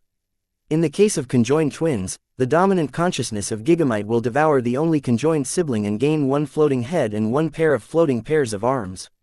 In the case of conjoined triplets, the dominant consciousness of Gigamite will devour the other two conjoined siblings and gain 2 floating heads and 2 pairs of floating pairs of arms. Similarly for the higher number of conjoined bodies. Super Viltronian, the power of the Viltronian physique of a Gigamite multiplies with the number of conjoined bodies devoured by it. For a conjoined twin, Gigamite's Viltronian physique is twice as strong as the normal Viltronian physique. Drones, the floating heads and floating pairs of hands of the Gigamite can roam independently and can be used as drones for reconnaissance. Semi-sentient multi-consciousness, Gigamite gains semi-sentient multi-consciousness for its floating heads and arms based on the number of conjoined consciousness it devoured. I spy, if you see me I see you. If you move then I will move. If a person is seeing the Gigamite then the floating heads can easily track them and teleport next to them. If the person moves after being noticed by Gigamite then the floating pair of arms teleport and constrains them. Taboo limiter, the Gigamite can use a taboo limiter to absorb back his floating heads and arms back in its body and limit its super physique strength on various levels depending on user's will. Date the 27th of March 2321 Time 1524 Location Sky Blossom City, Card Stadium, Arena number 2 As I was preparing to face Corey who dashed at me with her complete brute strength I saw Corey's crocodile tail slam on the arena floor hard helping Corey leap at me with incredible speed and force in the air like a missile. I was surprised to see Corey so proficiently use her tail. And seeing the ram horns on her head I gave up on facing Corey head on and decided to dodge her attack. Being headbutted by those horns seemed dangerous for some reason. What the? Why are you dodging my attacks? Face them head on. Let's see whose physique is better. Unless you're too chicken to face me head on. Corey taunted seeing me dodging her tackle. Do you think I am a fool? Those horns obviously have special effects on them. Looking at how efficiently Corey made use of her tail to gain latitude, acceleration and force to her normal headbutt. I knew that headbutt was not as normal as it seemed. And Corey's desperate taunt that followed after I dodged the tackle made it obvious. You are not stupid as you seem. Well, there's no point in holding back anymore. With Corey's words, her black horns and tail started to glow red while emitting very high temperatures. And she continued, watch out, Wyatt. I am getting serious now, magma terrain. With Corey's shout, her red-hot crocodile tail pierced into the arena floor and soon the area surrounding the tail started to melt and form magma. This magma transformation of the floor started to slowly spread throughout the arena. The arena floor was made up of high-grade ores to withstand attacks of card lords. So, there is no reason why a card soldier could melt it with her physique alone and Jaya's experience trying to break the arena floor was a perfect example. Yet somehow Corey was able to turn the arena into a magma field just using her physique. Don't worry, it is not a skill card. Just one of the effects of my physique. Seeing me look at her with a cautious yet confused look Corey explained that the extreme temperature exerted by her tail and horns were a part of her physique. Impressive, I am really curious how your tail and horns are able to produce such high temperatures of heat. Is it only limited to your horns and tail or your entire body can do the same? I asked the first question that came to my mind seeing Corey's horns and tail produce an extreme amount of heat. Ready or not, fire in the hole. Corey did not seem to hear my question and instead scooped up some magma from the arena floor as if the magma temperature was not hot at all. Scooping up the magma Corey compressed it in ball shape with her hands and then threw them aiming at me at an extreme speed. The magma balls approached me at high speed and I narrowly dodged them. But that was not the end. The magma balls upon landing exploded. Yes, the magma balls exploded right next to me. If not for the super Viltronian physique of Gigamite Taboo physique I would have had taken serious damage. While I was checking my injuries Corey was not done yet. She started to bombard me with magma balls one after the other without giving me a breather. The speed of magma balls was too fast. I could narrowly escape them but would be implicated by the explosion effect. Chapter 315. Veil Lord's Wrath. Date the 27th of March 2321 Time 1528 Location Sky Blossom City, Card Stadium, Arena number 2 Though I narrowly escaped the magma balls I would still be caught in their explosion range. Thankfully, due to the super Viltronian skill of Gigamite Taboo physique, my skin was 4 times thicker than that of an average Viltronian. And I also had the floating arms cover for me. Corey's tail was still pierced into the arena floor and the magma field was spreading, conquering most of the area on the floor of the arena I would escape to. Being bombarded by magma balls and the spreading magma field kept me on my toes as Corey laughed as I danced to her tune. Right now I felt like I was at Corey's mercy. Corey could always increase the size of magma balls she is throwing so that the explosion on impact was strong enough to do some serious damage to me. But she didn't. I could see that she was enjoying seeing me dance like a monkey with her every round of explosion. I was not without moves I could easily constrain Corey with my I Spy ability, but I was doubtful whether the floating hands could constrain Corey's scathing hot tail. If the floating hands cannot constrain the tail, then the whole arena would turn into a magma field. It's not the magma I am afraid of, but what Corey can do with the magma. Seeing how the magma balls she threw would explode on impact, I guess she can turn magma into explosives. With the whole arena converted to magma, she could easily blow me to kingdom come. With Corey already on alert for my ability, I Spy, I had one chance and had to make sure I could completely contain her, including her tail. Therefore I was going along with her charade. Finally deciding to risk it, I planned to constrain Corey's tail with 2 pairs of floating arms while constraining her with 1 pair of floating arms. I Spy, activating the ability, all 3 of the floating heads on the right, left and back of my head teleported and appeared behind Corey's head. Just like I had already instructed them, the floating heads creepily greeted Corey from behind, prompting her to move and shoo them off, but she could not as she was restrained by a pair of floating arms. Not just her arms, but she felt a tug on her crocodile tail. Corey turned to see that she was not the only one to be constrained by floating hands, but her tail was also being constrained by 2 pairs of floating arms. The floating arms seemed to be trying to remove her tail from within the arena floor. Seeing this, Corey sneered. Though her movement may be constrained by a pair of floating arms, it was a different story for her tail. With a mischievous thought, Corey increased the temperature in her tail to the extreme. With increasing heat in the tail, the floating arms constraining it started to burn and give off a burnt barbecue smell. Thankfully these floating heads and arms are controlled by my slave consciousness with assistance from Hive AI. So I did not feel the pain. I had already anticipated this and had thought of a contingency. That is to heal after then it burns using my Calamity Soul Gem ability, Restructure. With this I could restructure the burnt part faster than they were burnt completely. Applying enough force, the 2 pairs of floating arms were finally able to pull Corey's tail out of the arena floor and stop the spreading of the magma field. Seeing this, the sneer on Corey's face washed away. Seeing that things weren't heading the way she hoped for, Corey finally started to struggle and tried her best to increase the temperature exerted by the tail to the pinnacle she could achieve. It was not that the temperature of Corey's tail wasn't enough, it was successful in burning the floating arms, but the thing was that floating arms did not appear to feel pain and were able to heal faster than Corey could burn them. Corey was thinking of other things she could do without utilizing the skill cards in the grimoire. But it was already too late for that, as the floating arms started to lift the constrained Corey into the air. And then the floating hands levitated the constrained Corey to the edge of the arena. Corey, who was trying to act calmly while struggling to free herself, finally showed a desperate look. Befitting her current situation, I wanted to get back at Corey for making me dance to her exploding magma ball, but then I realized I had something better, that is to win this battle and others yet to come. So I instructed the floating arms and heads to ditch Corey outside bound and disqualify her out of the tournament. Seeing that she will be soon thrown out of the arena bounds and lose the semifinals, already desperate Corey was under turmoil. Being forced to this point, Corey had no charge but rely on cards, and she did. Veil Sword Arts, Veil Lord's Wrath, Tornado. A tornado generated from within Corey and spread to outside, cutting the floating heads and floating arms constraining her. In the process of freeing Corey, after being cut to pieces by her outburst, the floating head and floating arms returned to floating at the back of the original head and arms. Haha, I won the second round. And it seems my physique is better than yours. I gloated, finally gaining a win against Corey in her battle. Yes, you win the second round. But do not celebrate the victory too early. The war hasn't ended yet. Corey warned me from gloating at her. Whatever, now the score is 1-1 between us. Not only will I win the next battle but also win the duel. When the time comes, Corey, don't forget about your bet. Chapter 316. Organ Armament. Red Tail. Date the 27th of March 2321. Time 15:32. Location Sky Blossom City.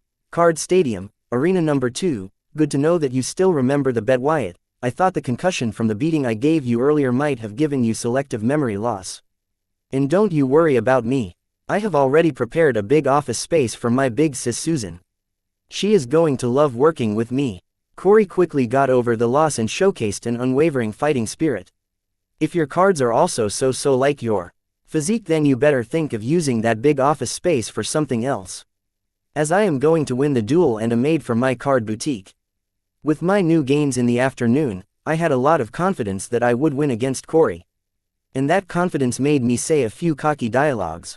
Your physique is so-so, you're lucky that I am not able to unleash the complete power of my physique, otherwise you would not have been able to win the previous battle so easily.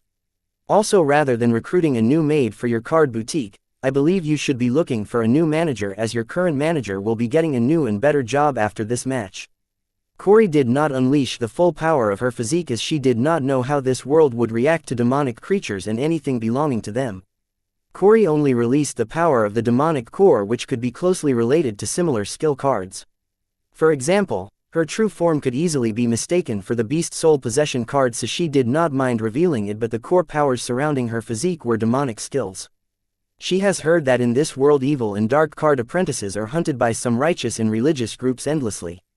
Not having enough information, Corey did not want to divulge anything about her and her relation with demons.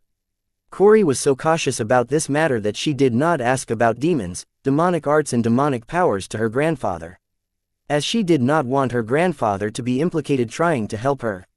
Unless she finally understands how demonic arts are treated in this world, Corey planned to keep her demonic core a secret from her friends and family. Blah blah. Yep, I was lucky that you were unable to unleash the full power of your physique, I said sarcastically. I did not take Corey for a sore loser. Would you believe someone who lost to you said they lost to you because they did not give their all? You. Seeing me be sarcastic, Corey was irritated and yelled and activated a card, Organ Armament, Organ Tail. As Corey activated the card Organ Armament, Tail, I saw the crocodile tail at the back of Corey detach and then float in the air and hover in front of Corey. Organ Armament, Armament Sword. Seeing the detached tail, Corey yelled once again. With her yell, hovering tail transformed into a 2-meter-long heavy sword. Getting hold of the tail transformed 2-meter-long heavy sword, Corey slashed it in the air and said, "It's been a long time, partner, did you miss me?" As if the tail transformed armament could understand Corey's words, it started glowing red hot with varying intensity, and the red hot glow would flicker as if it was greeting its master. The sight was very weird to see. That's a lot coming from a guy who grew a pair of arms and a head from his body. Red tail, nether terrain. Having greeted each other, Corey carried the sword and jumped in the air only to stick the sword in the arena floor as she landed. This move was very similar to the previous one where Corey stuck her tail into the arena floor, but unlike last time where the arena floor converted to magma as it spread slowly, this time the whole arena cracked with tremors spreading throughout the arena and molten magma could be seen in the cracks. I skillfully avoided the tremors and the cracks as I watched Corey with alert from a safe distance. Skeleton soldiers, arise. With Corey's command, skeleton soldiers raised from within the magma, filling the cracks. The skeleton soldiers were about 60 to 70 in numbers. Skeleton soldiers, aren't you looking down on me too much? Was my beating earlier not enough? What was Corey thinking by summoning a bunch of skeleton soldiers? Did she think she could defeat me by adding a few fragile skeletons on her side? Skeleton gate formation. I thought Corey had summoned the skeleton to fight me, but no, she did not. Instead, she ordered the skeletons to combine and form the skeleton gate. Following Corey's command, the skeletons gathered together and started to disassemble each other for various bone parts, and then used these bone parts to put together and form a skeleton gate. It seemed like she was building a dimensional door using the skeletons to summon something stronger. It seems Corey had not underestimated me, but she took my capabilities way too seriously and started to prepare for her ultimate move. What happened to defeat me in every possible way? Did she change her mind? I guess now she is aiming to win the duel rather than challenge me on every level. But still, how could I let her do as she pleases? Drones, destroy skeleton gate formation. I ordered the floating heads and arms to sabotage the gate that the skeletons were building. But as the floating hands and heads moved towards the gate, magma from the cracks started to overflow. Without me noticing, when did the magma fill the cracks to overflow? I turned to see that while I was busy deducing what the skeletons were up to, Corey had once again stuck her tail sword into the almost destroyed arena floor and had manipulated the magma to reach the surface of the arena, filling the entire arena with magma. Chapter 317. Little Beam. Date the 27th of March 2321. Time 15:36. Location Sky Blossom City, Card Stadium. Arena number 2. Magma overflowed from the cracks in the arena and completely covered the arena floor, undoing what the floating hands had done by constraining Corey's tail. Seeing this, I flew above the magma and knew I could no longer just rely on my physique alone to take on Corey, who was no longer shy to use her skill cards. Right now Corey got what she wanted. The whole arena was nowhere to be seen, it was replaced by a pool of scathing hot magma. And it seems her physique was invulnerable to the magma. Knowing that Corey could make magma explode, I flew 100 meters above the magma pool.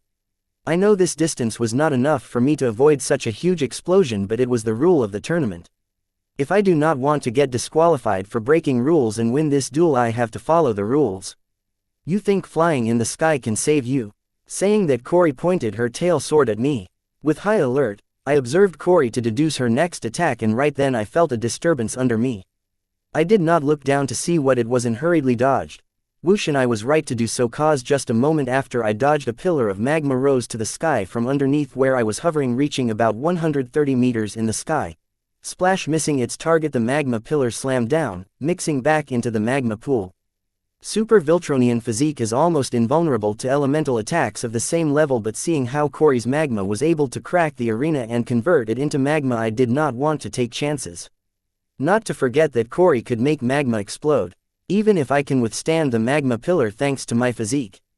Still, it would not fare well for me if Corey chose to explode the magma pillar.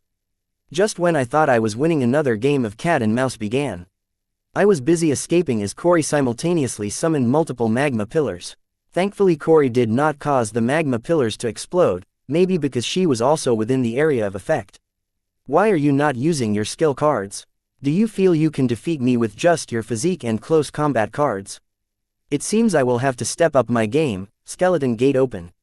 I did not use any skill cards cause I had none. I suddenly realized that except for the monster orb and Southern Watch combat arts which I borrowed from Anna, I did not have any other worthy cards. Before I could wonder why, I realized that I forgot about the skeletons that were building dimensional gates. Until I was reminded of it by Corey and the noise of space-tearing chirp, I turned to look at the skeleton gate, where I saw my 3 drones were fighting 30-something skeleton soldiers while the other skeleton soldiers built the skeleton gate, which was now active upon Corey's command. Watching this, I suddenly realized though my drones were individually powerful and had a slave consciousness equipped with artificial intelligence, the fact remained that they were dumb. Don't get me wrong, these slave consciousness were very smart for their age, that is roughly 3 days. But no amount of codes or programs could make up for experience, or in this case combat experience. If only these 3 fools had focused on the gate rather than wasting time by fighting the skeletons that were serving as a distraction. No, the fault was mine for forgetting something so important during a fight.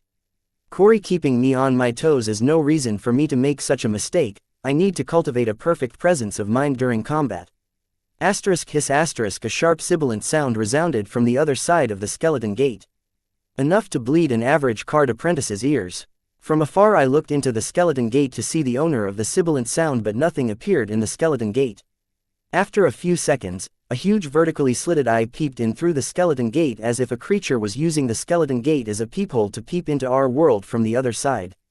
Seeing that, I felt my goosebumps stand erect. What the fuck is Corey trying to summon? As I was discerning whom the eye belonged to, I saw Corey walk to the skeleton gate and try touching the eye, but was blocked by an invisible force. Looks like the skeletons built a one-way summon gate. It only allows the creatures from the other side to come. Little Beam, you seem to have grown a lot since the last time I summoned you. I did not realize how long I was gone. Being stopped by an invisible force from petting the creature, Corey chose to speak. Please like, share, and follow the Cultivation Audiobooks channel to motivate me to create more videos. Thank you, with the creature. And surprisingly the creature responded to her. Hiss, don't be like that. Next time I will summon you properly. I promise. Corey continued her monologue, but from her word it seemed she understood the sibilant noise of the creature and it understood her. Hiss, I will summon you soon. So do not worry. Hiss, ah, I missed you too. Okay then, see you later. What the fuck was that thing? I could not help but ask Corey. Date the 27th of March 2321, time 1536, location Sky Blossom City, 3 kilometers in the sky above the Card Stadium. Interesting, who is that girl? Being able to create a single-way dimensional gate with nothing but skeletons and bone powder. Now that's just ingenious, asked Luna Lorne as she flew towards her cousin. The annoying Bright couple's only daughter, Corey Bright, about whom they cannot stop bragging. Are the things on your side handle as planned? Anna's expression became serious. I can see why they are so proud. She is indeed a genius to figure a way to create a single-way dimensional gate using skeletons. As for the plans all done accordingly. Grandpa is adding something extra too. You will love it. Luna Lorne, being an academician, was impressed by the new ways of dimensional transfer shown by Corey. Why can't that old bones just follow my command? Anna complained but chose to leave Lorenzo be and continued. I heard from the old bones that you two are experimenting on the dimensional rifts. And if you are successful, the world will change as we know it. How is it going? I just found a new lead. Hope it checks out, said Luna with her gaze fixed on Corey and the skeleton gate that collapsed with Corey's command. Chapter 318. Obvious date the 27th of March 2321 time 1538 location Sky Blossom City, Card Stadium, Arena number 2, what fuck was that thing? I asked Corey in horror. The skeleton gate was 5 meters in height, so the eyeball peeking through it must be taller. What kind of creature has eyeballs of that size? And how is Corey acquainted with it? Does it have something to do with her past life? Even so, why are you trying to summon it in the tournament? Don't you know that the tournament law bans giant summons unless you use summon armament? That is not a thing, it is my pet snake, Little Beam. She likes to swim in magma. All my preparations to welcome her are a waste, as she has grown a lot since the last time I saw her. If she were here, she would have given your elementals a run for their money. Anyways, that's not possible now. Looks like I will have to take on you and your elementals by myself. Corey had already observed that my fighting style heavily depended on my summons and figured I was one of those card apprentices who hide behind their summons. But seeing that my physique and individual combat powers were also not something she could overlook, Corey decided to call for her own reinforcement, but turns out that it is way too overgrown to be summoned. For some reason, I suddenly remembered Corey's words that she was unable to use her complete prowess. I guess she may not be lying about that. How dare you space out while you are dueling against me? Without warning, Corey once again attacked me with multiple magma pillars. It was too late for me to dodge them, so I summoned my elementals. Stone Viltronian, I choose you. Stone Viltronian, Stone Sphere. With my command, as soon as the Stone Viltronian arrived, it formed a huge stone sphere with I in it inside. Just in time to protect me from the incoming magma pillar. Redtail, Earth Splitter. After attacking me with the magma pillar, Corey did not continue to attack me with the same magma pillar move again. Instead, she flew in the air and slashed her redtail sword at the stone sphere. One slash was all it took for Corey to break through the stone sphere. As the stone sphere crumbled in smithereens and fell apart, Corey continued her attack at Stone Viltronian, behind which I was hiding. Once again, it did not take more than one slash for Corey to cut the Stone Viltronian guarding me in half. Thankfully, the Stone Viltronian was an elemental and had a Calamity Daughter gem. As long as its gem is not damaged, it would not die. Soon Corey continued her combo with her third strike aiming at me. I used the skill, I Spy, to restrain rampaging Corey with all 3 pairs of floating hands. I barely managed to slow Corey in her tracks as she wiped out my drones by conjuring a huge magma pillar, which swallowed Corey and the drones. Thanks to her physique, Corey was unscathed, but my floating heads and arms incinerated to ash. I could summon them again by sacrificing a little soul energy, but the problem was that the temperature of Corey's magma seemed to have increased after turning her tail into a sword. It seems her organ armament card adds a buff to both the user and the armament's abilities. Stone Wrap, Stone Coffin. The drones had bought enough time for the Stone Viltronian to rearrange itself. Seeing Stone Viltronian back online, I commanded it to use Stone Wrap and Stone Coffin on Corey back to back, to buy me enough time to get out of Corey's melee range. Corey's melee combat prowess had increased with organ armament, so after gaining a safe distance between me and Corey, I summoned the remaining 4 Stone Viltronians. Why not summon your entire elemental army? Maybe then defeating you will be a challenge. Corey taunted me as she freed herself from the Stone Wrap and Stone Coffin using another scathing magma shower. Yeah, right, so that you can incinerate them all using your magma pool. The truth was that I can no longer use the minion summon of the boss Stone Viltronian as it was in the cooldown period. I had already used it once today to deal with the demigod worshippers. Even if I could summon the minion army, they would be easily wiped out by Corey's magma shower, as they did not have a Calamity Daughter gem and authentic Viltronian physique like the original 5 Stone Viltronians to withstand Corey's magma. And also, I was truly glad for having the foresight to upgrade the Calamity Daughter core of the Stone Viltronians to Calamity Daughter gem before the match.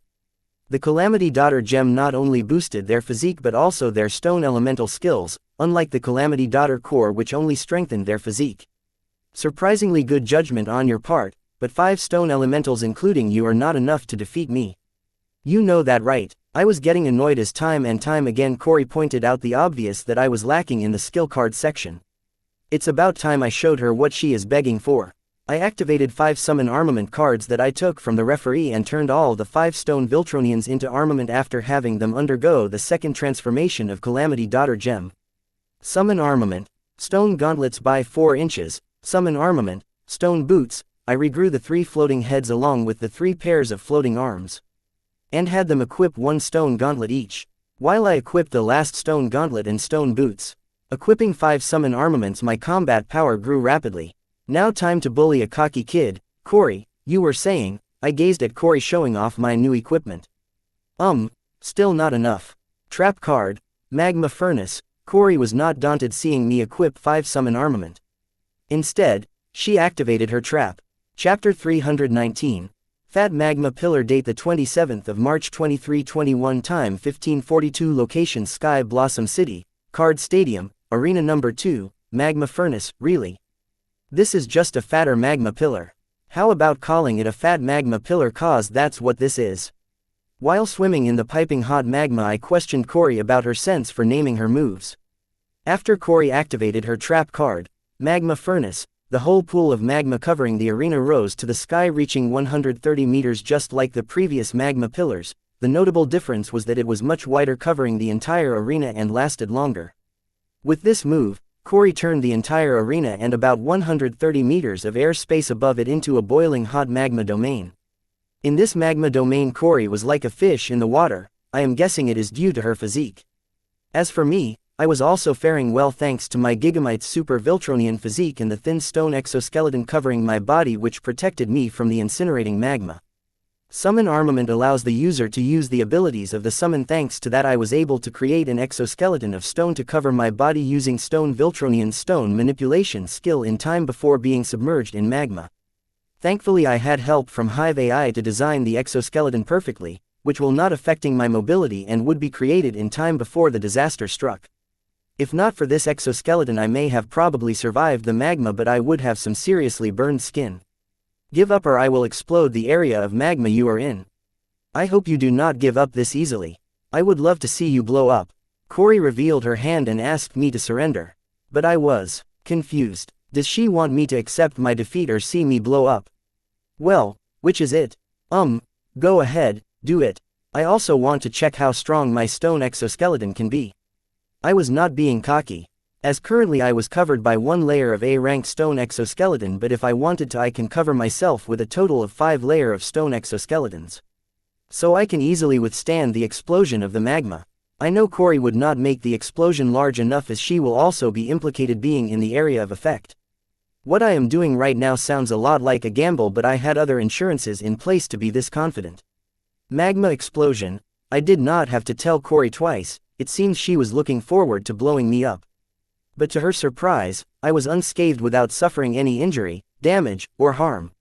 Corey observed something even more shocking, i.e., the explosion did not manage to leave even a single scratch on my stone exoskeleton.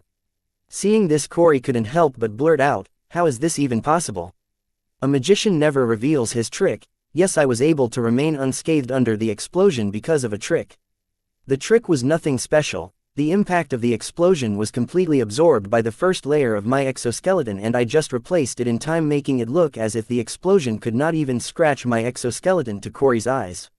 Whatever, since I cannot explode you, I will cut you. Red Tail Earth Splitter. Believing that the explosion does not affect me, Corey decided to hack me down with her 2-meter-long sword, which was not oversized for her current height. Corey darted towards me with incredible speed and slashed her sword, aiming at my left shoulder, showing that she was not gunning for my life. As the sword descended, I caught it with my left hand, stopping it in its descent. Astonishing Corey, WTF, since you delivered yourself, do not mind me using you as my punching bag. Increasing my grip on the sword, I ordered my 3 pairs of floating hands to give their best to Corey. Corey did try to pull her sword from my grip, but thanks to the stats and skills provided by stone gauntlets, Corey's strength was not a match for my current physical capabilities. But Corey had a few tricks up her sleeves. The red tail sword turned soft like an actual tail and wiggled free from my grip before I could react. Seeing Corey escape to a safe distance, I sighed as I did not wish to drag this too long because of my current surroundings, which is not suitable for a battle of iteration. Fighting in magma was very disadvantageous for me as the dense magma in my stone exoskeleton restricted my mobility a lot, while Corey's physique allowed her to swim in magma as agile as a shark in the water. So basically inside the magma furnace, my speed was debuffed while Corey's speed was duffed to some extent. This difference made it so that I could only defend while only Corey monopolized the offense. Thankfully I had a near-perfect crowd control ability, I Spy. With this skill, I did not have to worry about my speed being debuffed. I could easily catch her. Thanks to the summon armaments, each of my floating hands had gained extra stats equal to an A-ranked stone Viltronian in the second transformation. With this bonus stats, I did not have to worry about them not being able to constrain Corey.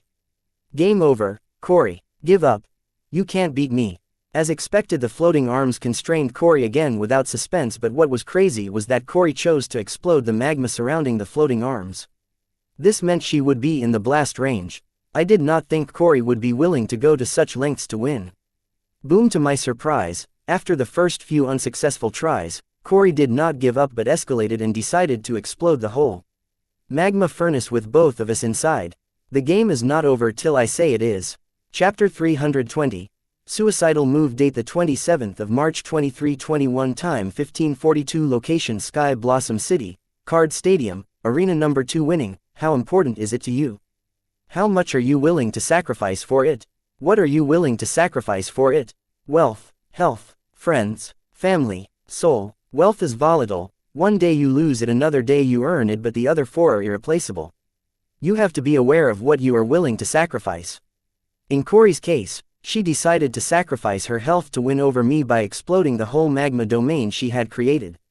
The power from the explosion of the magma domain was more than enough to incinerate me, but the only problem was it was enough to incinerate her too. What was Corey thinking? Did she feel that she could survive this explosion? I would survive the explosion, but my Calamity Soul Gem would be exposed. Hiding it from the general populace for me was as important as not losing Susan to Corey. There was a split-second period for judgment between Corey's mental command to explode the magma furnace and the magma furnace actually exploding. I did not know what Corey was planning with this suicide move, but I did not plan to reveal my must-take to grave secrets because of her crazy decision. Therefore I did the only sane thing, even if it cost me this battle. Summon, Cloud Lord, Claude. To not fall with Corey's suicide move, I summoned the name Calamity Daughter Rune Card Cloud Lord and had him free the exploding magma with the condensation part of his world rule, Cloud. To my surprise, I was not the only one who was thinking of making use of world runes. Corey summoned her ego flames to protect her from the magma explosion, which also indirectly saved her from being frozen by Cloud Lord's condensation. Unlike me, who used my rule to freeze the entire magma from exploding, Corey chose to use her rule to just save her ass, hoping the exploding magma would incinerate me. Did you just try to kill me? I asked Corey with frigid eyes. No, I knew you would survive that. But hey, look on the bright side, we both used the rune cards simultaneously. So our score is still a draw. Corey replied nonchalantly while the Evo flame covered her entire body and danced with the passing wind. Hearing Corey, I realized what she tried to pull off by exploding the whole magma domain was to force me to use rune cards before her. Being constrained by my floating arms and her small magma explosions unable to get rid of them, Corey had no choice but to make use of her rune cards, but by doing so it meant that she would lose a battle to me, which she did not like, so she created a scenario where we both would be forced to use rune cards. And having the entire magma domain explode was it. But this also provided Corey a slight chance of winning. That is to see which one of us would cave first and use their rune card. This tactic I had seen in a racing movie back on Earth, where both the car racers drive towards each other at the fastest speed possible, and the first one to cave and deviate from the path would be the loser. An impressive judgment on Corey's part. Not only did she manage to turn a sure loss into a draw, but she had a fighting chance that she could win by outlasting me. Corey's plan may have worked in her favor if I was not sensitive to her magma explosion and suspected her motives for a suicide move. Thanks to Soul Pathway echolocation and Soul Pupils, I could easily tell when the magma was going to explode. Thus was the reason I was able to not use the rune card until the last second to the magma explosion. And I always suspected that there was more to Corey's move of exploding the magma domain, so I had to make sure if she was really going to explode the magma domain and was not just bluffing. Which led to me not using the rune cards till the last second. Seeing me wait to the last second, Corey had no choice but to explode the magma and protect herself with her ego flame. Which led to us both using the rune cards simultaneously. And the skill card battle ended in a draw. Wait, is that created using the rune of the Card Emperor that Southern Emperor had killed? How were you able to use a broken rune to create an elemental summon rune card? How did you manage to achieve that with your strength? Broken runes are very unstable and cannot be used to create an elemental summon rune card. Was it Anna who helped you create that rune card? Even if she did, you should not be able to command it so perfectly. How are you doing that? This time it was Corey's turn to be shocked. The feat of using broken runes to form elemental summon rune cards was not something a low-level card apprentice can achieve. No matter how good my ego gem quality is, this was impossible for someone of my realm to achieve. Therefore Corey believed that Anna helped me forge an elemental summon rune card using a broken rune. Even if Anna helped me to forge the elemental rune card, then how was I able to control this elemental summon? Rune cards are not like normal cards, they have sentience, and do not easily accept a new master. The sentience of the rune is way more advanced than the beast will. Comparing the sentience of beast will to rune was like comparing a child and a graduate. Location: 3 kilometers above Card Stadium. Wow, this kid is something else. I thought Corey was a genius to create a dimensional portal with a bunch of skeletons, but he has an elemental rune summon card at Card Soldier Realm. These two are monstrous geniuses to be able to create their ego gem at Card Soldier Realm. Remind me again, when did you form your ego gem, cousin? Luna was impressed by the talent displayed by Corey. But to her surprise, there was another monster genius who not only forged an ego gem but also forged an elemental rune summon card. Chapter 321. Ego Elemental. Date the 27th of March 2321. Time 1542. Location: Sky Blossom City, Card Stadium, Arena Number 2. Must be good to have a Card Emperor sugar mama to spoil you so much. But an elemental summon rune card? There should be a limit to how much you spoil your boy toy. Corey was very envious of me owning Cloud Lord, and she did not hide it. Must be good to be born with a golden spoon. I responded to Corey's taunt by referring to her rich family. There are so many things where I want to correct Corey but choose not, cause that would not help my case. There are 2 ways to use runes: one to turn runes into cards and the other is to derive runes power as an ingredient to create a card. Corey mistook Cloud Lord as an elemental created using the power of rules from the broken rune, but the Cloud Lord is not an elemental, he itself is a rune, a broken rune to be exact. Those who comprehend element-based world rules after forging their runes can create elemental summon cards using the power of the rune they comprehended, but Cloud Lord is a broken rune that is converted into a card to have the elemental physique. It is more of a walking talking rune than a common elemental. The reason Corey was envious of the Cloud Lord is that there's a difference between an elemental summon formed using the power of runes and a normal elemental summon. And that is the elemental summon's command over that particular element rule. Normal elementals are a mass of elemental soul energy with sentience, and elementals created using a mass of soul energy influenced by world rules, and runes are called elemental summon rune cards. Unlike them, Cloud Lord is a rune with an elemental body. The vast majority of similarities between the two led Corey to misunderstand it as an elemental summon rune card. Using one's own rune power to create an elemental and using a broken rune to create elemental are 2 different things.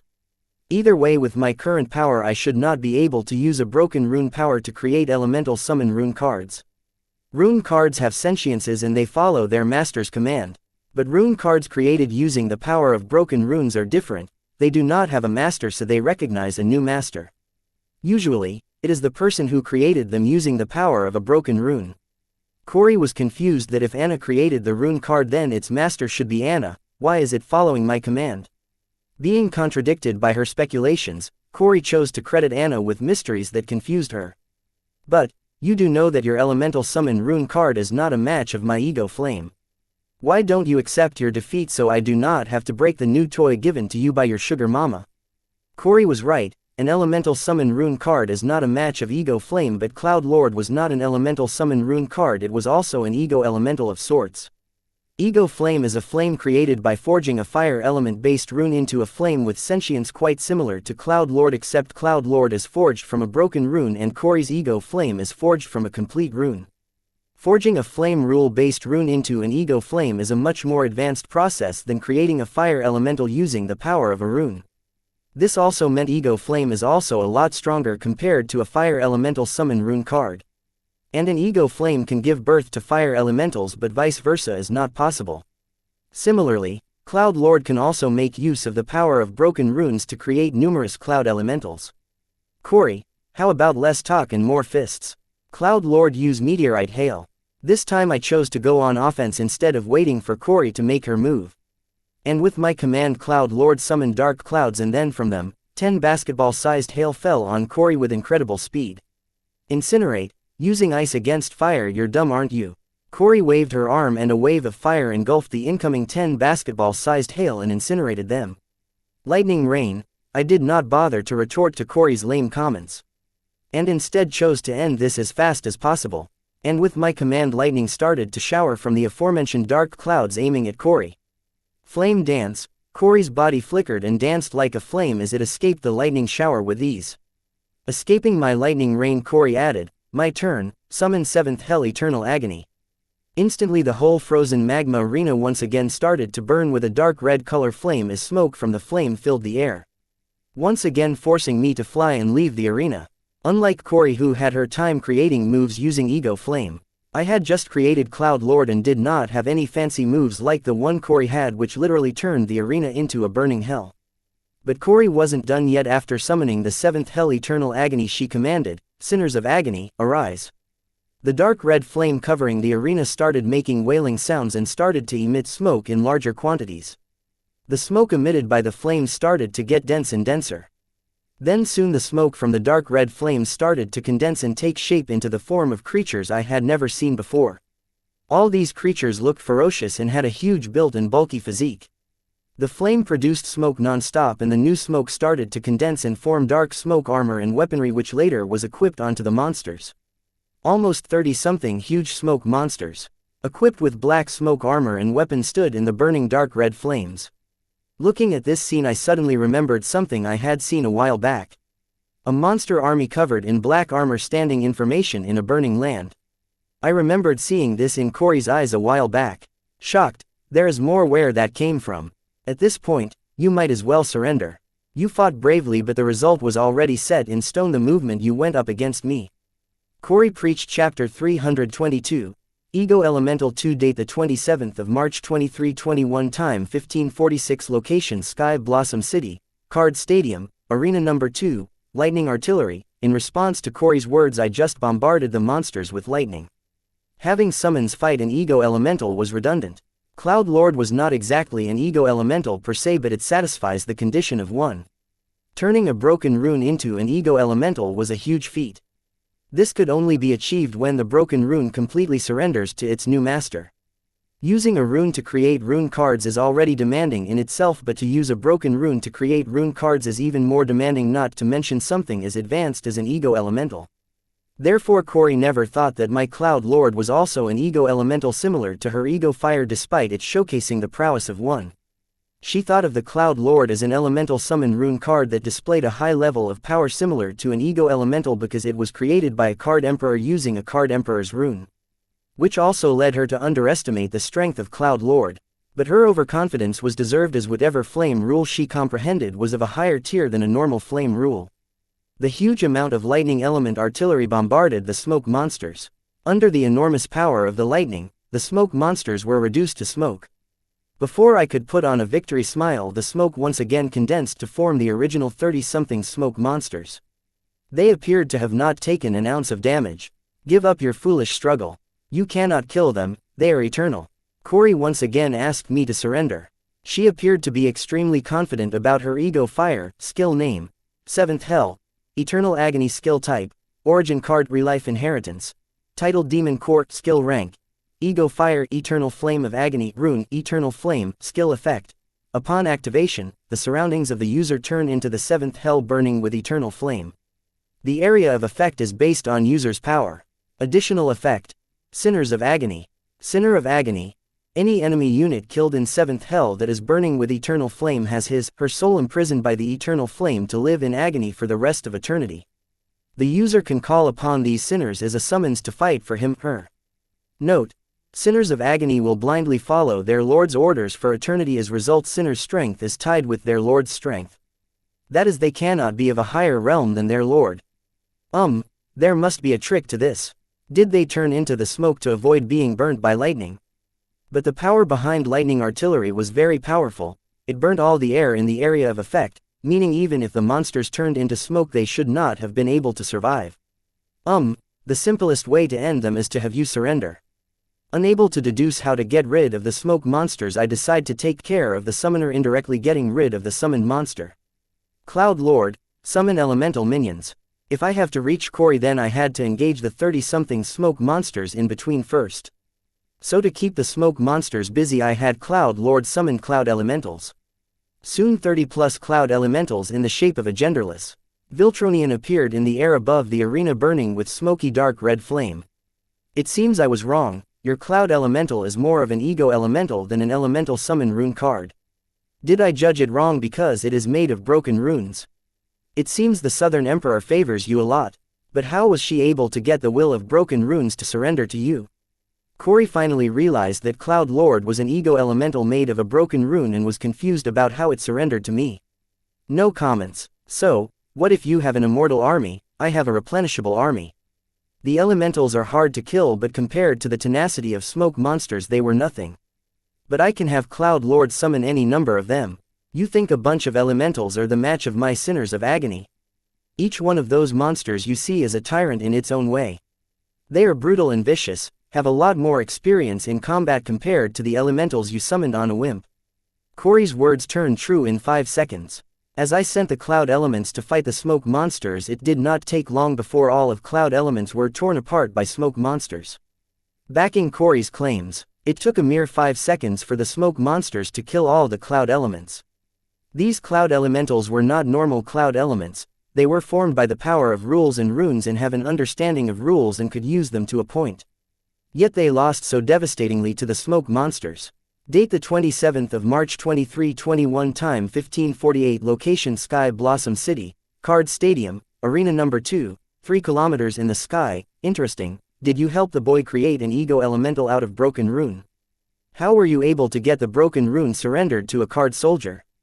Broken runes have very demanding requirements for their masters. How did you do it? Luna asked her cousin after seeing Wyatt's cloud elemental create a bunch of cloud elementals using the world rule cloud. No, I did not. I think he did it by himself. Anna was also confused no less than Corey and Luna. Wyatt had created an ego gem just an hour ago. How was he able to capture the cloud broken rune from the dying ego gem and turn it into ego elemental? Ego elemental creation is a very advanced technique. It requires the user to have a very high grasp of the rule. Runes have different tiers to them, and these tiers are based on the comprehension level of the rule used to create these runes. Chapter 323, Sugar Mama, I Want One. Date: the 27th of March 2321. Time: 1552. Location: Sky Blossom City, Card Stadium, Arena Number 2. If this is your limit, as I said, give up already. There is no way you can defeat me. Even if you have an ego cloud, it is not the same tier as my ego fire. No matter how many of them you create, be it 30+ cloud elementals or 100+ cloud elementals, they will not be a match for my sinners. These guys are the real deal. If not for my low active soul control percentage limiting them, each of them could kill 100 emperors. Be a dear and save me some trouble by surrendering. Corey once again tried to get Wyatt to surrender. Corey knew the ego cloud was not the opponent of her ego flame. She could just defeat Wyatt instead of wasting so much saliva trying to get him to surrender. Someone said, defeating your opponent is hard, convincing them of their defeat is harder. The best way to defeat your opponent is to have him surrender and acknowledge that he is not your match. Corey didn't just want to win just by defeating Wyatt, she wanted to win by absolutely defeating Wyatt. She thought she could achieve that by beating Wyatt in every possible combat art. But Corey found out that she was not that stronger than Wyatt in the art of combat. Unable to overpower Wyatt in terms of physical prowess, she decided to defeat Wyatt mentally. Being defeated in an arena and surrendering are two different things. Defeat means you fought till the end and the better man won. But surrendering means you accept that your opponent is better than you. Right now Corey was trying to convince Wyatt of his defeat by having him surrender to her willingly. A person only surrenders when he thinks he has no chance of winning against his opponent. If Corey can have Wyatt willingly surrender means Wyatt has accepted that he is no match for Corey and she is better than him. Why did Corey go to such lengths to defeat Wyatt both physically and mentally? There were two reasons for Corey to go to such extreme lengths to defeat Wyatt. The first one was simple but only crazy people could understand. She wanted her to prove to her mother Susan that she was better than Wyatt in every possible way and she should bet on her and stick with her rather than Wyatt. The second reason was a bit sane. She thought Wyatt would make a good subordinate in her army, and by the capabilities Wyatt has shown thus far in the duel, Corey's resolve to make Wyatt her subordinate has grown stronger than before.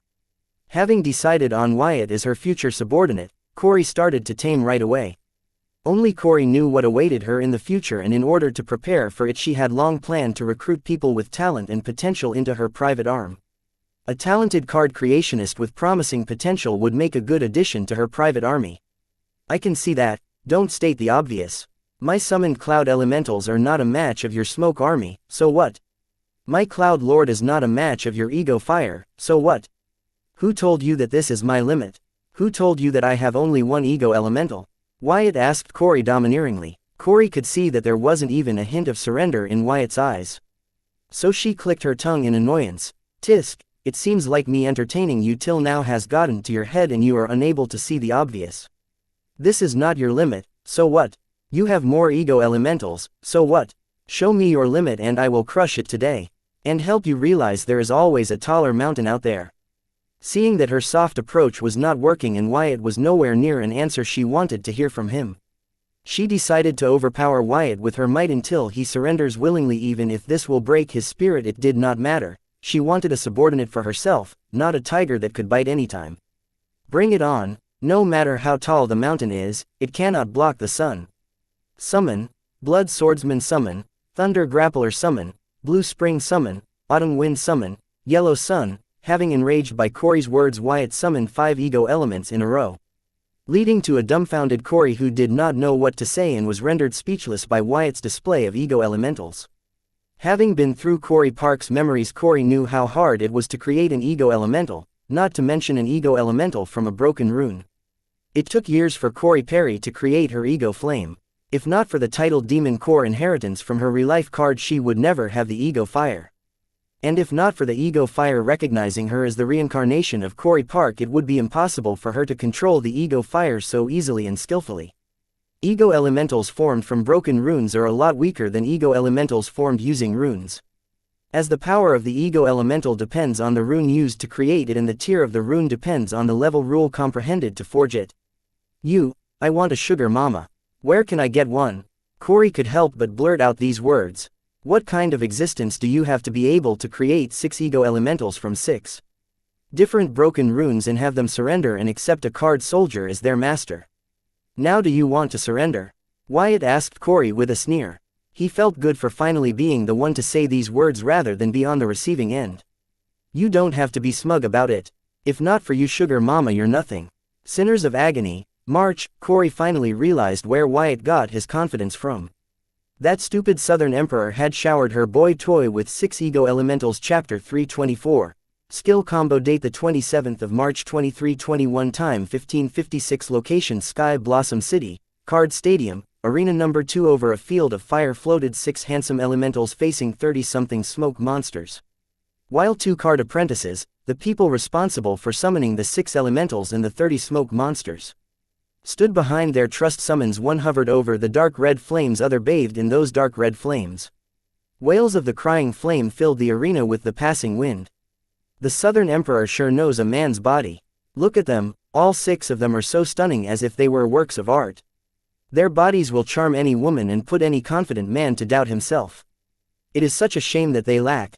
I guess leaving some to the imagination is also part of the charm. Corey praised the ego elements and their physique, while her eyes couldn't hide the disappointment as they lingered on the pelvic region of the elementals.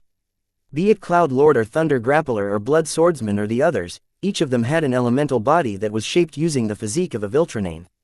The Viltronian physique not only gave these rune spirits a hunky shape but also rejuvenated their age, making them look no less than young models. The part that made their body a work of art was the elements that arranged themselves and fit together perfectly to give the curves and lines outlining a well-chiseled body. Autumn wind, a wind elemental. Its body was made up of dense green wind elements. Except for his green body, his light green silky hair is the most distinctive part of him. The green wind elements in them were aligned in such a way that they appeared to be thinner and softer than skill. They floated in the air as it hovered over the smoky dark red fire. Despite its domineering stance, it looked courtly and full of grace similar to a scholar. Thunder Grappler had a huge build with a bulky physique. With one glance at him, one could tell that he was an athlete. Thunder elements filling its body raged and mimicked bulging muscles. They were densely packed and looked quite similar to a hardened muscle. The most attention-grabbing feature about the Thunder Grappler was that its physical body made a constant thundering sound. Like an engine ready to go full throttle. It felt a brutish and berserk first impression. Blood Swordsman had a slim and delicate physique, making it look harmless. But when one glances at the sharp blood-red sword it is grasping, you feel the fiendish aura it is hiding behind its delicate look. Its physical body was made up of blood so naturally, it was red. Blue Spring and Yellow Sun were no exception. Their body color was fitting their name and elemental. They had a majestic and elegant physique, but standing next to Autumn Wind, Thunder Grappler, Blood Swordsman, their presence was dampened. But one could not doubt their combat effectiveness and be underestimated. Cough Cory, wipe your drool, they are just elementals, not something worth getting into the heat. And don't forget we are in between a duel. Blue Spring use Calming Spring, Cloud Lord use Disaster Rain, Yellow Sun use Holy Beam of Light, skill combo Holy Rainbow of Purification. Seeing Cory drool over my ego elementals in between a duel, I couldn't help but shake my head. Girls have gone rogue. I commanded Blue Spring, Cloud Lord, and Yellow Sun into using a combo move from one of Card Emperor Claude's arsenal. These ego elementals have only been with me for an hour or so and I wasn't very familiar with their capabilities. I had their card info and stats, but that is different from knowing how to deploy them on the battlefield to my advantage. Therefore, I had no choice but to use the combos that Card Emperor Claude used this broken rune in. Expecting the best possible outcome, with the introduction of Calming Spring, the wailing cries from the red flame decreased a lot. As I suspected, Cory's ego fire wasn't just pure fire, it had a dark attribute to it. There are two reasons I chose this combo attack from various combo attacks in Claude's arsenal. First, Calming Spring has a purification effect. Thanks to this I was able to confirm my suspicion that Cory's ego fire wasn't a normal fire rune, but it was a combination of two rules, fire and darkness. The normal fire rule will not mix so well with the darkness rule. The flame rule that Cory comprehended must have additional attributes allowing her to combine it with the darkness rule and form these monsters. The second reason was that this combo packed huge power behind it and had an area of effect covering the entire arena. Meaning even if my suspicions were not answered, this combo could attack Cory with her 30-something smoke monsters. And there was still another possibility. If my suspicions are correct, then not only will I be attacking Cory directly because of this AoE skill, but will also be able to do a lot of damage to these smoke monsters that Cory claimed to be immortal. Along the Calming Spring, the clouds turned dark and started to rain heavily as if not tomorrow. Unlike the Calming Spring, Disaster Rain was a normal skill that only caused heavy rain, but it was the centerpiece of this combo. Without it, this combo was not possible. As Calming Spring and Disaster Rain filled the arena, a beam of bright light descended on the arena. It was the skill Holy Beam of Light.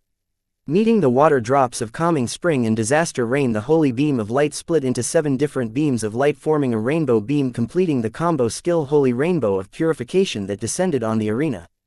The sight was right out of the myths, and rainbow beam showered over 30 dark beings bathed in the dark red fire as 6 handsome beings watched from the sky. Chapter 325. Trick date the 27th of March 2321, time 1602, location Sky Blossom City, Card Stadium, arena number 2. The 7-colored light beam showered on the arena as the disaster rain poured heavily until the wail cries in the arena finally vanished. Seeing the large bridge of rainbow descend, Cory finally showed panicked expression and yelled at her 30-something smoke monsters, "Sinner disperse, summon Sin Fiend Chimera." With Cory's orders, the 30-something smoke monsters dissipated. Then the smoke from the monsters gathered and started to condense into 10 huge 8 meters tall monsters with 3 heads and 3 pairs of arms. What the fuck, can I sue her for copyright? I blurted out, seeing Cory's smoke monsters turn into 8 meters tall 3-headed and arms monsters. My transformation was very symmetric because all of my heads and arms were identical, but these monsters were an abomination. There was no symmetry in the monster's body. One pair of arms was short, one pair of arms was big. One head was too small, another head was without a neck. These monsters were the definition of freak. How are they even able to move with such an unbalanced body? Soon I understood why Corey cancelled her previous summons and summoned these abominations. As I watched each one of the abominations sacrifice themselves one by one to the incoming rainbow beam, the scene was like moths running into flames. Now I understood. Despite her claims, Corey knew her smoke monsters can be killed with my combo skill Holy Rainbow Beam Purification, so instead of losing her elite forces she decided to use her reserve forces to shield her from the combo skill. And her plan succeeded. As the three-headed abominations sacrificed one after the other to the descending rainbow beams, the rainbow beam's power decreased after purifying each of one of the abominations. By the time the Holy Rainbow Beam descended to the arena, the Holy Rainbow Beam was nothing more than a shade of rainbow beam. Leaving Corey unscathed, I thought that they were immortal. What happened? Why did they die? I taunted Corey after debunking her claims about her summons being immortal and unkillable. Who said that they were dead?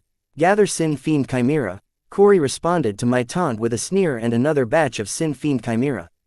WTF. Summoning new summons of the same kind doesn't mean that they are immortal. Corey, don't be a sour loser.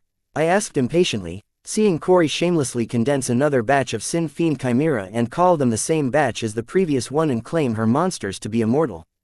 Are you a fool, or are you trying to make a fool out of others? Am I? Look carefully. They are the same monsters. They used their bodies to protect me from your combo skill. If not for protecting me, they could have easily dodged your attack. Wyatt, just give up before I beat the shit out of you and force you to surrender. Giving successfully defended against my rainbow beam, Corey once again returned to her casual self as if she wanted, she could end this duel anytime she wanted. I keenly glanced at the smoke abominations and realized what Corey said was true. These are the same monsters as the previous one that sacrificed to stop the Holy Rainbow Beam. But how? Isn't the darkness rule weak against holy attribute rules? Why aren't these monsters purified? I just saw them get purified. Then why are they still alive? Are they immortal, or is there a trick to it?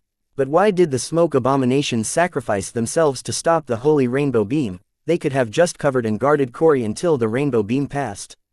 Asking the right question, I finally found the right answer. What was the need for the monsters to sacrifice themselves? Was it to protect Corey, or was it to protect Seventh Hell, Eternal Agony? All 10 of the Sin Fiend Chimera sacrificed because they wanted to stop the Holy Rainbow Beam from reaching the Seventh Hell, Eternal Agony.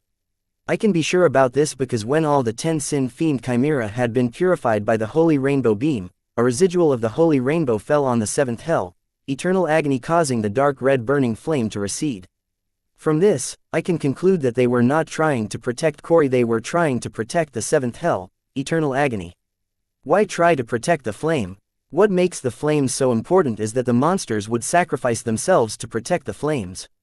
Come to think of it, Corey did not summon these monsters using cards. It's clear they are part of her ego fire. But, where is her ego fire? I did not see being summoned. Is it hiding in the flames covering the arena? Or the flames covering the arena is Corey's ego fire? Why not ask her, Corey, where is your ego fire? I don't see it. This question would clear a lot of doubts about Corey's ego fire and these smoke monsters. You are not strong enough to see my ego fire, Corey domineeringly answered. Is it hiding in the flames covering the arena, or those flames your ego fire? Corey's ability is tricky, and until I fully grasp the required information it will be impossible for me to break the immortal tricks of these smoke monsters. I see, you want to gather related information on my ego flame and decipher the immortality of my sinner's army. Impressive. Instead of getting overwhelmed, you can maintain your calm and think straight under all the pressure. Good, I am immersed. But aren't you too naive to think that I will do all the work for you? Try harder or just surrender. It's not a surprise that Corey guessed the motives behind my questions to her. Because I could not be more blunt and so obvious. It would be shocking if she did not realize the motives behind my questions. But thanks to her ambiguous answers, I found the answer to the questions I was searching for. Chapter 326, titled Demon Core. Date the 27th of March 2321, time 1606, location Sky Blossom City, Card Stadium, Arena number 2. The mystery to the smoke monster's immortality lies in the dark red fire covering the arena, the seventh hell, eternal agony. This was obvious seeing how Corey would choose to not speak. Please like, share, and follow the Cultivation Audiobooks channel to motivate me to create more videos. Thank you. About these fires. The dark red fire stopped wailing with the disaster rain, but it did not get extinguished due to rainwater. It kept burning unhindered. Clearly, it's a special flame with dark attributes, and water did not seem to harm it in any way. The only time the fire showed any sign of damage was when it came in contact with the residue of the holy rainbow beam. Until now have been acting thinking the fire covering the arena is just a field skill, but what if this skill has more to it? The flames wail and cry when they come in contact with the wind but go silent when in contact with water. What's weirder is that they produce dense smoke despite not burning anything.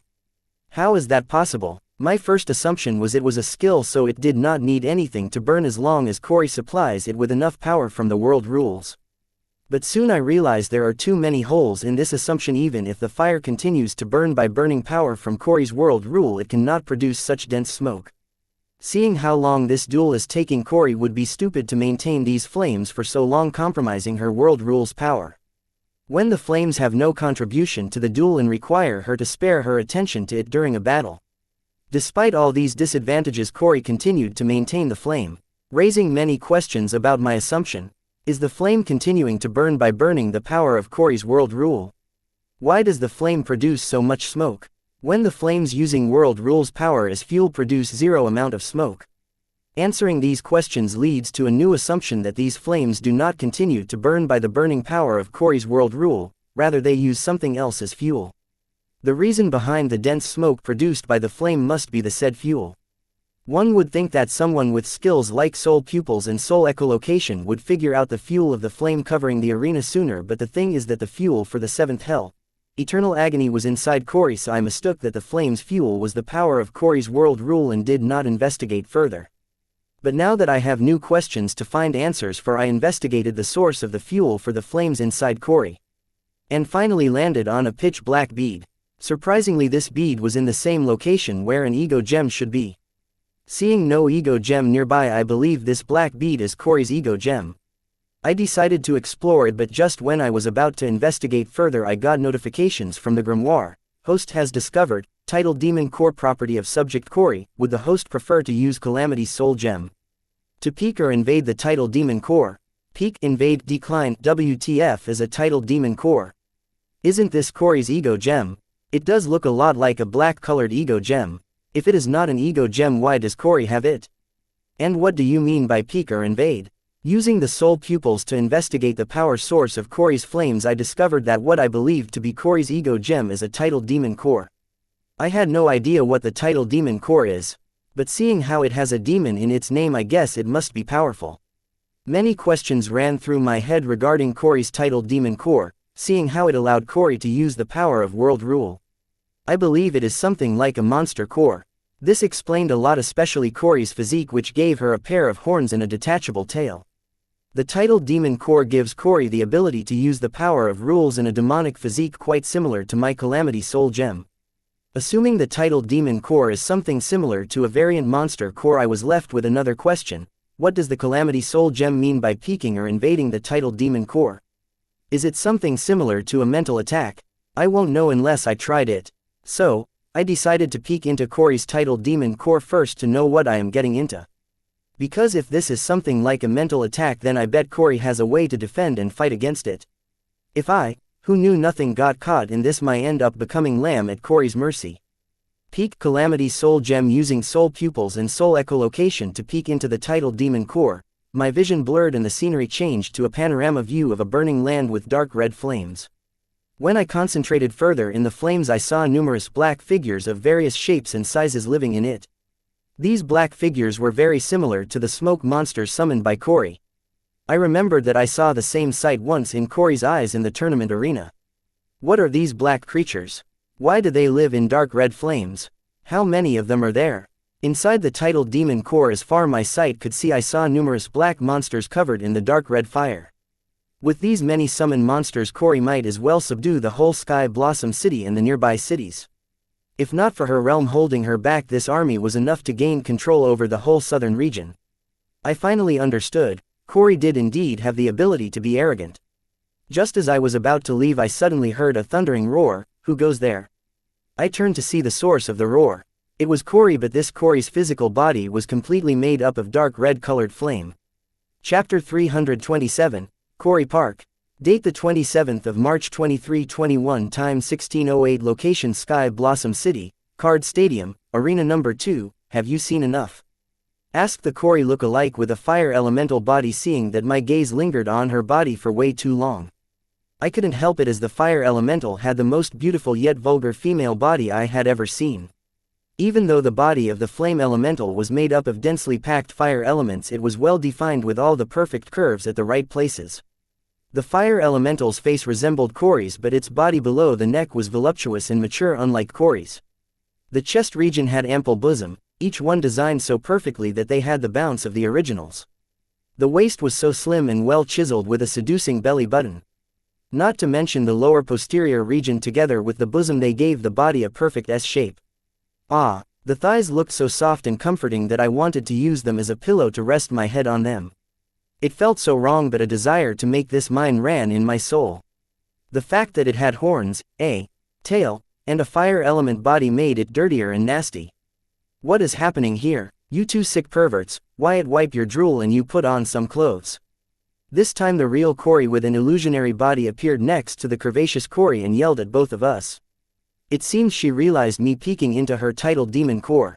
Hee hee. With a mischievous giggle, curvaceous Corey willed and generated a dark dense mass of smoke from the fire down below.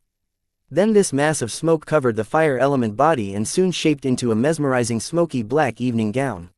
Seeing the fire element Corey in her evening gown, I finally understood the words that the right clothes make a woman more gorgeous and alluring.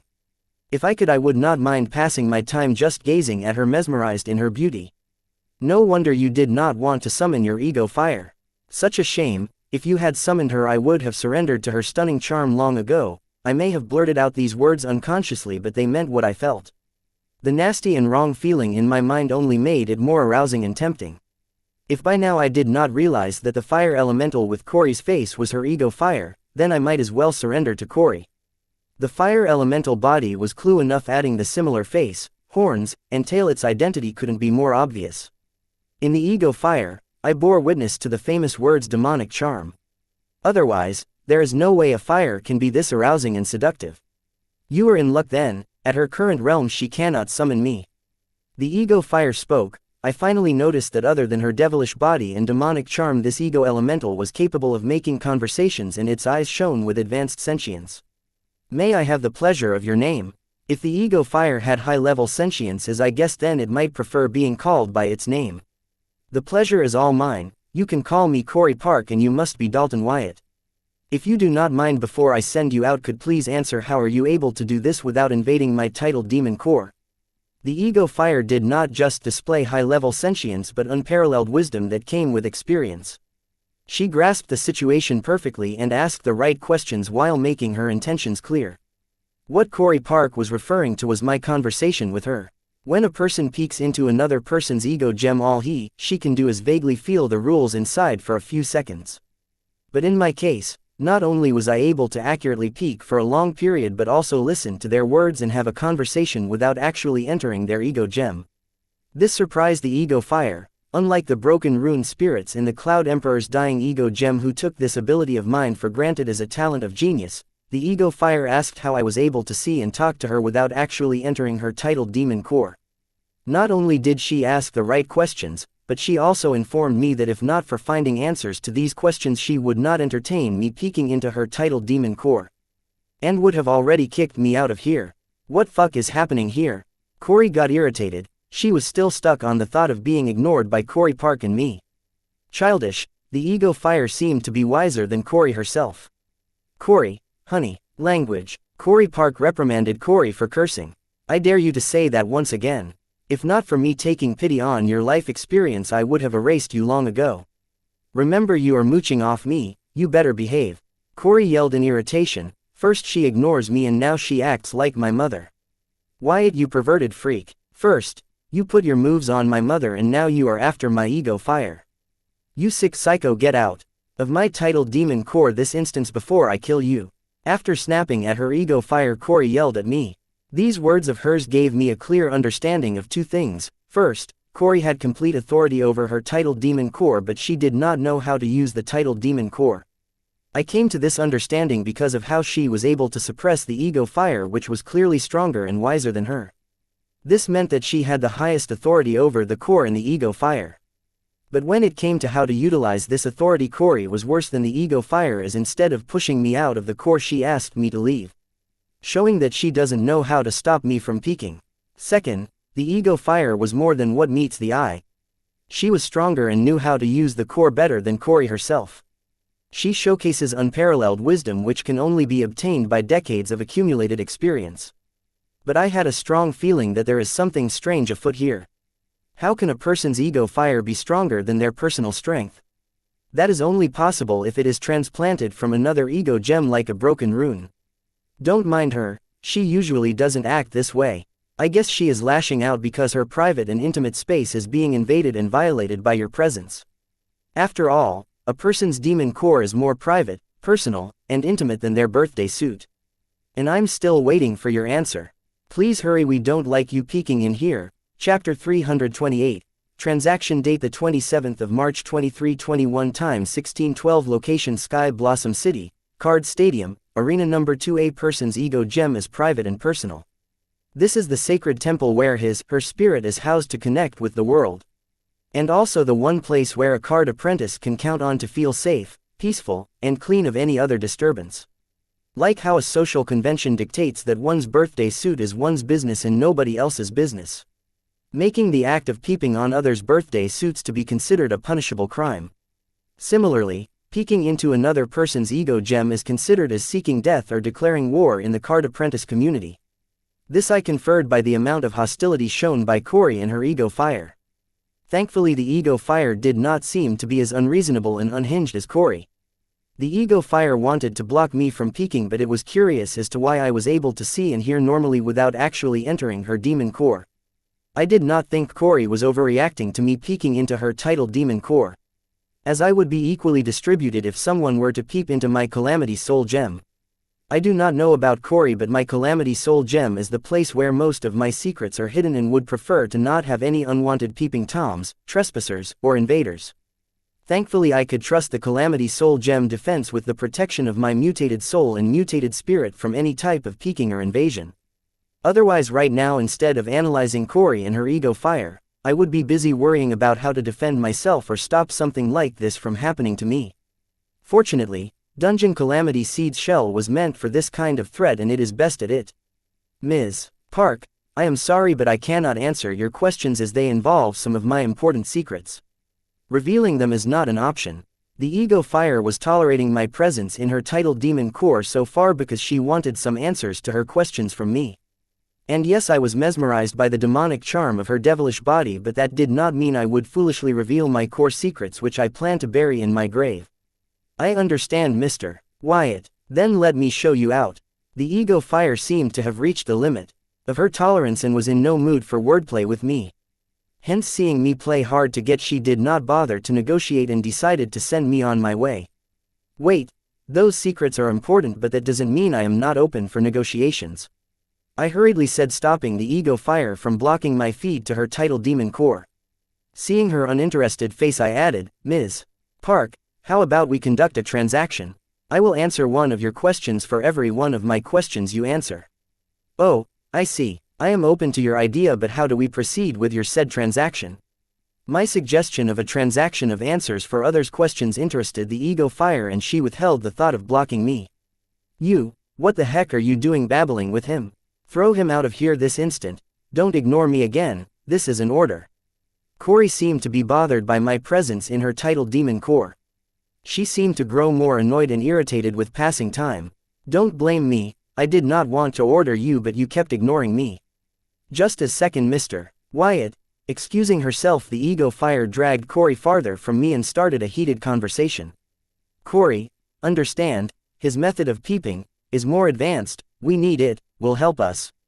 Okay, why here? Ask him outside. I can't, outside, you know, fine, 1 minute, fast, send him out. Gaining Corey's cooperation, the ego fire returned and looking at me it said, how do you plan to proceed? As a sign of good faith, let me answer a part of your question first and then we take turns in an orderly fashion. I am able to listen to your conversation without entering your titled demon core because I have soul echolocation. It is a part of my origin card. I had no other option than to answer truthfully because inside the ego gem, ego elementals are more sensitive to these things, maybe because their connection to the world is stronger here. Higher the grade of the ego gem, the more sensitive and easier it is for the ego elemental to tell whether I am telling the truth inside the ego gem. If the ego fire feels I am not being truthful enough, I will not be able to find the answer to my questions. So I tried to be enough without touching my core secrets. Aren't you lucky to have soul echolocation as a part of your origin card? And how is your vision so clear here? Soul echolocation is a pretty common card among high-grade card creationists. What surprised her was that it is a part of my origin card, as in my current state I can only utilize my origin card abilities, rules, and runes. I will get to it after you answer me. Why do you guys keep referring to this place as the titled demon core? I need to confirm whether my speculation of this place was correct, that this is a variation of the monster core. Do you not know demon core and titled demon core? But I feel the presence of something similar in your body. Titled demon core is the source of our power. It provides us with our strong physique and ability to comprehend the world. The ego fire was honest and did not try to be misleading. As I suspected, let me warn you, do not let people here know about your titled demon core. Here we have ego gem for what you call titled demon core, but it only gives the ability to comprehend the world and not a monstrous physique. Ego gem is kind of incomplete. So for your safety, if anyone asks, you answer you have an ego gem. I think you understand the gravity of this matter. From what ego fire explained, my speculation about the titled demon core is correct. But the problem was the ego fire did not know people here did not have titled demon core but an ego gem, an incomplete version of it. And did not seem to realize the gravity of this matter. But I decided to remind her, as I did not mind having an entity like her owning me a favor. Chapter 329. Divine Ego Gem. Date the 27th of March 2321. Time 1616. Location Sky Blossom City, Card Stadium, Arena Number 2. Well, hold on. Ego Gem is not a new concept to us, and the ego you describe and the one we know are the same things.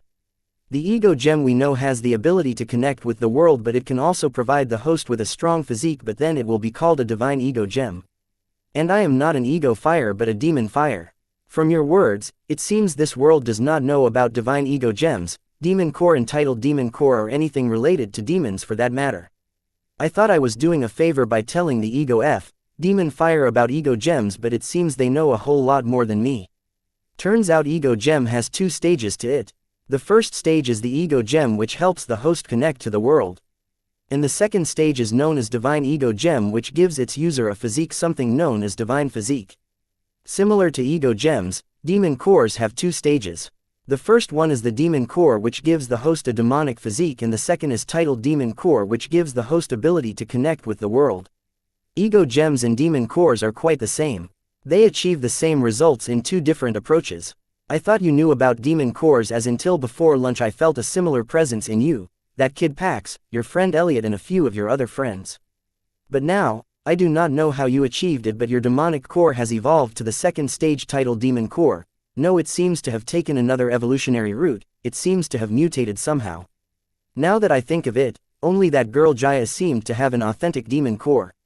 She also has the bloodline of a demon race. If I can get a drop of her blood, I can tell which demon race she belongs to. Hearing the demon fire, I finally started to connect the dots. The Viltronian core from which I derived my Calamity Soul core turned out to be a demon core. Like all demon cores, it provided the Viltronian with their demonic physique. So the source of the superhuman abilities of the Viltronian was the demonic physique given to them by their demon core. So the Calamity Soul core I built is a variation of a demon core. And also the Osmodite core and Mecha core seem to be variations of demon cores. Except for Jaya, the rest of us all have a variant form of the demonic core. No wonder Corey's demon fire felt an authentic demon core in Jaya while a similar presence in the rest of us. According to the demon fire, my variant demon core seems to have entered the second stage, but it seems to have a huge mutation. I guess the mutation may be because I fused a variant demon core with an authentic ego gem. And here I thought I had attained something unique. Whereas there is nothing unique about my Calamity Soul gem. It is just a chimera formed using the insight of demon cores, calamity seed, ego gem, and finally the mutated souls. Thinking of this, I grew curious about soul pupils, which allowed me to successfully create my so-called calamity soul gem. I bet many capable and great figures of their period might have tried to decipher or enhance any one of these 4 demon cores or calamity seeds or ego gems or mutated souls, but have failed devastatingly. But I was able to accomplish it thanks to the false relic soul pupil left to young Wyatt by Mama Wyatt. This makes me wonder who is the real owner of soul pupils and how powerful are they? If I can achieve all this with soul pupils, then the one who owned the soul pupils, the original owner, might have already reached the peak of this card universe. But this also raises a concern in me, now that I am the current owner of soul pupils. Then that means the original owner of the soul pupils must have fallen. What kind of power exists out there to kill such an entity? Thinking of this, a shiver ran down my spine. I shook my head and did not concern myself with that question because it was too big for my current self to digest. For my own sanity, I had to leave these questions at that and continue with the things that are within my strength. Currently, with my strength, I was having a hard time just defeating Corey, who has a normal titled demon core. Now the question remains if Anna knows about divine ego gem, demon cores, and titled demon cores. But seeing how she did not recognize the cores in Elliot and me, I guess she does not know about demon cores and titled demon cores. But the same cannot be said about the divine ego gem. It seems I will not know for sure until I ask her or become a sophomore in one of the top 10 universities. I came here to decipher the trick behind Corey's immortal smoke monsters, but I end up gaining more than that. But these answers also led to many questions which were yet to be answered. Throwing all this to the back of my head, I looked at the demon fire and said, "Thank you, I am indebted to you. If you need my assistance, please do not hesitate to ask. I will help you to the best of my limits." I was planning on getting the demon fire to become indebted to me, but it's funny how things turned out. Considering that you were kind enough to warn me about the ego gems in this world, I wanted to do you a favor this time. If you want to help me, then I don't want to ask much of you. I hope you don't take the words and actions of this kid seriously.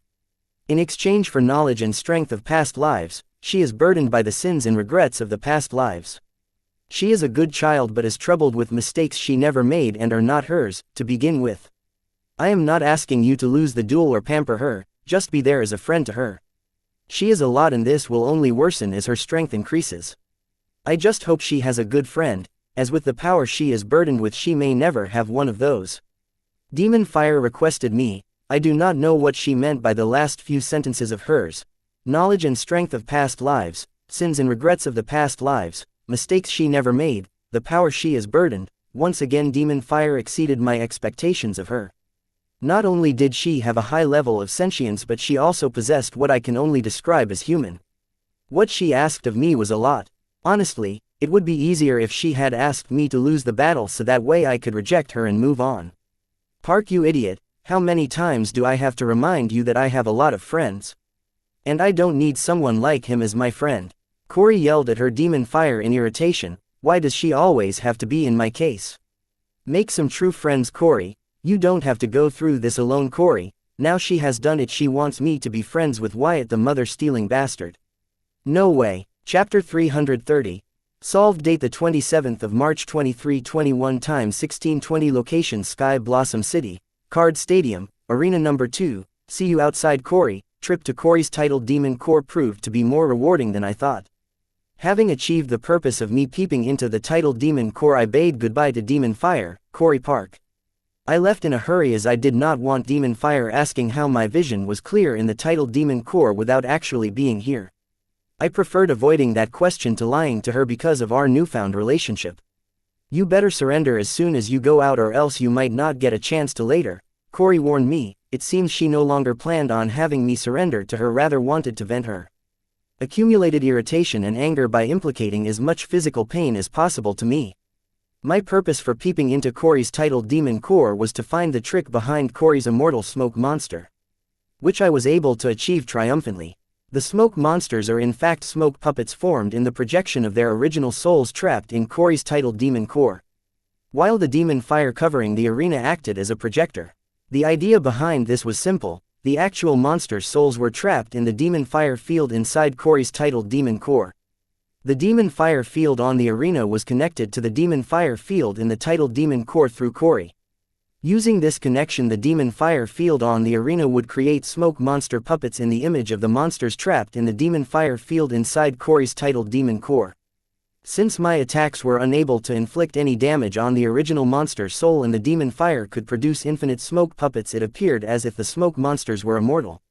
I was able to deduce this theory 3 incidents in Corey's titled demon core. 1.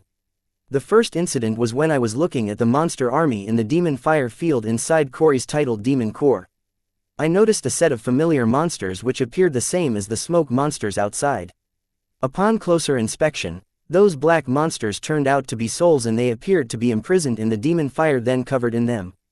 2. The second incident was more like an experiment I conducted to confirm if the monster souls in the demon fire inside titled demon core are the same smoke monster outside. The experiment was simple. I had my ego elementals outside engage in battle with the smoke monsters outside. As a result, the monsters I saw in the core were doing weird moves as if they were fighting when there was no opponent for them to fight. Demon fire was quick to hide them in the depths of the demon fire field, but I had already seen enough to conclude my experiment with a positive result. 3. The third incident was when demon fire created a smoky black evening gown to cover her voluptuous body. This proved that Corey and demon fire both had enough control over the smoke from the demon fire to materialize perfect smoke puppets for the monster souls in the core to use. This incident also answered the question of where did the smoke in demon fire come from. As the fire burning using the power of rules does not emit smoke. It turns out the flames of demon fire did not just imprison the monster souls in the demon fire field, but they were being burned, giving rise to the wailing sound and the smoke. The more the monster souls agonized, the darker the smoke was. Another thing I notice, which is more like my hypothesis yet to be determined, is that the monster souls are black because they are charred by the demon fire. The only way of conforming to this is by asking about this to Corey or demon fire. Having understood the trick behind the immortality of the smoke monsters summoned by Corey, now I had to find a solution to this trick. The obvious way to get rid of these smoke monsters would be to kill the monster souls trapped in the demon fire field of Corey's titled demon core. But to do that I would have to enter Corey's titled demon core in my spirit form. Then I will not only be facing both Corey and Corey Park. Corey was somebody I could handle with my current strength, but the demon fire was unfathomable. Through the conversation I had with her, I am pretty sure she can easily wipe the floor with me. Since the obvious way to get rid of the smoke monsters was beyond my current strength, my mind once again circled to the idea of defeating the summoner to indirectly defeat the summons along with her. But seeing how I could not get past false immortal smoke monsters protecting Corey this way was pointless. By now I understood where Corey got her confidence to call her smoke monsters immortal. I would have also been under the same assumption if not for me already having found a way to null Corey's trick. Killing smoke puppets was useless as Corey can make hundreds of thousands of them, but what if I get rid of Corey's smoke puppet production factory, making it impossible for Corey to make any more smoke puppets? By Corey's smoke puppet production factory I mean the demon fire covering the arena and generating smoke puppets in the projection of their souls trapped in the demon fire inside Corey's titled demon core. The demon fire field covering was creating the soul puppets and serving as the connection between monster souls trapped in the demon fire Corey's titled demon core. So extinguishing the demon fire covering the arena would automatically get rid of the smoke puppet monsters, without having to deal with Corey or her demon fire, Corey Park. Demon fire covering the arena seemed to be very tenacious. Luckily for me, I had already found its bane. Chapter 331. Awakening. Date the 27th of March 2321. Time 1624. Location Sky Blossom City, Card Stadium, Arena Number 2. Figuring out the trick was strenuous, but now I was faced with another arduous problem: how to disable it. All I had to do was extinguish the demon fire covering the arena, but its master Corey and her smoke puppet monsters won't sit by. Extinguishing the demon fire was not the only problem, but what came next that is facing Corey. With my time in her titled demon core, I have realized if I continue to fight the duel as Corey intends on one battle at a time, then there will be no end. She has an unfathomable demon fire looking after her. If my guess is right, she is the type who gets stronger the more adversaries she faces. Thanks to the presence of the demon fire, Corey's potential is a bottomless pit. So I had to end this even before Corey gets the chance to make a comeback. I remembered the demon fire saying that Corey's realm was too weak to summon her. That could also be the reason for Corey not being able to summon more than 30 normal smoke puppets or 10 giant smoke puppets at a time. Previously I was under the assumption that she could summon more, but being restricted by the arena space she chose not to, but now I think she did so because her realm is not enough to summon more puppets. Wyatt, you 8-armed freak, face the wrath of my sinner Chimera's stampede. As soon as Corey returned from her titled demon core, she no longer held back her smoke puppet monsters and commanded them to launch an attack. It seems her talk with her demon fire after I left only added to her irritation and annoyance. The opposite result of what demon fire was trying to achieve through the conversation. Card name, Stampede. Card type, skill card. Card rank, A rank, rare grade. Card rating 7 stars. Card durability, 97/100. Card effect, when 5 or more beings of the same race battle together, all their stats are increased by 150%. Additional effect, coordination +10. With Corey's command, the passive smoke puppets bathing in flames that covered the arena moved. Despite their unbalanced body, they had astonishing speed and balance. Out of the 10 chimeras, 6 chose to block my 6 ego elementals, and the remaining 4 smoke puppet monsters' target seemed to be me. The smoke puppet monsters were strong and had an unparalleled combat experience, but Corey overestimated their power compared to my elementals made of broken runes. Their strength was not sufficient. So as her good friend I choose to remind her of that. Blood Swordsman, Autumn Wind engage the incoming enemy. Blue Spring use Calming Spring.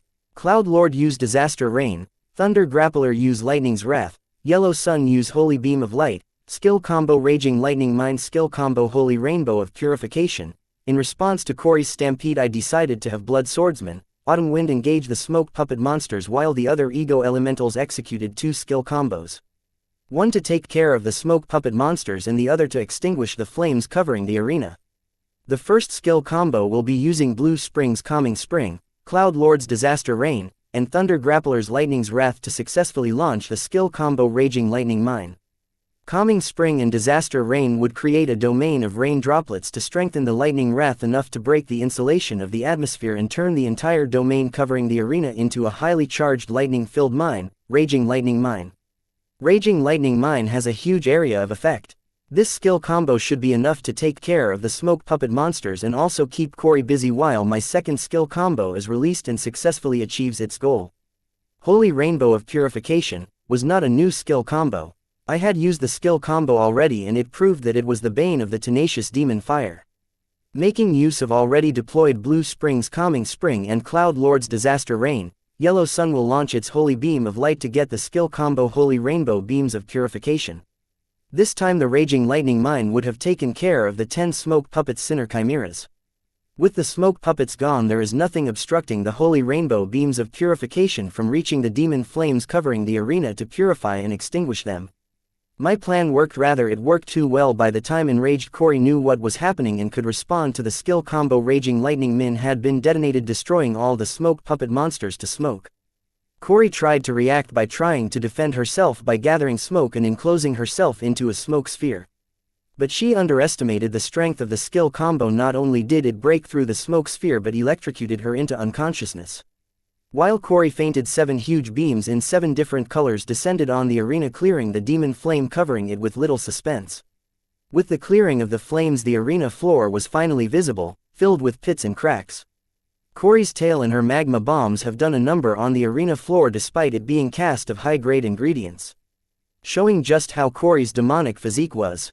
Just when I thought Corey was done for, the unconscious body of Corey floated in the air while her pale white skin turned red and released high-temperature waves, turning the atmosphere in the arena similar to that of a furnace. "Hi, Mr. Wyatt." The floating Corey finally opened her eyes with flaming pupils and greeted me. "Corey Park," I exclaimed. It seems I was successful in rendering Corey unconscious but had awakened a monster in her place. "You guessed right. If it were some other time I would have not come out and used this loss as a teachable moment for Corey. This time the stakes are too high for me to sit back. Susan is an extremely important person for both of us." Chapter 332. Misleading date the 27th of March 2321, time 1628, location Sky Blossom City, Card Stadium, Arena number 2, Susan again. "Ms. Park, you too. Don't tell me you also think she is your mother. I thought Corey was not strong enough to summon you. Considering how Corey has memories of a past life, I have an itchy feeling that all this, Susan, Corey, mother, fiasco is related to it. But how does Corey Park fit in all this? This girl is more messed up than I thought. Anyhow, the involvement of Corey Park is not a good turn of events for me. Yes, Corey cannot summon me physically, but I can possess her when she is unconscious. Wyatt, I hope you surrender because I do not know to pull my punches. Flames started to slowly spread on Corey's body. It seems she is preparing to act based on my next answer. Sorry, Ms. Park. Susan is an important person to me too. I won't surrender her even if my bones are beaten to dust. With Corey, I sensed a childish rivalry, but in Ms. Park the first sensed resolve. It was as if she was not here to fight me but just to bring Susan to her side. As if the duel had already concluded in her favor. I see, are you trying to court my Mo? Susan is mentioned by Corey. If yes, then you have to prove yourself worthy of her to me through this duel. I thought Corey was messed up. This elemental chick is also bad shit crazy. What do you mean by courting? Prove myself worthy. How much did that origin card of Corey's mess up the two of you? No, it's not like that. Don't listen to Corey. Susan is well, it's complicated. I was not comfortable explaining myself to a demonic fire about my relationship with Susan. So I just said the first words that came to my mind, but these words sounded misleading when I said them out loud. It seems we have reached an impasse. Words no longer enough, let our fists do the talking. Where I come from, the heaviest fist gets to choose first. I do not know what Ms. Park understood from my words, but it seems she was more determined to defeat me now. As I saw the flames that were covering her body grow. Where I come from, the biggest minds get to choose first. But yours is also good, it's easier. From the moment Corey Park possessed Corey, I had opened my soul pupils to observe her every move out of caution and to know how she was able to do that. And the results of my caution and curiosity were rewarding as I gained new knowledge about how to use rules and runes from her. Flame on. Saying this phrase, floating Corey's body literally rocketed to the sky as the flames covered her lower half, the torso section, and formed a flaming tornado tail to carry Corey to the sky. It wasn't just Corey's torso that turned into a flaming tornado tail, but the upper half of Corey's body was also covered in flames and morphed into a huge flame body. Right now Corey looks like a red female genie. Except her entire new body is made up of a fire elemental rule with the original body as a core. The upper torso of Corey made up to 5 meters in height, while the flaming tornado tail was on the arena floor, supported the upper torso to maneuver as it willed in the air. Thanks to the stretching and inflating flaming tornado tail, Corey could fly 100 meters high and also hover 5 meters near the ground level. Other notable features of this fire genie form were that the upper body was in female humanoid shape covered in dense smoke armor. And the head of the genie had the same facial features as Ms. Park, with her signature pair of ram horns. Organ armament, horn helmet, with Ms. Park's command of the horns on her head turned into a helmet with a relatively small pair of horns. Soon I noticed that the tail sword red tail also grew to fit the 5-meter upper torso body of Ms. Park and was equipped in her right hand. Mr. Wyatt, what is the big brain of yours telling you right now? Are you ready to give up or should I make you? The genie from Corey asked. She seems to have been offended by my biggest brain comment from earlier. Haha, Ms. Park, you have opened my eyes. With my soul pupil, I saw what Corey Park actually did and deduced how she made use of her demonic fire rune and rule to her advantage and turn into a perfect battle god. Haha, this is not a big deal. If not for the tournament rules constraining me, I would show you my true battle god form, but for now, this should be enough. Ms. Park boasted about her new form. Come to think of it, this form of Corey does not violate the minimum aerial height rule of the tournament. As the area of the arena had increased, there was a relaxation on the giant summons rule. But the aerial rule of 100 meters height remained. To balance the tournament, how about I show you what the big brain of mine is saying? Condense. Saying that I executed what I had explored from Corey's new form. Date the 27th of March 2321, time 16:30, location Sky Blossom City, Card Stadium, Arena number 2, 3 kilometers in the sky. Are they for real? First that boy, now Corey. How can she have such strong control over her rule and rune? It's as if she has been practicing the rules from her mother's womb. It took me 5 years to get such control over my rule, that is after I spent years comprehending the rule. These two are monsters. Real monsters, Luna exclaimed, seeing Corey transform. She was shocked and dumbfounded. This did not make sense. The two monsters below changed the definition of genius in her dictionary. Chapter 333. All or Nothing. Date the 27th of March 2321. Time 1634. Location Sky Blossom City, Card Stadium, Arena. 0.2 megaseconds. Park's possession over Corey's body to her using demon fire rule to transform Corey's body to genie battle form. I observed and studied each moment of it carefully using my soul pupils and Hive AI. The way she regulated the power from rules and runes to transform. The soul pathways that participated in this transformation and their reaction. All the changes in that body were scrutinized and recorded. Now I am planning to use this information to replicate Ms.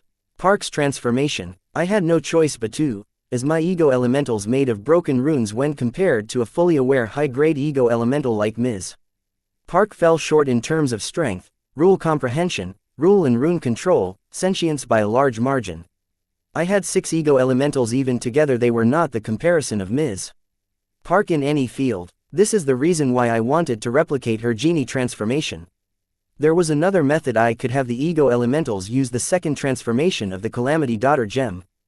But the second transformation only increases the physical prowess, not the power of rules and runes. And to defeat Corey Park, an increase in physical power is not enough. Therefore I stuck with replicating Ms.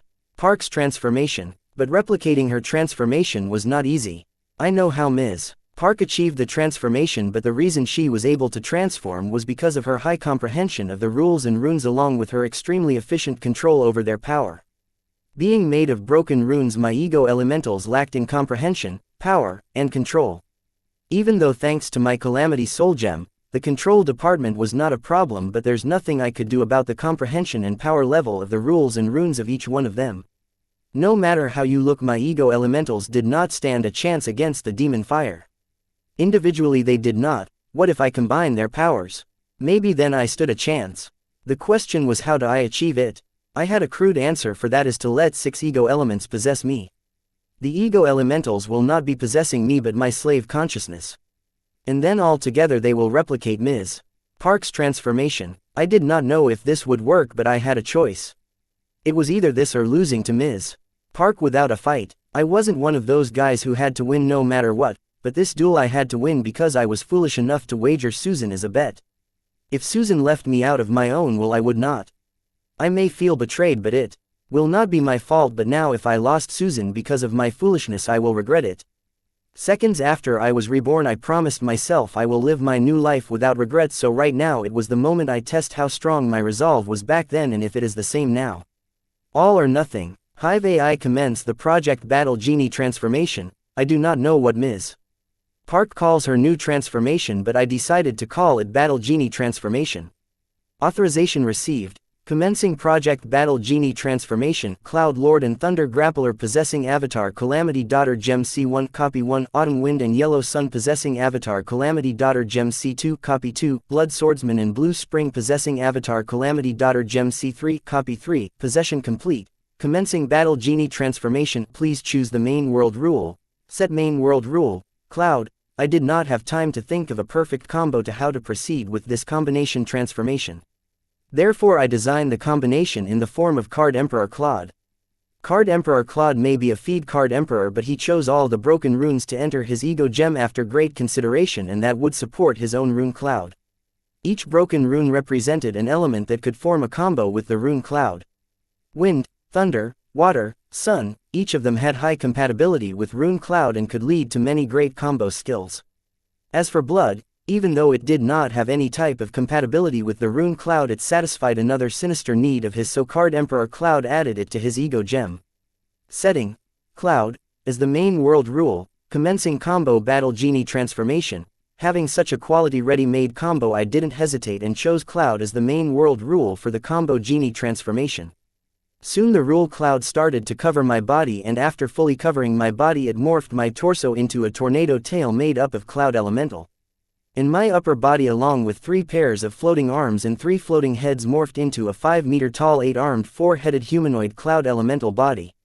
Right now I basically looked similar to a cloud elemental Gigamite with its lower body replaced with a cloud tail.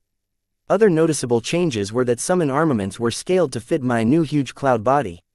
As for the summon armament stone boots, it was rendered useless as the summon armament card used was one-time use and I did not have more of them on me. And it was too late to borrow one from the referee. These were just the obvious changes, but the important ones were made to the 3 pairs of floating arms and the 3 floating heads. Each one of them was made up of different elements representing the result of the combo possession and then the transformation. The C1 floating head was made up of dark cloud face and thunder for hair. The C2 floating head was made up of a light elemental face with dancing wind for hair. The C3 floating head was made up of a liquid head that was half red and half blue. As for the 6 floating arms, each one held an element: C1 left arm, thunder lance C1 right arm, cloud trident C2 left arm, sun eye C2 right arm, wind whip C3 left arm, blood sword C3 right arm, water chakra. Date the 27th of March 2321 time 1634. Location Sky Blossom City, Card Stadium, Arena Number 2, 3 kms above in the sky. Are they planning to kill each other? This is just a tournament, there is no need for them to go that far. Cousin, do something. Even if one of them dies, our southern region will be making a huge loss. Luna no longer was astonished, she just accepted everything as normal if it included those 2 monstrosities. Yep, those 2 had changed Luna's worldview. We can't interfere, whatever they are fighting for they should resolve it today right here, otherwise it will only accumulate and grow into something more than just a rivalry. Chapter 334. Veteran. Date the 27th of March 2321 time 1638. Location Sky Blossom City, Card Stadium, Arena No. 2 inches Ms. Park, this is what the big Brian of mine is saying, I said, looking at the huge fire elemental donned in black smoke armor and carrying a huge heavy sword, showing off my new Gigamite Battle Genie transformation. Haha, Mr. Wyatt, you do know that the limits of an imitation and the original are far apart. No matter how good the imitation is, it can never be as good as the original, said Park, referring to my Battle Genie form, which was a copy of her transformation. Ms. Park, you could not be more right. Imitations can never be the same as originals, but they can surpass the original and become the better version of the original. Clearly, I thought my Gigamite Battle Genie form was better than Park's Demon Swordsman Battle Genie form. Better version of the original, huh? Mr. Wyatt, I have heard that you were a genius, but aren't you too confident for someone who is playing with toys given by his sugar mama? To the world, Corey was a genius to achieve such high comprehension and control on rules at such a young age, but only Park knew that it took years of hard work and sweat for her to achieve such a high level of comprehension and control on rules. And now a boy wet behind his ears is saying that he has created a better version of her skill, which she mastered and perfected through years of blood and sweat. There is no way in hell Park would sit quietly after hearing something like that to her face. Forgetting her previous calm and collected self, she lashed out. I did not want to argue about this. There was a lot of misunderstanding about how or whom I got my ego elementals from, but this misunderstanding favored me, so I chose to let it go. After all, I do not know how to answer to the world how I was able to forge broken runes into ego elementals without revealing my core secret, Calamity Soul Gem. I will end this quick and less painfully out of consideration for our friendship. Redtail Earth Crusher. Seeing me not argue with her, Park took it as her victory and aloofly claimed that she would win against me easily, while executing an attack at me. As its name, Earth Crusher, when Park slashed her sword at me, I felt a heavy pressure locking me and pressing me down to my location, limiting my movement. Even with my new enormous body, the effect of Park's sword was more obvious and serious compared to Corey's swordsmanship. Thunder Lance, Lightning Bolt. In response to Park's Earth Crusher, I choose one of the most devastating and fastest attacks to counter her. One lightning bolt was not able to stop the descent of Corey's sword, but thanks to the speed and acceleration of this attack, I was able to fire another 5 lightning bolts, successfully blocking the sword. I could feel the difference in Corey and Park's swordsmanship. Corey, though she did not smell of a rookie and could not pass as a master unlike her, Park's swordsmanship was decisive and domineering. Her swordsmanship could pass as a grandmaster. If it was Corey who was executing Earth Crusher, it would not take me 6 lightning bolts to stop its descent. 1 or 2 at max would be enough. That's the difference between a veteran and a rookie. Fire Beam. With her sword being blocked, Park was not surprised. She used the momentum of her sword being pissed back to tilt her body and launch a beam of concentrated fire at me. With a body of cloud rule, I should not be afraid of fire rules, but Park's fire was not an ordinary fire rule, it was a demonic fire rule. It was sinister and tenacious. Once it latches on, it will not detach until the victim's energy is completely burnt. Sun Eyeball. Holy Torch. Thankfully I had the Holy Attribute Rule Sun, which is known for its prowess against dark attribute rules. With my command, a beam of light shone from the sun eyeball like a torch. This beam of light quickly swallowed the incoming fire beam, purifying it into nothingness. As I took care of the fire beam, the heavy sword of Parks circled back with the same move as before but twice the power. This time the speed of the lightning bolt was not going to be enough. Even before I can fire 12 lightning bolts, the Earth Crusher will have landed on me and have claimed one of my heads. Though right now my current huge body is made up of rules, it does not mean I can fight recklessly and take damage head-on. It doesn't work that way. The damage taken to the rule body will transfer to the original body, which is currently acting as core to this new enormous body. Therefore I had to avoid taking damage as much as possible. Knowing that my previous counter against the attack is not going to work again this time, instead of defending against Park's sword, I decided to go on the offensive in order for Park to withdraw her attack and switch to a defensive stance. Water Chakra, Whirlpool of Purification. I had no choice but to stick to the water rule and sun rule, as only their purification attributes can do alarming damage to Park in a short time. The water chakra in my floating hand generated a whirlpool of water which headed towards Corey, who was slashing her heavy sword at me. Flickering flame. To my surprise, just when I thought Park was going to give up her attack and dodge or defend against the incoming whirlpool, she suddenly disappeared in front of me and magically appeared right next to me, with her sword slashing at my shoulder. Left with no choice, I chose to take the attack head-on. Chapter 335. Hellbridge. Date the 27th of March 2321. Time 1642. Location Sky Blossom City, Card Stadium, Arena Number 2, Stone Gauntlets, Stone Skin, facing Ms. Park's imminent attack. I had no time to dodge, so I chose to face it head-on using the skill of my summon armament. Soon 3 layers of stone covered my entire cloud body. The stone skin was more concentrated where I calculated Park's attack would land. Without much suspense, Ms. Park's heavy sword landed on my shoulder, breaking through all 3 layers of stone skin one by one like a knife through butter, and finally lodged 50 centimeters deep into my shoulder. I never expected Park to be capable of using the flicker ability in this form. It was as if she had planned 3 moves ahead before every attack. She not only defended and dodged skillfully but also continued to attack me without the slightest delay. With every attack, she kept me on my toes. I never saw it coming, which led to me being caught in her melee range. Then the fight grew more intense. Park kept attacking continuously. Compared to the fight with Corey, this one was more fierce. Having successfully landed an attack, Park had no intention of stopping after all her prey was trapped in her melee range. There would be no better opportunity for Park than this. So Park started to attack relentlessly. Every sword slash of hers would leave a deep cut on my cloud rule body. If it were just the cut wounds, then it wouldn't be a problem, as I could heal the wounds infected indirectly on my original body with the ability of Calamity's soul core, in turn indirectly healing the cloud rule body. But it was not that simple. Every cut made by Ms. Park's sword Redtail was not only deep, but it would also leave a demon fire burning in the wound. Demon fire being a flame rule that burns using the power of rules and runes, it was tenacious and hard to get rid of. With it festering the wounds, it was difficult to heal my wounds. To heal my wounds, I had to get rid of the demon fire festering my wounds first. To achieve that, I would have to purify my wounds first using the purification ability of the world rules Sun or Spring. But being under a constant barrage of attacks from Park, the first was having a hard time defending against her, much less making time to purify the wounds and heal them. They say the best defense is offense, and right now I had to go on offense, as being in a defensive stance would only stack more wounds until my cloud rule body gets weaker and Park finally claims my head. Shine Explosion. Upon my command, the floating head of Avatar C2 swallowed the sun eyeball and gulped it down. Soon my cloud rule body started to balloon up and finally became bloated like a pufferfish. Ms. Park, who was madly attacking me, noticed the changes in my body, and her intuition rang in alarm, alerting her and promoting her to retreat in haste. But it was too late. My cloud rule body soon inflated while letting out a huge flash.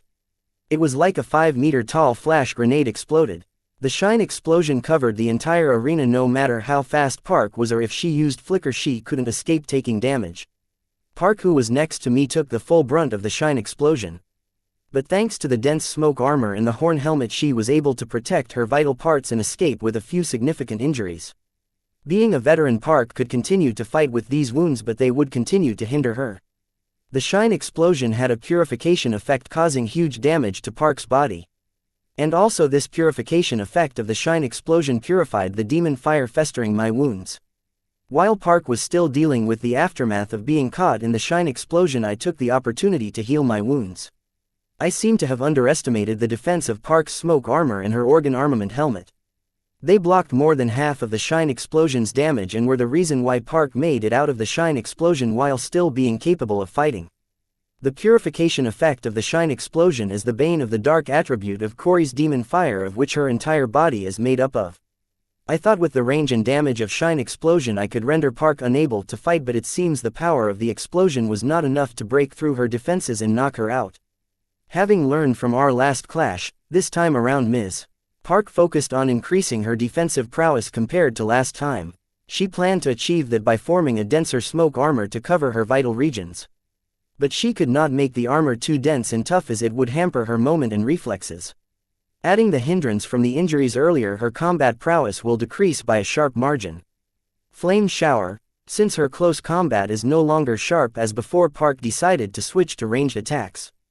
Being the master of demon fire, she did not lack those, but she believed that melee can get the work done faster. With Park's command, the sky turned red and a huge fire vortex formed 300 meters over the arena. From the mouth of the vortex, numerous large fireballs started to spray out of its mouth, and their descent was aimed at me. Skill combo, Raging Lightning Mine. A strong lightning spread throughout the arena. This time, instead of summoning dark clouds for disaster rain, I replaced it with my cloud rule body to complete the skill combo. As the sky was covered by the flame vortex, it was impossible for me to summon clouds for the skill disaster rain, which is essentially part of the skill combo. As the Raging Lightning Mine covered the arena, it nullified the incoming large fireballs. Neither I nor Park were done here. We both prepared for our next big move. Blood Burning. X3. Shine Explosion. Skill combo Enhanced Shine Explosion. The reason Card Emperor Claude added the Broken Rune Blood to his Ego Gem is because of its to boost skills like the Blood Burning, which can burn the user's blood to enhance his other skills or physical prowess. I plan to use it to enhance my Shine Explosion. Since I had 3 spare avatars, I did not have to worry about this taboo skill affecting me. So I used Blood Burning on all 3 avatars without any restrictions, which enhanced my Shine Explosion by 3 times. Usually one would restrict Blood Burning in order not to damage their physique. Due to this they only get a boost of 50%, but since I did not restrict it, I got the complete 100% boost for all 3 of them, adding to a 300% boost. Hell Sanction. Hell Bridge. After spraying the large fireballs, the flame vortex above the arena sky did not dissipate, rather it grew larger, and with Park's command, the vortex split the sky, and a huge flame beam of the radius of the arena descended. Just as the Hell Bridge neared me, my ballooned body inflated and let out a huge flash from within. Shine Explosion. Chapter 336. Recoil. Date the 27th of March 2321. Time 1646. Location Sky Blossom City, Card Stadium. Arena number 2. With Park's Hell Bridge and my enhanced Shine Explosion clashing with each other, the aftermath was devastating. Arena 2 and the area surrounding it were entirely covered in dust. And the 2 tornado-tailed giants fighting in it were nowhere to be seen as the dust slowly settled. Cough, cough. I coughed out some blood as I forced my charred body to stand up and climb out of the pit I was in. But soon I realized my Shine Explosion had turned the entire arena into a pit. This meant that climbing out of the pit was equal to walking out of the arena, so I stayed put and searched for my opponent, but she was nowhere to be seen inside the pit. Cautioned, I started to scan the sky in search of her.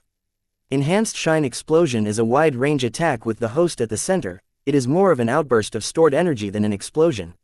Here the stored energy is the accumulated world rule sun's shine within the cloud rule body. The cloud body balloons into a bloated cloud, filling itself with shine. Upon reaching its limit, the bloated cloud body inflates by emitting the shine within it in the form of a complete 360-degree outburst of stored energy with the host at the center. Thanks to this 360-degree outburst, the Shine Explosion is the perfect example of the saying that the best defense is the offense. It not only helped me attack Park but also defend against her attack, Hell Bridge. Despite successfully defending against Park's attack Hell Bridge, I was in my present sorry state because to enhance the skill Shine Explosion I sacrificed all 3 of my avatar to the skill Blood Burning. With my avatars sacrificed, I could no longer maintain the Gigamite form. Since the Gigamite Battle Genie transformation was formed with my Gigamite form as foundation and core, it disintegrated as I lost my Gigamite form. This was within my calculation as I came up with the combo skill. I also knew that being bound to rule body when the Gigamite Battle Genie transformation disintegrates the original body will also suffer from a huge backlash. But what was not in my calculation was how much of a backlash will be directed to the original body from the disintegration of the rule body bound to it. This error in the calculation was because I underestimated the bond between the rule body and the original body. Since the original body acted as the core to the enormous rule body, I should have guessed that the recoil would be deadly, but I did not. With the disintegration of the rule body, I felt as if my own body was being disintegrated. It was so painful and traumatic. This pain I felt was because of the sense-sharing bond between the original and rule body. The real backlash was more painful as my body suffered indirect injuries to its organ, muscle, and bone structure. Basically, every part of my body was either torn or bruised as a result of the rule body disintegration. I could have died or suffered more severe damage if not for me acting quickly and using my restructuring skill to heal my body as it suffered from the recoil. Despite knowing the skill had a recoil, I used blood burning skill for the skill combo enhanced shine explosion because it was the only skill that could cause any substantial damage to Park's rule body. Park is a lot different from Corey. She is a veteran and has more experience in combat compared to Corey. If not for the tournament rules and Corey's card soldier realm constraining her along with her holding back to not kill me in the process of defeating me, the battle would have taken a very different course. The longer the duel prolonged, the chances of me losing would increase, therefore I decided to go all in with the skill combo enhanced shine explosion. I risked it because I knew I could not win against Ms. Park in a direct confrontation with her combat experience, control, and comprehension of world rules. Fortunately, my bet was spot on. Contestant Corey Bright disqualified, violation out of arena, semifinals, arena 2, winner Dalton Wyatt. Hearing the announcement of the referee, my body relaxed and slumped down in the arena pit gazing at the sunny sky. The damage to my physical body as the result of the recoil was still present as the damage taken was too severe even for my restructuring skill to heal in moments. As I gaze at the sky waiting for the arena medic staff to arrive, I saw two shadows descend from the sky towards the arena. The two shadows parted ways as one headed towards me and the other headed out of my sight. I recognized the shadow as it neared me. It was Anna. "Let's get you patched up," saying that Anna picked me up and flew towards the VIP box. On the way to the VIP box, I finally saw the second shadow who descended with Anna. She seemed to be carrying unconscious Corey. The unconscious Corey's body did not seem to have any visible injury. Seeing her without injury, I was puzzled, thinking, how did Ms. Park managed to avoid the recoil of her rule body being destroyed? Was there a trick to it? Demon Fire has a huge advantage against other rules. This advantage is void when it meets rules which can dampen its dark attributes. For example, the world rules Sun and Spring. They both have a purification effect which is the bane of dark rule in general. In presence of this effect, the dark rule or dark attribute associated rules will take double damage. Therefore, when faced with enhanced shine explosion, Ms. Park knew she had no place in the arena to dodge the attack. And she could not take the attack head on. Having mastered and perfected the rule body transformation, she knew the recoil would be a bitch in the current physique of card soldier realm. Corey cannot withstand the damage taken, so when faced with the choice unharmed Corey's body or struggle to the death, she chose to retreat in face of 3 times enhanced shine explosion, resulting in her going out of arena bounds and being disqualified from the tournament. Chapter 337. Taboo. Date the 27th of March 2321. Time 1650. Location Sky Blossom City, Card Stadium, VIP Box Number 1. Why did you not heal me back in the arena? I asked after experiencing a mysterious force washing down in my body and healing all the torn and bruised organs, muscles, and bones within a matter of seconds. Then you would not have let me carry you, Anna responded innocently, but the sly glint in her eyes gave her away. How's Corey? I asked, looking at the unconscious Corey being treated by a girl who addressed Anna as her cousin. She is in a coma of sorts. Her body and mind have withstood a lot of burden, being possessed by a power higher than her realm. For now, there is nothing to worry about. With enough rest, she should be able to recover, and my cards should help fasten the recovery process. Instead of Anna, the girl treating Corey answered. This is, I asked Anna, not knowing how to address her cousin. She is Luna Lorne, my cousin and old fart Lorenzo's granddaughter. She is here to meet the great discoverer of silver milk powder. Anna introduced her cousin Luna and her purpose of visit. Anna's choice of words like, great, left me a bit shy for being called so in the presence of 2 card emperors. Hello, Mr. Wyatt. I conducted the experiment you suggested to derive silver milk powder. The results were as promised. But I noticed that you made use of too many mortal components in the process, making it a bit more complicated than it should be. I think that using appropriate cards as a replacement for those components would yield a more efficient process. Luna did not shy and directly talked about her agenda as she continued to nourish Corey using her card. Miss Luna, you are right. Due to my lack of knowledge in the field of experimental cards and my low budget, I had to make use of mortal components instead of their card counterparts. Feel free to make any modifications you deem fit. This way I believe that the production process can be more efficient and faster. My knowledge about different kinds of cards in this world was still too shallow. So I left the process of modifying the silver milk powder extraction process to Luna. She seems to already have a vague picture of where to start. Considering your age, your shallow knowledge of experimental cards is quite understandable, but your knowledge of mortal technology and research is profound, and the silver milk powder is the evidence. What Luna is indirectly asking is how come my knowledge about mortal technology and research is profound for my age but knowledge of experimental cards is shallow. This world revolves around cards, so why would a young man of my age spend time mastering boring mortal technology instead of spending time fascinated with cards, like the other teenagers of my age? There were too many loopholes to my existence in this world. How do I explain to these people that what I do is normal with my experience and prowess without revealing my secrets? That was impossible, so the best course of action for now when faced with such questions, would be to act ignorant with an innocent smile pasted on my mug. I guess every genius has a side which cannot be explained by common sense. Luna, how about you take Corey to her family? They should be worried. Seeing me uncomfortable with Luna's question, Anna made an excuse for me and sent Luna out, gaining privacy for both of us. Letting out a sigh, I comfortably laid on the couch. Anna walked next to me and lifted my head. After sitting down, she rested my head on her lap. Under the softness of Anna's lap pillow, I felt more comfortable. What are you up to? I asked as I smelled the pleasant fragrance of Anna's body. Waiting for you to explain yourself, said Anna, referring to 6 ego elementals that I summoned during the duel earlier. The whole world assumed that Anna gifted me the ego elementals, but how do I explain myself to Anna? I had not thought this far ahead when using the ego elementals. Don't you dare feign ignorance in front of me. Fine, if this is the way you want to act, let me help you. How did you turn the 6 broken runes into ego elementals in less than 20 minutes? How are you able to control the power of the rules so well when you just forged your ego gem? Anna did not want to dig into my secrets, but now after all these events, if she did not, then that would be foolish of her. Anna, I will try to answer your questions without lying to you as much as possible, but could you only ask the questions that cause you concern? I did not plan on lying to the people whom I trusted as friends. I already promised you I will not dig in your secret until you are ready, and I will do so. But the comprehension and control of broken rules you showcase are very alarming. So I cannot help but ask whether you did something questionable to achieve this. Anna nodded in agreement to my request and asked the question which raised her concerns. I understand what you are concerned about, but let me assure you that you have nothing to be worried about. I would not do anything stupid to gain strength.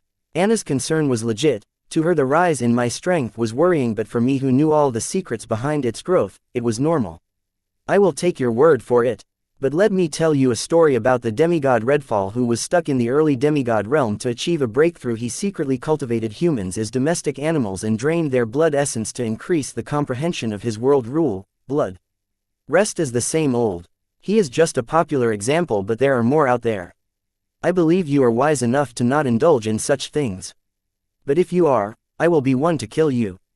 Anna's words sent a chill down my spine. Just when I wanted to assure her once again, the VIP box staff walked in after knocking and conveyed, "Your Highness, Clown Mask from the Circle wishes to have an audience with you." Chapter 338. Dao I date the 27th of March 2321 time 1654 location Sky Blossom City, Card Stadium, VIP box number 1. Tell me, why shouldn't I kill you right here and right now? I asked, looking at the figure kneeling in front of Anna with a clown mask on. My words were not for the show, even though my opponent was Card Lord. She had not forged an ego gem yet. And with my 6 ego elementals, killing her was as easy as squashing a bug. I am not here to beg for my life. I am just a mere tool, which points in the direction its master points it at. If you want to kill me, go ahead. With the prowess you have displayed in the duel earlier, only a handful of people in the Sky Blossom City are your match. The clown mask answered emotionlessly. You are the one that killed Wyatt's parents. Aren't you daring? State your purpose for the audience. Anna, feeling the tension in the room, jogged her memory of her mother's report to remember why the clown mask was able to conjure such hatred from me. Your Highness, I am not here to address you but Mr. Wyatt. The clown mask's emotionless voice made it hard to determine whether she was being serious. How daring was she to meet the child of her victims? My hatred for the clown mask was not to the level to go berserk at the mere sight of her. But currently, her words made it hard for me to stay calm. What I felt right now was similar to the feeling one would feel watching a movie where the villain or serial killer laughs in pleasure at the disgruntled and devastated friends and family of victims. My hatred for the clown mask or the circle was only to the level of a sympathetic third person. After all, I only knew Mama, Papa, and young Wyatt through young Wyatt's memories. Mr. Wyatt, I am here to beg for my daughter Courtney's life. Seeing me not speak, please like, share, and follow the Cultivation Audiobooks channel to motivate me to create more videos. Thank you. Clown Mask went ahead and spoke about the purpose of her visit. Ain't this funny, the killer begging for her child's life to the child of her victims. Ha ha ha, I heard she was the special weapon the circle had prepared to kill me if the other talents of the city failed to do so. Does the circle even know you are here? What are you trying to pull? Every word from the clown mask was like adding oil to the flame burning in my body, craving vengeance for the Wyatt family. No, the circle doesn't know about this. As I didn't come here as the circle's hunting dog but as a sorry excuse of a mother trying to do the best for her daughter with her life on the line. Finally, I heard a bit of emotion in the clown mask's voice. She sounded to be filled with regret. If you are not here as the circle's hunting dog, then why hide behind the circle's mask? Show me your face. I want to see the desperation and despair in your face as you beg. Yes, I planned to toy with her before I killed her. With my current leap in strength, I was planning on uprooting the circle after the tournament anyway. It's good that I get to kill the tool that killed Papa and Mama Wyatt. Clown Mask hesitated at first, but soon she removed her mask, revealing her face, but what I saw made me gasp in fright. Not just me, even Anna couldn't help but gasp looking at Clown's mask face. The reason for our gasp was not because she was ugly. She could be dubbed a beauty if one can ignore the big hole in her forehead. The frightening thing was that hole located around the middle of her forehead, slightly above the junction of the eyebrows, had vertical eyelids on it, which made it clear that this was a fabled third eye, but vertical eyelids seemed to be torn as if someone pried open the eyelids to scoop out the third eyeball, making it hard for them to close the hollow eye socket. Were you born with a special physique? What happened to your third eye? Who scooped it out? Too gruesome. Anna, who had decided to keep out of this one, couldn't help but inquire about the clown mask's third eye in pity. Yes, Your Highness. I was born with a special physique. When I contracted my grimoire, it awakened. It is called the Third Eye of Tao. And that's the day my world went upside down. Circle found me and killed everyone and anyone who knew about or saw my physique. Soon the leader scooped my third eye as a card ingredient. The clown mask was not fazed by our weird gazes and answered Anna's questions one by one patiently. Fuck, the Third Eye of Tao. Which one of the abilities did your Tao eye have? Superhuman visions, clairvoyance, the ability to observe aura and spirit, precognition, or out-of-body experiences. Sigh, such a pity. Anna was excited to hear that the clown mask's special physique was Tao eye. But her excitement soon died down, realizing it did not matter anymore as the clown mask's Tao eye was already stolen. You can put the mask back on. Don't think your tragic past will weaken my resolve for revenge. Unable to stand the nightmarish sight of her hollowed third eye, I asked Clown Mask to put her clown mask back on. I never planned to, said the clown mask as she wore her mask back on. Fuck those bastards. To think that they would dare to steal the property of the southern region. I will personally kill them all. Those motherfuckers. Grandpa is going to be pissed when he finds out. To waste a Tao eye as a card ingredient, who does that? Don't they know Tao eye is just a tool and the real power lies in the host's physique? Those fucking imbeciles. Belated but justified, Anna yelled in a fit of rage. She claimed the Tao eye as the property of the southern region and continued to curse in anger. Chapter 339. Dao Tung. Date the 27th of March 2321. Time 1658. Location Sky Blossom City. Card Stadium. VIP box no 1 inch. Fuck those bastards. I will wipe them out for stealing the national treasure. Done with cursing, Anna finally declared to wipe out the circle for harming something that could have potentially become a national treasure. Your Highness, that won't be possible. The core members of the inner circle and the leader have already fled the city. I do not know the precise reason, but they made use of the emergency escape teleportation array to flee the city. And other important personnel have been asked to flee the city as soon as possible by any means possible and meet at the rendezvous point. Clown Mask did not hesitate to rat on Circle and its plans. It seems she isn't here as Circle's hunting dog, but I was having a hard time believing it because the Circle's hunting dogs are known for their loyalty and absolute subordination. Because of this, the Clown Mask abandoned her only daughter Courtney in the first place, and now she wants me to believe that today she got up and decided to betray the Circle which she has been loyally serving for decades just like that. What, are these fuckers involved somehow? Anna's mind immediately connected the Card Emperors lying in ambush to the fleeing Circle. Thinking of this, the frown on Anna's brow grew narrower. The Circle knew that the city is soon going to become a war zone for nearly 36 Card Emperors, which explains why they fled in haste. Hearing that the core members of the Circle and their leader had already fled, I was dumbfounded. What's with these people? First Kevin Jong and now the Circle. Did fleeing become a new trend among miscreants? We don't have much time in our hands. The finals are going to start in another 10 to 15 minutes. Please save my daughter. The kneeling Clown Mask faced me and begged. Why are you begging me? Can't you just have her forfeit the match or something? I do not get what the big deal was. After all, I did hear Courtney say that she participated for her mother. I guess she will happily forfeit the tournament if Clown Mask asked her to. That is not possible. She cannot forfeit the tournament no matter what. She gave her word to the Circle that she will kill you in the tournament in exchange for my freedom. Clown Mask answered. I don't know if she realizes that her words are not helping her case. So what? The Circle has already fled. I bet they do not care about a deal with a teenager. It was getting harder for me to understand Clown Mask's intentions. The Circle has fled and Courtney could forfeit any time, but why is Clown Mask here begging? No, Courtney's words cannot be treated the same as common words. She, like me, has a special physique, Dao Tongue. Her every word is like a bond. Any verbal arrangement with her is equal to a soul contract with the world and the rules it is the witness. Therefore, Courtney will try her best to kill you in the finals. Clown Mask finally explained why she was so desperate enough to beg.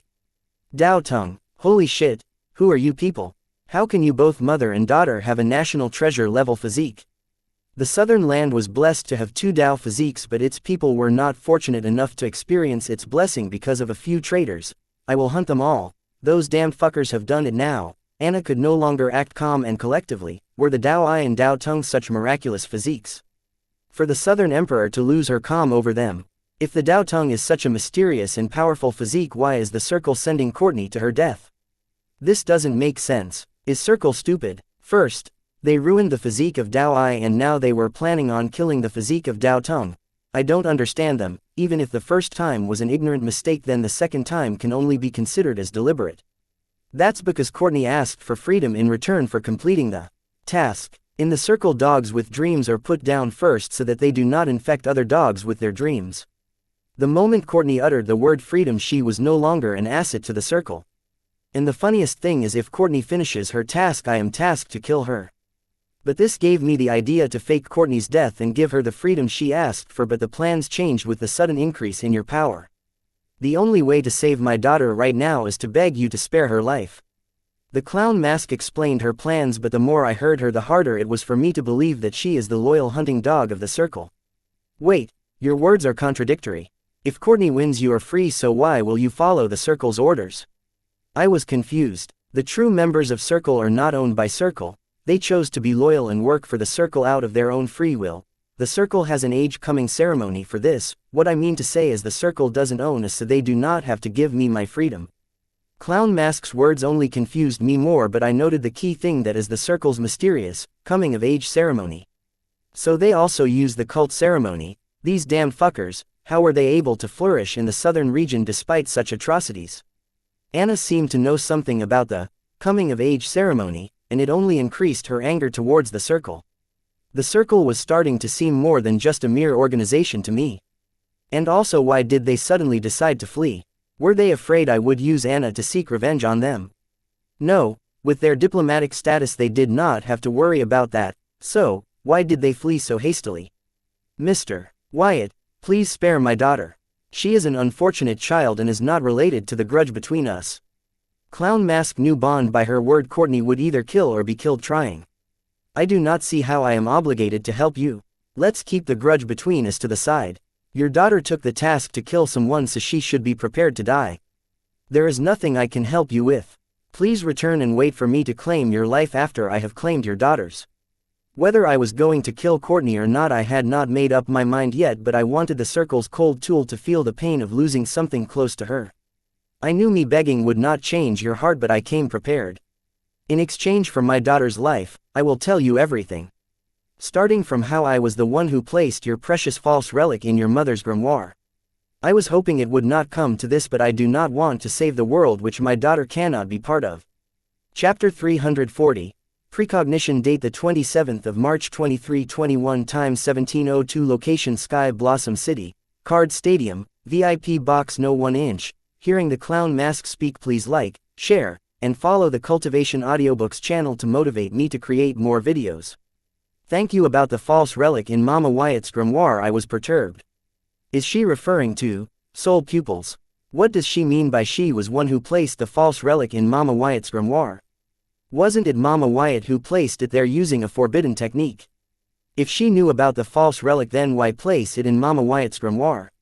Your mother, using her dying breath, performed the inheritance technique to let you inherit her origin card or a sight. I let her perform the technique because it would be the best place to hide the false relic for eternity.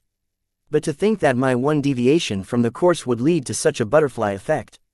The person who was supposed to end his life in despair lived and inherited the power which brought the world to its knees. Clown Mask spoke mysteriously. She seems to know that Mama Wyatt has performed a forbidden technique for young Wyatt to inherit her origin card or a sight. Inheritance technique, hide false relic, butterfly effect, end his life in despair, inherit power. Each word from Clown Mask's mouth hit near the deepest secrets of mine. She seemed to know a lot, and that was unsettling for me. Even the fact that young Wyatt would kill himself. How does she know all this? Enough of this wordplay. Clearly state what you want to say before I lose patience, Anna ordered the Clown Mask. Though she did not understand what Clown Mask said earlier, seeing my face turn pale, she should have guessed the obvious. Your Highness, earlier you asked what ability did my Dao I gain? Precognition, that's the ability of my Dao I. This ability gives me foreknowledge about upcoming dangers. It would be a good ability if I could control it, which wasn't possible as it is very willful. But in the shock of seeing my parents getting killed by the circle in front of my eyes, I gained full control of my Dao I, from which I learned why what was happening to me was happening. Knowing that the circle will scoop out my Dao I anyway, I touched the taboo of my precognition ability. In exchange for being able to see my complete future, I sacrificed my Dao I. Your Highness, the future I saw was very bleak. The world we know as of right now had changed and humanity was enslaved by one man, the founder of the circle. Clown Mask's previous words kinda started to make sense to me. In exchange for her Dao I, she gained foreknowledge for the rest of her life. It is quite similar to living your entire life and regressing. But I don't know if I could trust the words coming out of her mouth. You are saying you saw the future by sacrificing your eyes, but how does it explain what you did? Especially the part about the world changing, humanity being enslaved and you trying to save the world. Do you have any proof? Even though it is hard for me to believe you, I will listen to you and decide whether to trust you or not based on more context. Anna seemed to have decided to hear the Clown Mask story. I guess she is willing to listen to her solely because she was the host of Dao I. There is no way to prove my words because the future I have seen is no longer in place. Because of my intervention, it has deviated a lot from its original path. For example, 1. The founder of the circle should have used my Dao I as an ingredient to gain a third eye, which allowed him to perceive 2 seconds into the future. But that is not possible since I sacrificed it to see my future. 2. The false relic that Wyatt has should be owned by the founder of the circle.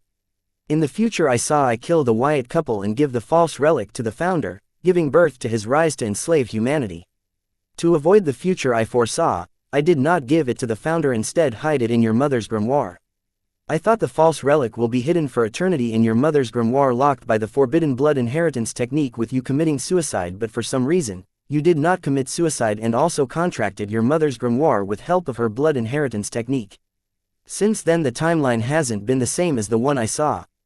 On the 22nd of March this year, the Sky Blossom City saw one of the worst disasters known to humankind, Dungeon Calamity Seed.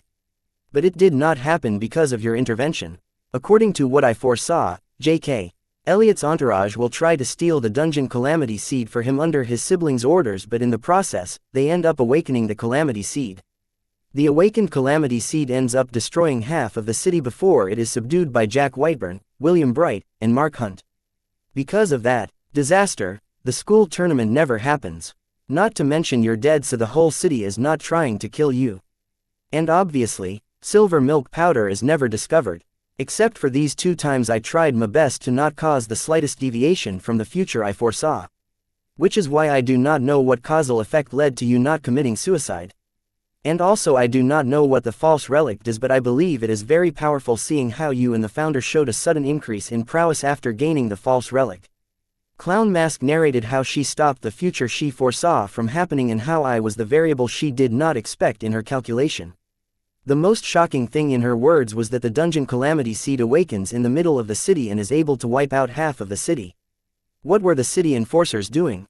How did they not notice an awakened Calamity Seed and allow it to grow to such an extent? Chapter 341. Mission, Forsaken Treasure. Date the 27th of March 2321. Time 17:06. Location Sky Blossom City, Card Stadium, VIP Box Number 1. To sum it up, if not for me curing Elliot's genetic disease, he would never have given me the Dungeon Calamity Seed and would have become nourishment to the Dungeon Calamity Seed along with half of the city before it is stopped by 3 card lords. Because of this incident, the school tournament would get cancelled and Courtney would not be tasked to participate in the tournament. I am trying to avoid thinking about how the soul pupils should have been in possession of the founder of the circle who used its power to enslave humankind. Because I seem to have developed a similar ability using the soul pupil, Calamity Daughter Gem. Did the Clown Mask's actions in order to stop an oppressor from being born end up creating another tyrant? Yes, I was starting to believe Clown Mask's words. But I will not fully trust her words after I implant Calamity's Daughter Gem in her and go through her memories.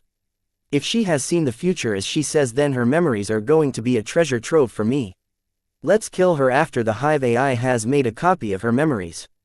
What? Your words are groundless. Any conman with enough information can come up with a better story. It is common knowledge that Wyatt's mother has hidden a false relic from the circle before being killed by you, and the circle has been searching for it for more than 2 months now. Seeing Wyatt's strength, anyone can guess where his mother had hidden the false relic. Let me ask you, if the false relic was so powerful, why did you not use it yourself instead of hiding it? Next time you tell a story, do not make such obvious mistakes. The Dungeon Calamity Core incident and you saving the world was a nice touch though. Anna debunked Clown Mask's words just like that. The reason I did not use the false relic is that the founder could have gotten his hands on it by killing me. The timeline within the Sky Blossom City has seen drastic change, but the other parts of the world have yet to be affected.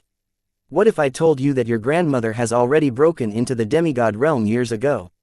And today she led the Southern Watch across the way beyond to kill the Bone Dragon Supreme occupying the Forsaken Treasure.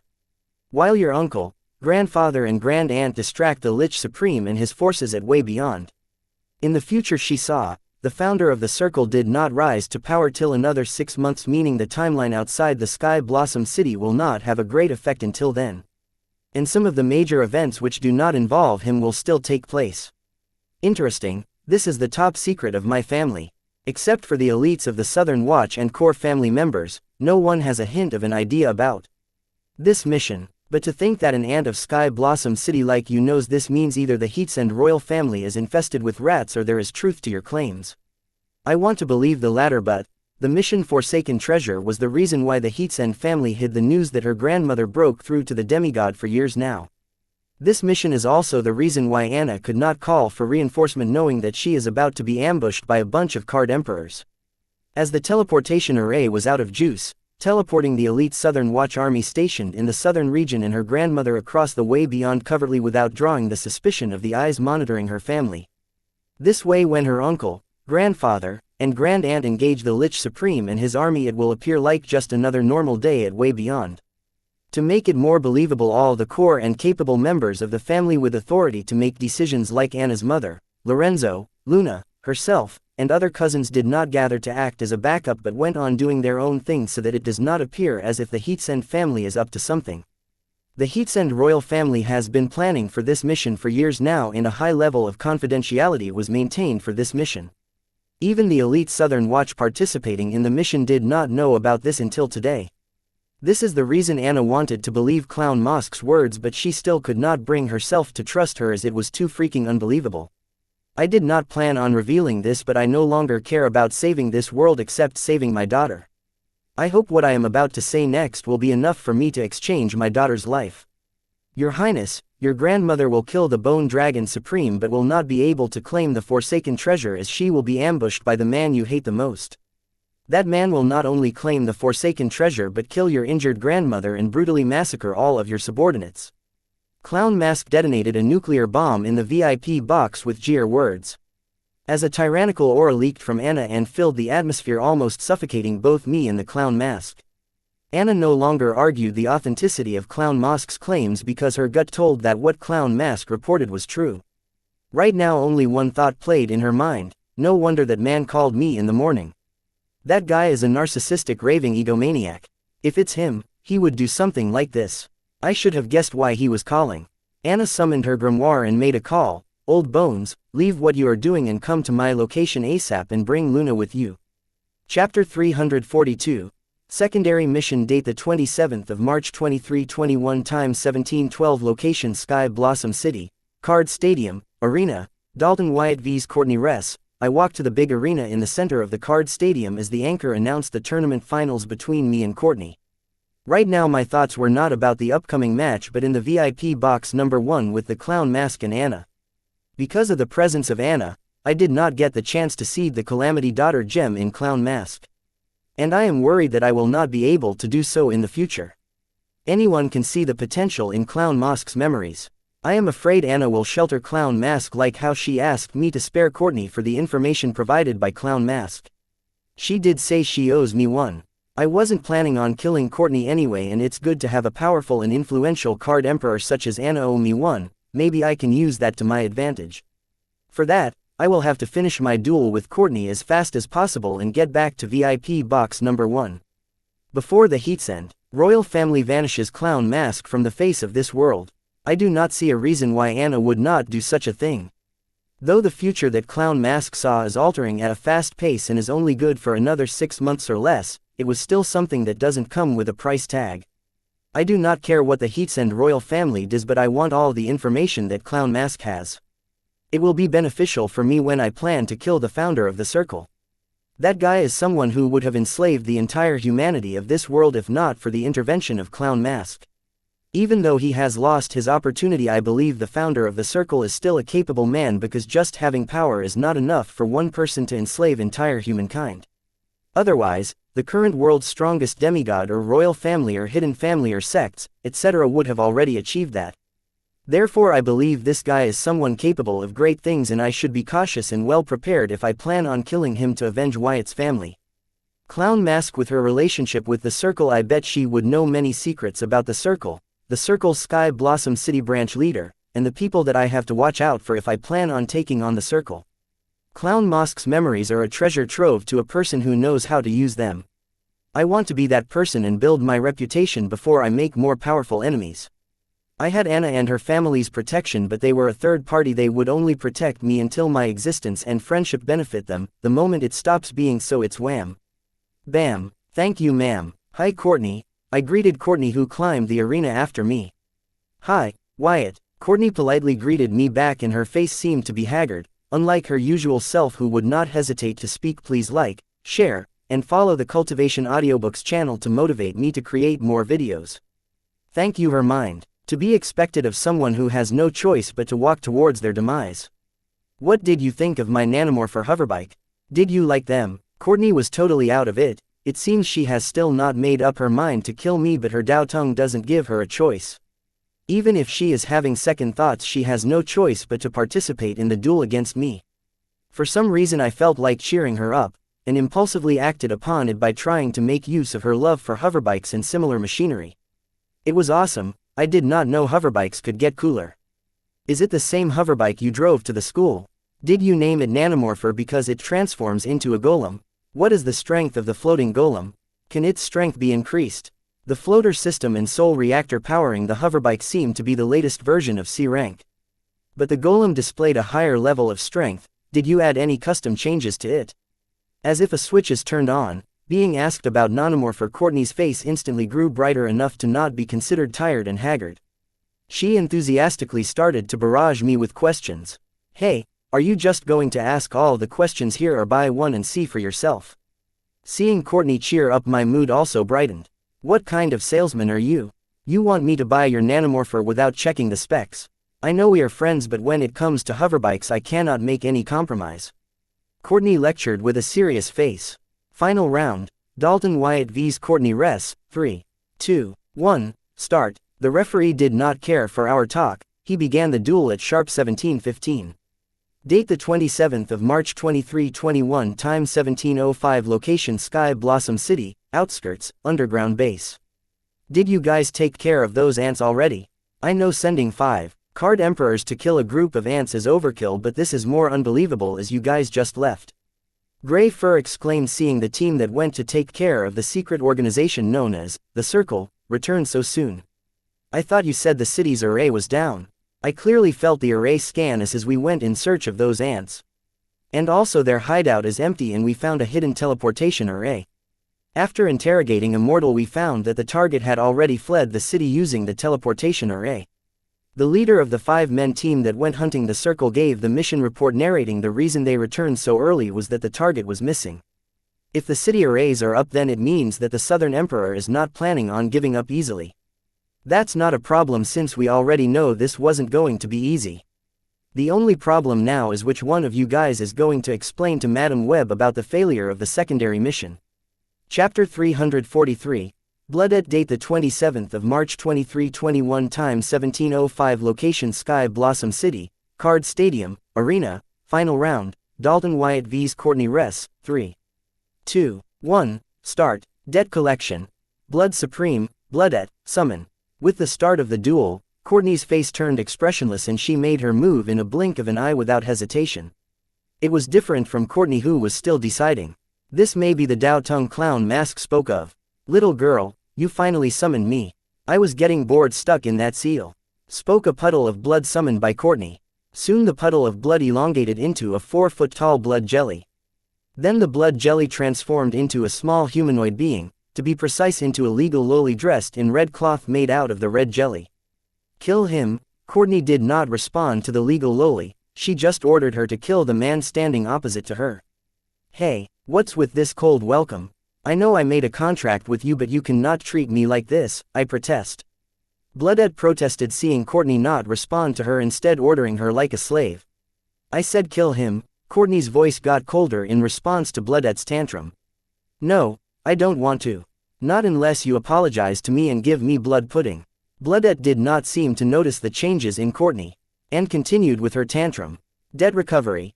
Bloodette. Courtney did not order Bloodette for the third time, instead she used her ability to force Bloodette. Ah! Bloodette screamed in pain. She felt the world rule Blood, which she was friends with, forcing her to do Courtney's bidding. Bloodette did not understand what was happening. Why did her friend suddenly turn against her? Why, I thought we were friends. Pain-ridden Bloodette looked at expressionless Courtney and begged for an answer, but was only faced with ice-cold silence. She clearly remembers promising Courtney that as long as she summons her out of the seal she will help Courtney. But how did it turn into a one-sided slave contract? She never agreed to something like that. Bloodette wanted to return to her home, the dungeon she was sealed in, but the world forcefully stopped her from doing so. Bloodette felt as if the world and its rules, who were her friends for a long time, suddenly turned on her and now were forcing her to follow Courtney's orders, which confused Bloodette because Courtney had not formed her ego gem yet and she doesn't even know the concept of world and the rules within it. Bloodette remembered the reason she became friends with Courtney out of all the people that visited her seal, because she seemed to be close to the world and rules. Though Courtney had no idea about the world and rules, she was very much favored by them. As if they had blessed her. Blood manipulation. Blood petrification. Unable to bear the punishment of the world rule, Bloodette gave in and attacked the man standing in front of her. I, who was watching the show between Bloodette and expressionless Courtney, suddenly felt my body go stiff and was unable to move a single muscle in my body. It may be because of the sudden increase in the temperature and speed of blood flowing I felt in my body. So the blood petrification ability that Bloodette used does not actually petrify my blood, it just manipulates it to increase the temperature and flow speed of the blood. It may seem simple, but it was deadly. If not for my strong physique, my heart would have already exploded with the current rate of blood flow. Two can play that game: summon blood swordsman, blood manipulation, nullify. I summoned my ego elemental to nullify the Bloodette's blood manipulation on me. But contrary to my expectation of blood swordsman, he could not nullify Bloodette's blood manipulation. Though he was not able to completely nullify it, he was successful in dampening its effects, turning my status from stunned to sluggish or slow. This raised concerns in me, so I hurriedly asked Blood Swordsman, "What's wrong?" Blood Swordsman responded with an obvious answer that Bloodette's blood manipulation was stronger than its own. With its current power, it could only hinder her blood manipulation. Blood manipulation, blood needle shower. Bloodette did not wait for me to finish my talk with the Blood Swordsman and showered numerous blood needles at me. Debt collection, river nymph possession, virility of river. To make things worse, Courtney added a buff to Bloodette. Seeing that Blood Swordsman was surprisingly weaker than Bloodette, I had no choice but to summon reinforcements. Summon Blue Spring and Cloud Lord. Blue Spring, water barrier. Cloud Lord, lightning descent. Blood Swordsman, blood manipulation, feint. The water barrier summoned by Blue Spring successfully blocked the blood needles aimed at me. And the lightning descent of Cloud Lord kept Bloodette engaged, while Blood Swordsman manipulated blood in Courtney's body to decrease blood flow to her brain and cause her to faint. And now for the finishing move, Gigamite form. If you see me, I see you. Decreasing blood to Courtney's brain made her sluggish as she tried to resist fainting. Taking this opportunity, I mobilized my 3 floating heads and 6 floating arms to restrain her, render her immobile and knock her out. An easy win, but it was far from that. With Courtney's fainting, her summoned creature Bloodette did not vanish, rather she went berserk. Date the 27th of March 2321, time 17:08, location Sky Blossom City, Card Stadium, VIP box number 1. Anna, Lorenzo, and Luna, who were interrogating Clown Mask, suddenly felt a terrifying presence in their proximity. Alerted, all 3 of them searched for that existence. "What the fook, is that a supreme being?" Anna exclaimed. "Yes, but something different about it. Its power level is only at the Card Overlord realm. Anyway, why is a teenager able to summon a supreme being?" Luna looked at the dwarfed blood humanoid with great curiosity. Her caution went out of the window once she realized that the supreme being did not possess even 1/100th of its original strength. It's blood supreme, Bloodette. She is a supreme being who was sealed even before my time. I heard stories of your ancestors suppressing her in the southern region. It turns out to be true. According to the myth, Blood Supreme's body was destroyed, but her will couldn't be, so your ancestors performed a forbidden seal technique and sealed her in a dungeon in the south. By the looks of it, Blood Supreme seems to have awakened from a long slumber and has started to form her new body. The question remains, how is that kid able to control the supreme being? Lorenzo narrated all the information he remembered seeing Bloodette.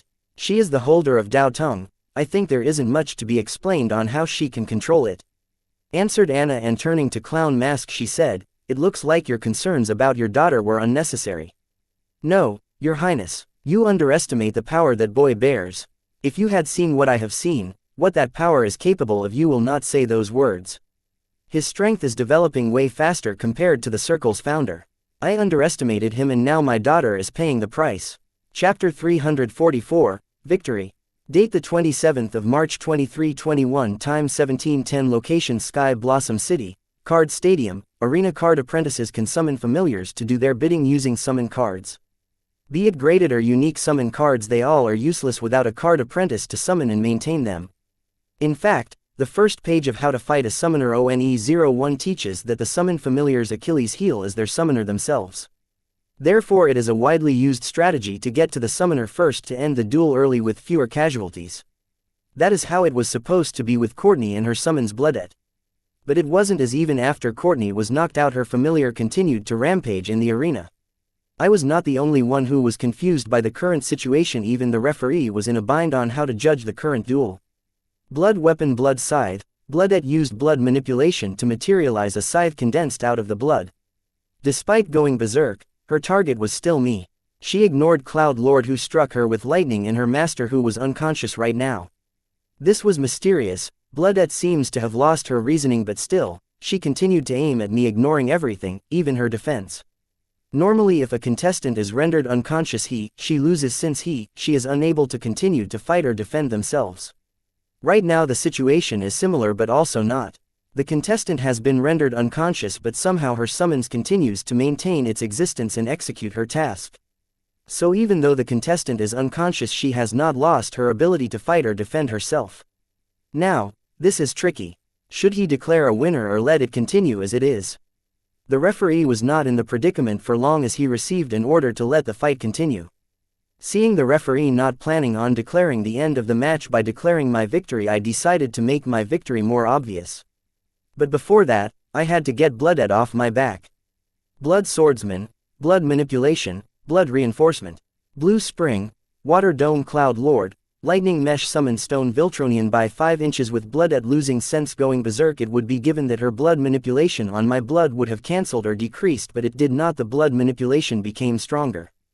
It continues to passively manipulate my blood. The temperature and blood flow of my blood was reaching record high despite having the Blood Swordsman hinder her blood manipulation on me as much as possible. If it continued I could die with my heart exploding, so I had Blood Swordsman reinforce my blood so it can resist the external influence on it.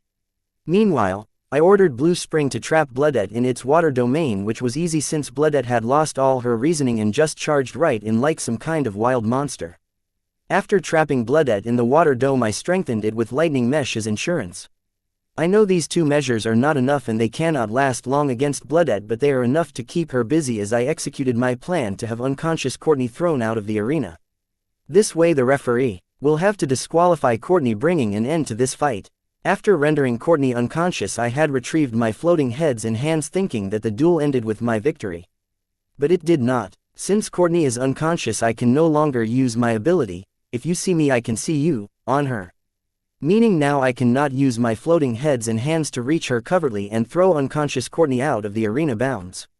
Therefore I summoned Stone Viltronians to have them carry Courtney out of bounds while the ego elementals and I draw Bloodet's attention. Bloodet did not seem to care about unconscious Courtney, but the same cannot be said if it feels its summoner Courtney is in danger. So to not take chances I had to plan it elaborately. As planned, while I and the ego elements trapped Bloodet in the water dome and lightning mesh, the Stone Viltronians carried unconscious Courtney to the edge of the arena and gently placed her out of the arena. The plan worked without a hitch. Courtney rests disqualified, out of arena bounds.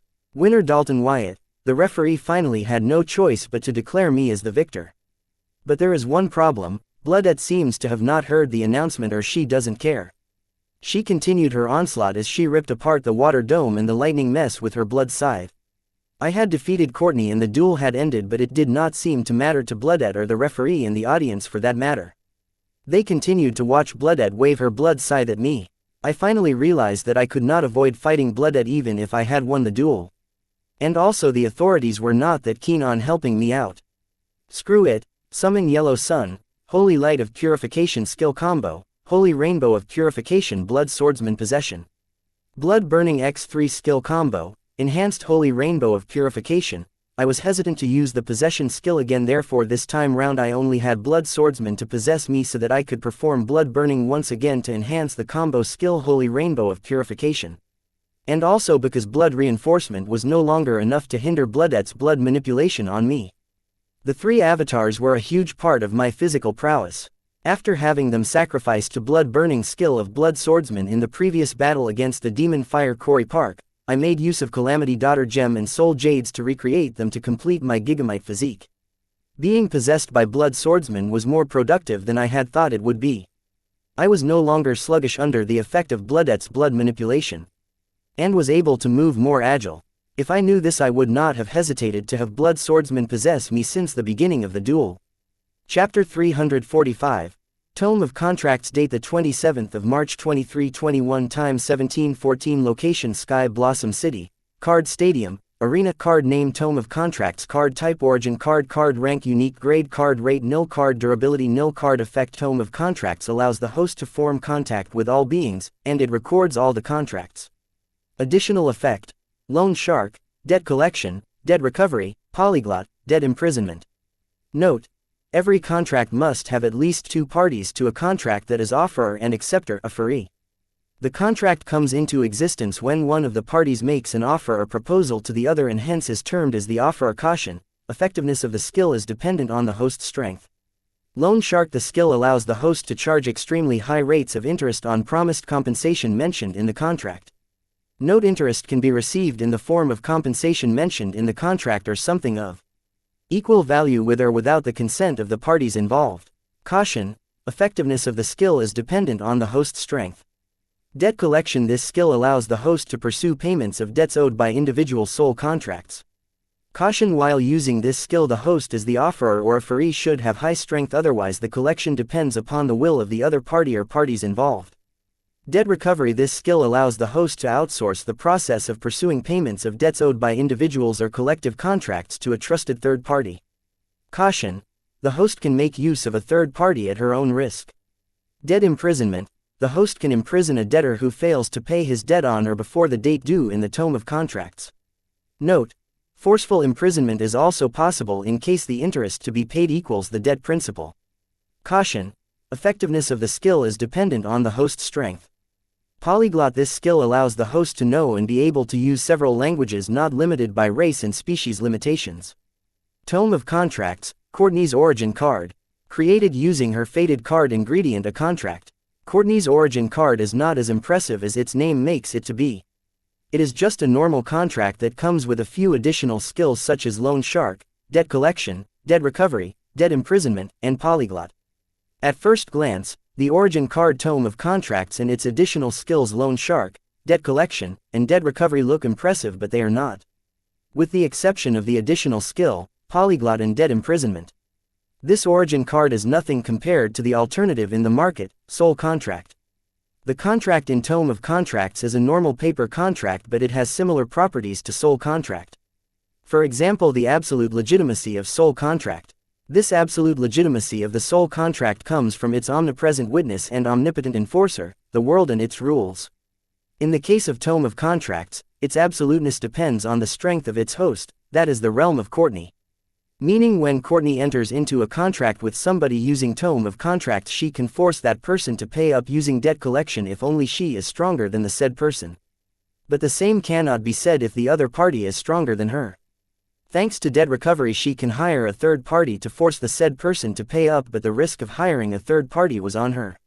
In simple words, Courtney's origin card Tome of Contracts was nothing but a fancy card that allows the user to enter into a contract with various creatures, with effects similar to that of a normal mortal contract. Even after undergoing one baptism, Courtney's origin card showed no improvement. Except for skills polyglot and debt imprisonment, other effects continued to remain as worthless as before. The intention of the creator of this origin card was to allow Courtney to enter into a contract with monsters so that she can walk the path of the monster tamer. Which he achieved brilliantly with skills polyglot and debt imprisonment, but these were like double-edged swords. And which side Courtney was on depended on her strength. Except for this one negative, the origin card was okay. Though it did not increase Courtney's strength drastically, it gave her a unique path to wake and slowly accumulate strength. This is why it's important to select a perfect card creationist based on your needs to create an origin card. There are hundreds of cards out there and not every card creationist is capable of creating every type of card. So they become specialists at creating certain types of cards. The card apprentice must search for the card creationist based on the type of origin card they want and the fate ingredient they possess. Otherwise, they end up getting subpar origin cards that barely help them in any way. Thankfully for Courtney, as if the world was watching over her, the origin card created ended up being a perfect fit for her physique, Dao Tung. The strength that the origin card Tome of Contract lacked to collect a debt, it tried to make up for it by adding the option of hiring a strong third party. But this option, instead of becoming a solution, ended up becoming the problem itself. But thanks to Courtney's physique, she found an omnipotent and trustworthy third party to help her recover her debt. And filling the shortcomings of her origin card.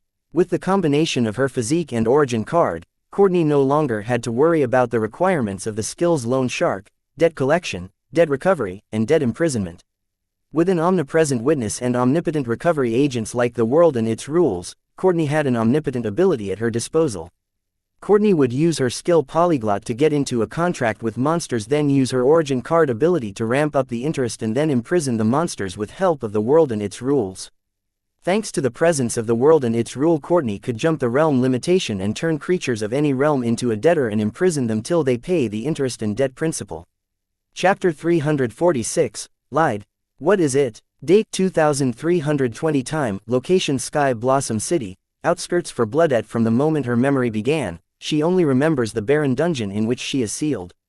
For her, this place was her home even though it imprisoned and isolated her from the real world outside. Bloodette does not know why she is sealed in this dungeon, but for her, this is the place where she was born and raised by the world and its rules. Bloodette has this special and deep connection with the world where she is nurtured and nourished by the world rule, blood. Day by day, despite doing nothing, her strength increases at a steady yet slow pace. It almost took decades for her strength to reach her current level. According to the world rule, blood, once her strength reaches supreme rank, then she can break free of the dungeon seal and return to the outside world.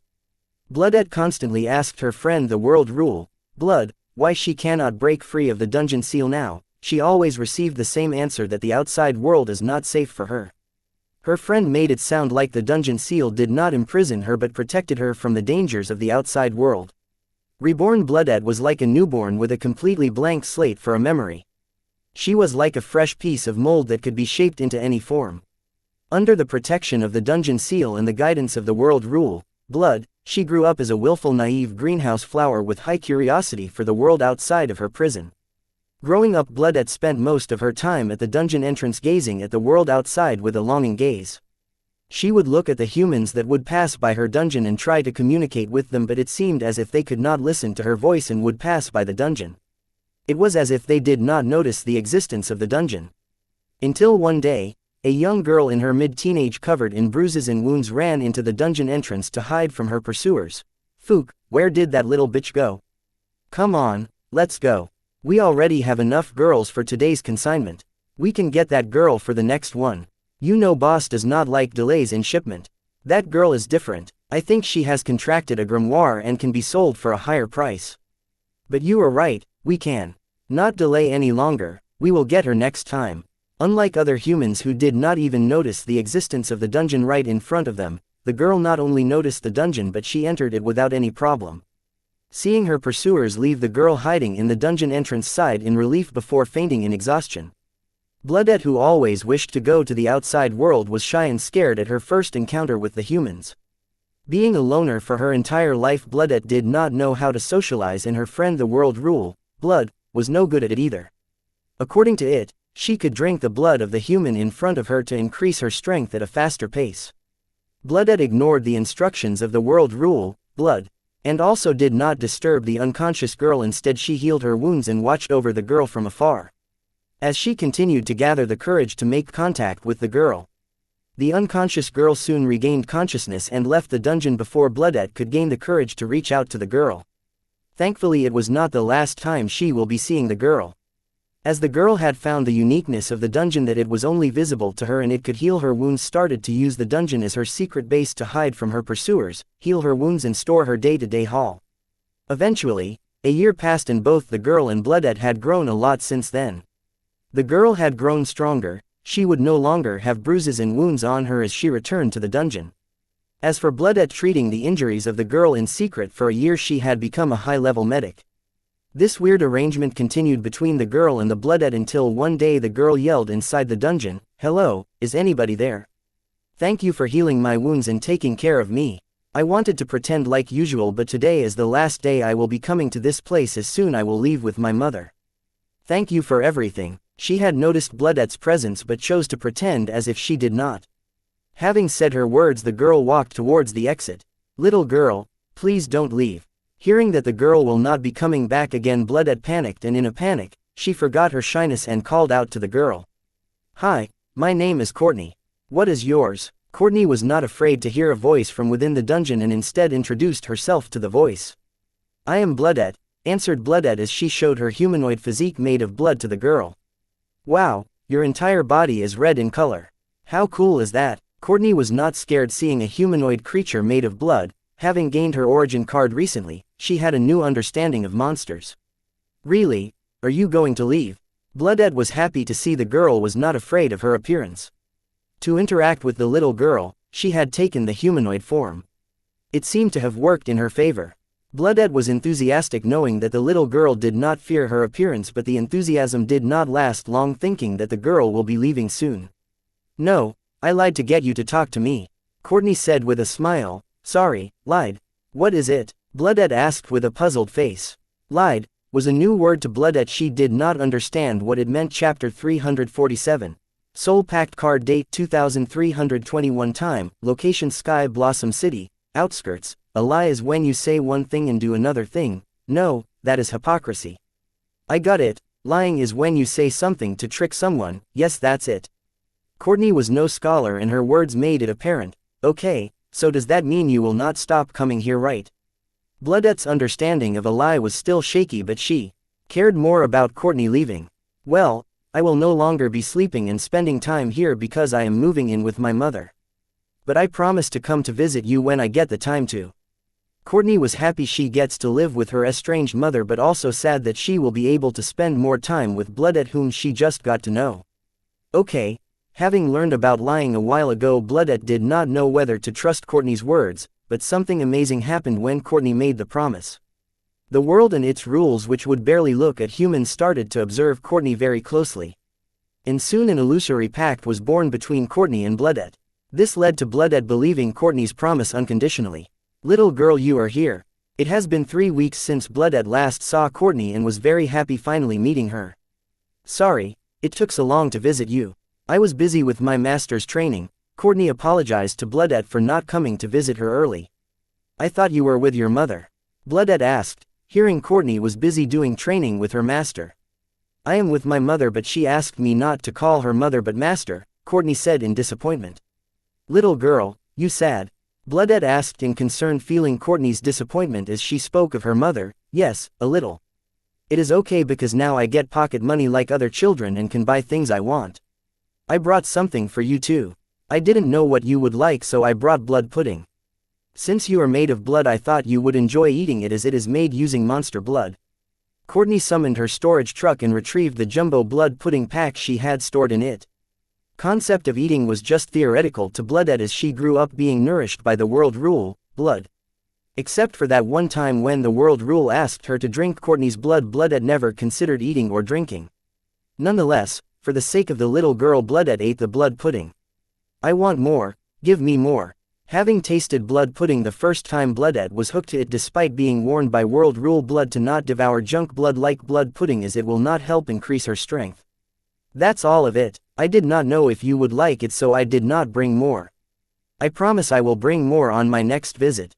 I also brought some blood wine. Do you want to try some? Once again, when Courtney made a verbal agreement with Bloodette, the world and its rules started paying attention to her.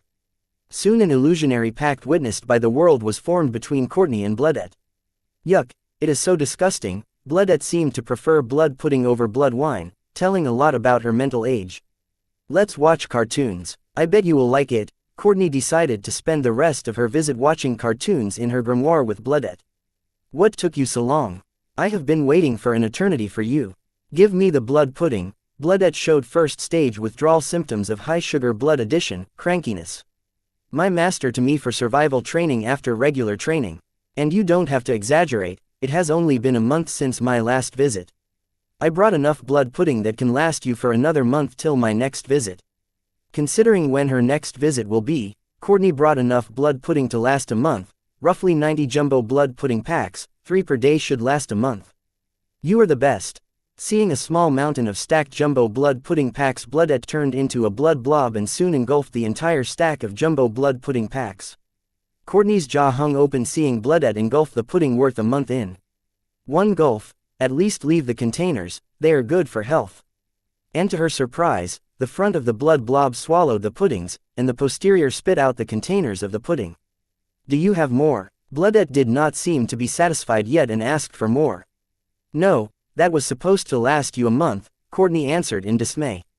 Hee hee. Bloodette let out an embarrassed laugh and added, but I want more. Bloodette honey, you have a problem. I will be a bad friend if I do not stop you here. Courtney was warned by the shopkeeper that too much blood pudding may affect her health. Remembering this, Courtney decoded to put an end to Bloodette's blood pudding madness. You are Bloodette's friend? Bloodette asked innocently. She did consider Courtney as a friend, but hearing it out loud from that very person had a different feel to it. Yes, why do you think I spend the only leave I get for a month with you? You are my friend. Courtney did not hesitate to call a humanoid blood-hungry monster her friend. Yay, Bloodette has a friend too. Bloodette celebrated in great joy.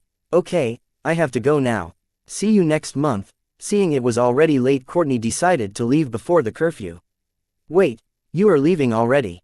I want blood pudding, Bloodette said, pointing towards the empty pudding packs. And whose fault is that? That was supposed to last a month. Courtney rolled her eyes to Bloodette's plea. But, Bloodette was at a loss of words since it was her fault to eat all the blood pudding at once. How about you come with me? This way I can give you blood pudding every day, Courtney suggested. Bloodette cannot leave the dungeon, answered Bloodette pitifully, but soon her eyes brightened hearing the world rule that it has a way to help her. So you are saying you want to form a contract with me? So that I can summon you out of this dungeon whenever and wherever I want. In return for blood pudding and watching cartoons you will fight for me. Courtney summarized the equal contract put forward by Bloodette. Yes, I am strong. I will help you. In return you will summon me out of this seal and give me pudding. Let me watch cartoons in your grimoire. Little girl, what do you say? Bloodette was enthusiastic about the contract as it allowed her to leave the seal as long as she abides by the contract rules.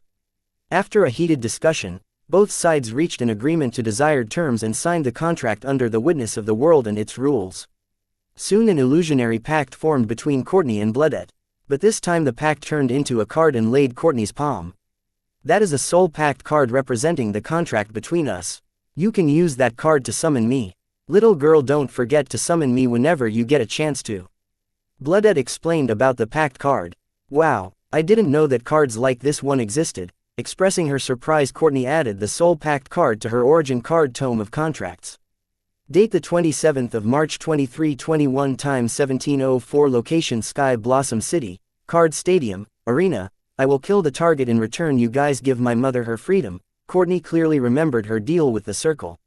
Later, knowing the target was Dalton Wyatt, someone considered as friend, Courtney could not make up her mind.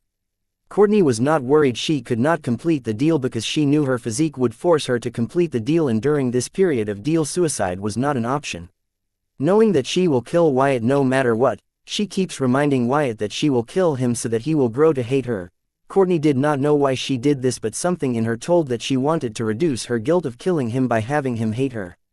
As expected, once the match began, her thoughts were suppressed by the world and its rules, forcing her to execute her part of the deal. With her body being taken over by the world and its rules, Courtney blanked out completely. This was the side effect of having an omnipotent witness. The expressionless Courtney went all out and did not hold back to complete the deal by summoning Bloodette using debt collection on her, Courtney's strongest trump card. Kill him, expressionless Courtney ordered Bloodette, but seeing her protest, expressionless Courtney used debt recovery to use the world and its rules help to get her way. Under the influence of the world and its rules, Bloodette continued to execute the order given to her by expressionless Courtney even after she fainted. Chapter 348. Balance. Date the 27th of March 2321, time 1716, location Sky Blossom City, Card Stadium, Arena. Under the impact of the enhanced holy rainbow of purification, the humanoid blood creature wailed in pain and broke down into a puddle of blood as it hurriedly retreated backward. Seeing that the enhanced combo skill did not kill Bloodette, I was surprised and failed to notice that the blood puddle was not retreating but running towards unconscious Courtney. I did not understand what the blood puddle was trying to achieve by reaching Cory, but remembering blood rule can recover upon consumption of blood, I knew it was up to no good. It was too late for me to act and stop the blood puddle as it was already pouncing on unconscious Courtney. Since the blood puddle was Courtney's summoned creature, I think it will not harm her. But just when it was about to engulf Courtney, a bright light barrier covered Courtney's body. Good idea to use holy attribute against dark attribute rules, but if the holy attribute is not strong enough, it is nothing but a sunburn to the creatures with dark attribute. The dark attribute is like a cockroach, it finds a way to live in the harshest condition and with severe injuries. So always be on guard when dealing with them. Luna, I can't believe you. Did you just lecture about dark attributes? Stop boring people by giving them unnecessary lectures. You have your students for that back in your college. Anna rolled her eyes at her cousin who lectured me about holy and dark attributes. What to do with this creature? It's too weak for a supreme being and seems to have lost its reasoning under the influence of the world and its rules. Luna asked Anna as she boxed in the blood puddle with a light barrier that seemed to have a holy attribute to it. By killing it, all you are doing is destroying its new body. Its consciousness will return to the seal, only for it to form a new body from scratch. How about letting Wyatt's ego elemental devour it? After all, its body is derived from the world rule, blood. This way at least its body can be used as manure.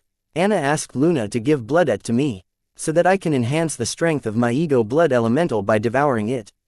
I do not think it's a good idea. Doing so we may be putting him in harm's way rather than helping him. No matter how weak this creature is, it is a supreme being and its body is derived from blood rule. By feeding on it his blood ego elemental will try to break through to the next realm. With his current realm, I do not think he will be able to achieve it. Luna expressed her concern. Yes, you're right, I too do not think his golden grimoire will allow his ego elemental card to break through to the higher realm because the ego element card is already of the highest realm the golden grimoire can support. Anna also thought deeply about Luna's argument and agreed with it. All the ego elemental cards I created were of card lord realm strength, which also happens to be the maximum strength my golden grimoire can hold. Unless I upgrade my grimoire to a higher platinum grade there is no way my cards can break through to a higher realm. Hey, you boneheads don't talk as if I am some kind of blood tonic. I will get back at all of you for today's humiliation. Bloodette finally regained control of her body. As she came to her senses she realized she was trapped by a light barrier. Ignoring that she hurriedly searched for Courtney. Seeing Courtney unconscious and alive, she was revealed but hearing the two card emperors planning to use her body as manure to nurture another blood elemental Bloodette was scared to death and also felt humiliated. But her strength was not enough to do anything about it so she chose to retreat to her seal for now. The blood puddle which was imprisoned by Luna's light barrier suddenly spoke up. It seems Bloodette was no longer under the influence of the world and its rule. Soon it vanished in thin air. Fook, it ran away. We should have extracted its body as a card ingredient to use later. Anna exclaimed seeing Bloodette vanish in thin air. It did not run away, it just returned to its seal. Corrected Luna. How is it any different? Anna asked, rolling her eyes at Luna. She finally started to remember why she used to avoid talking to Luna. Wyatt, honey, congrats on winning the tournament. Anna congratulated me for winning the tournament. Thank you. I thanked Anna but I didn't feel I had won. Because the card stadium did not have the atmosphere of a tournament any longer. The problem was the intervention of the card emperor duo. The authorities and the school staff who did not come to my rescue were in a pinch, especially the school staff who held this tournament. While Anna and Luna stepped out to capture the Blood Supreme, Lorenzo made a call to his niece, Corey's mother. Despite having agreed that during the mission Forbidden Treasure all contacts will be kept to a minimum. Hello, Uncle Lorenzo. It must be urgent for you to call now. Corey's mother answered the call. Yes, something big is afoot. What is your mother's current status? Lorenzo asked his niece in a deadpan tone. She has already engaged the enemy. Corey's mother responded to the best of her knowledge. We still have time. Some new information has come to light and I have reason to believe that the mission Forsaken Treasure is compromised. Lorenzo did not believe that the clown mask could see the future. Yes, she had the Dao Eye but it was stolen and there is no credibility to her words. So, he interrogated her using his rune, balance, which would help him discern if a person is telling the truth or not. And the results informed that the clown mask was not lying. After having all his facts straight he contacted his niece. Chapter 349. Decoy date the 27th of March 2321 time 1720 location Sky Blossom City, city outskirts Team 2 reporting for briefing, Team 3 reporting for briefing, Team 4 reporting for briefing, Team 5 reporting for briefing, Team 6 reporting for briefing. That's all of them, Sniper reported. Good, now that all of you are here, let's begin the briefing. Grey Fur nodded his head in satisfaction looking at all other 29 card emperors waiting for him to debrief them. This is what Grey Fur likes about this organization. With his status out in the real world none of these 29 card emperors would bother to become acquainted with him much less organize under his command and wait patiently for his debriefing. Combined with the other perks like being able to do anything he wants and get paid in what he desires. First up, there is good news for Team 3 which failed to undertake the secondary mission. Madam Web is generously willing to forego your punishment if you guys are able to complete the primary mission, which is to kill this boy by any means. But this also means you will not be getting any rewards, as Madam Web's pardon is already your reward. Gray first spoke, projecting the life-size 3D hologram of the target, Dalton Wyatt. Wait, hold on, what do you mean by completing the primary mission? I thought all of us were going to take part in the mission. The leader of Team 3 voiced his concern. We are. Your team will be spearheading the mission, while the rest of us will be lying in wait in ambush for them. Gray Fur calmly explained, aren't you just sending us to our deaths? One of the members of Team 3 exclaimed, you guys were the ones who insisted on doing the extra credit secondary mission but failed to complete it. Consider yourself lucky if not for the sensitivity of this mission. Well, you know, I do not have to tell you. And also, if you do not want to do this, no one is forcing you, but Madam Web will be disappointed. Gray Fur offered Team 3 an opportunity to back off the mission. No need, we follow the instructions. The leader of third team agreed, as he knew they had messed up with the secondary mission. It was already generous of Madam Web to allow them to redeem themselves. Failure of secondary mission was not our fault, they were clearly tipped off. Third team member was not willing to back down, as the failure of the secondary mission was not the team's fault. The target escaped even before Team 3 reached the rendezvous point. Boy, watch what you are barking. Do you know what you are implying? Sniper reprimanded the Team 3's member. Claiming that someone tipped off about the mission is equal to saying there is a traitor among them, which is equal to doubting Madam Web's ability and control over their little club. Don't try to spin my words. Team 1, you people were the ones to compromise the mission in the first place. Maybe they noticed your presence and escaped, who knows? But one thing is certain, that your team compromised the mission. Why aren't you being punished? Clearly, you Fookers are using us as scapegoats. If you had not revealed your presence during the recon, secondary mission would not be a failure. The Team 3 member blamed Team 1 for the failure of the second mission. But the points he made were valid. Why weren't Team 1 being punished for their blunder? Yes, we are using you as a scapegoat. You got a problem with that? Sniper answered provocatively, as he could no longer tolerate being blamed for compromising the mission. You, if not for his team leader holding him back, the third team member almost jumped on the sniper. Does everyone in Team 3 have the same opinion? Gray Fur asked with a frown. Gray Fur was not dull. He already guessed that Team 3 member was just a puppet and was playing as his leader directed him to. No, but is it just our team being punished? The team leader of Team 3 stopped hiding behind his team members now that they set a stage for him to build on. I think you are forgetting something. Team 3 is not being punished. You have been given a chance to redeem yourselves in front of Madam Web. And who said that Team 1 will not be punished? Each team has been assigned its part. Now let me ask you once again, are you up to this or not? Gray Fur pointed out the key points of the situation, breaking the claims Team 3 leader stood on. Team 3 was not satisfied with the role assigned to their team. Leading the primary mission was already full of dangers and unknown variables. Now that the mission has been compromised and the Southern Emperor is on alert waiting for their ambush, the danger level of this mission directly went from Defcon 3 to Defcon 1. This mission no longer seems like a mission to redeem themselves but a suicide mission. Since the Southern Emperor is already expecting them, then the first team to lead. The ambush will face the complete burnt of whatever the Southern Emperor has stored in for them. The worst thing was that Team 3 knew their part in the mission was not to lead it but to act as a decoy while the rest of them located the target and finished the mission, as the Southern Emperor and reigning alchemist were busy dealing with them. Fine, we will do it. It's not like we have a choice, right? Though these card emperors had willingly participated in the Madam Web's club activities out of their greed, they are not willing to go to their deaths no matter how much dirt Madam Web has on them, because living on the run is better than sleeping for eternity in a coffin. But right now, being surrounded by 25 card emperors who could rip them to pieces, the leader of Team 3 and its members had no choice but to act as a decoy.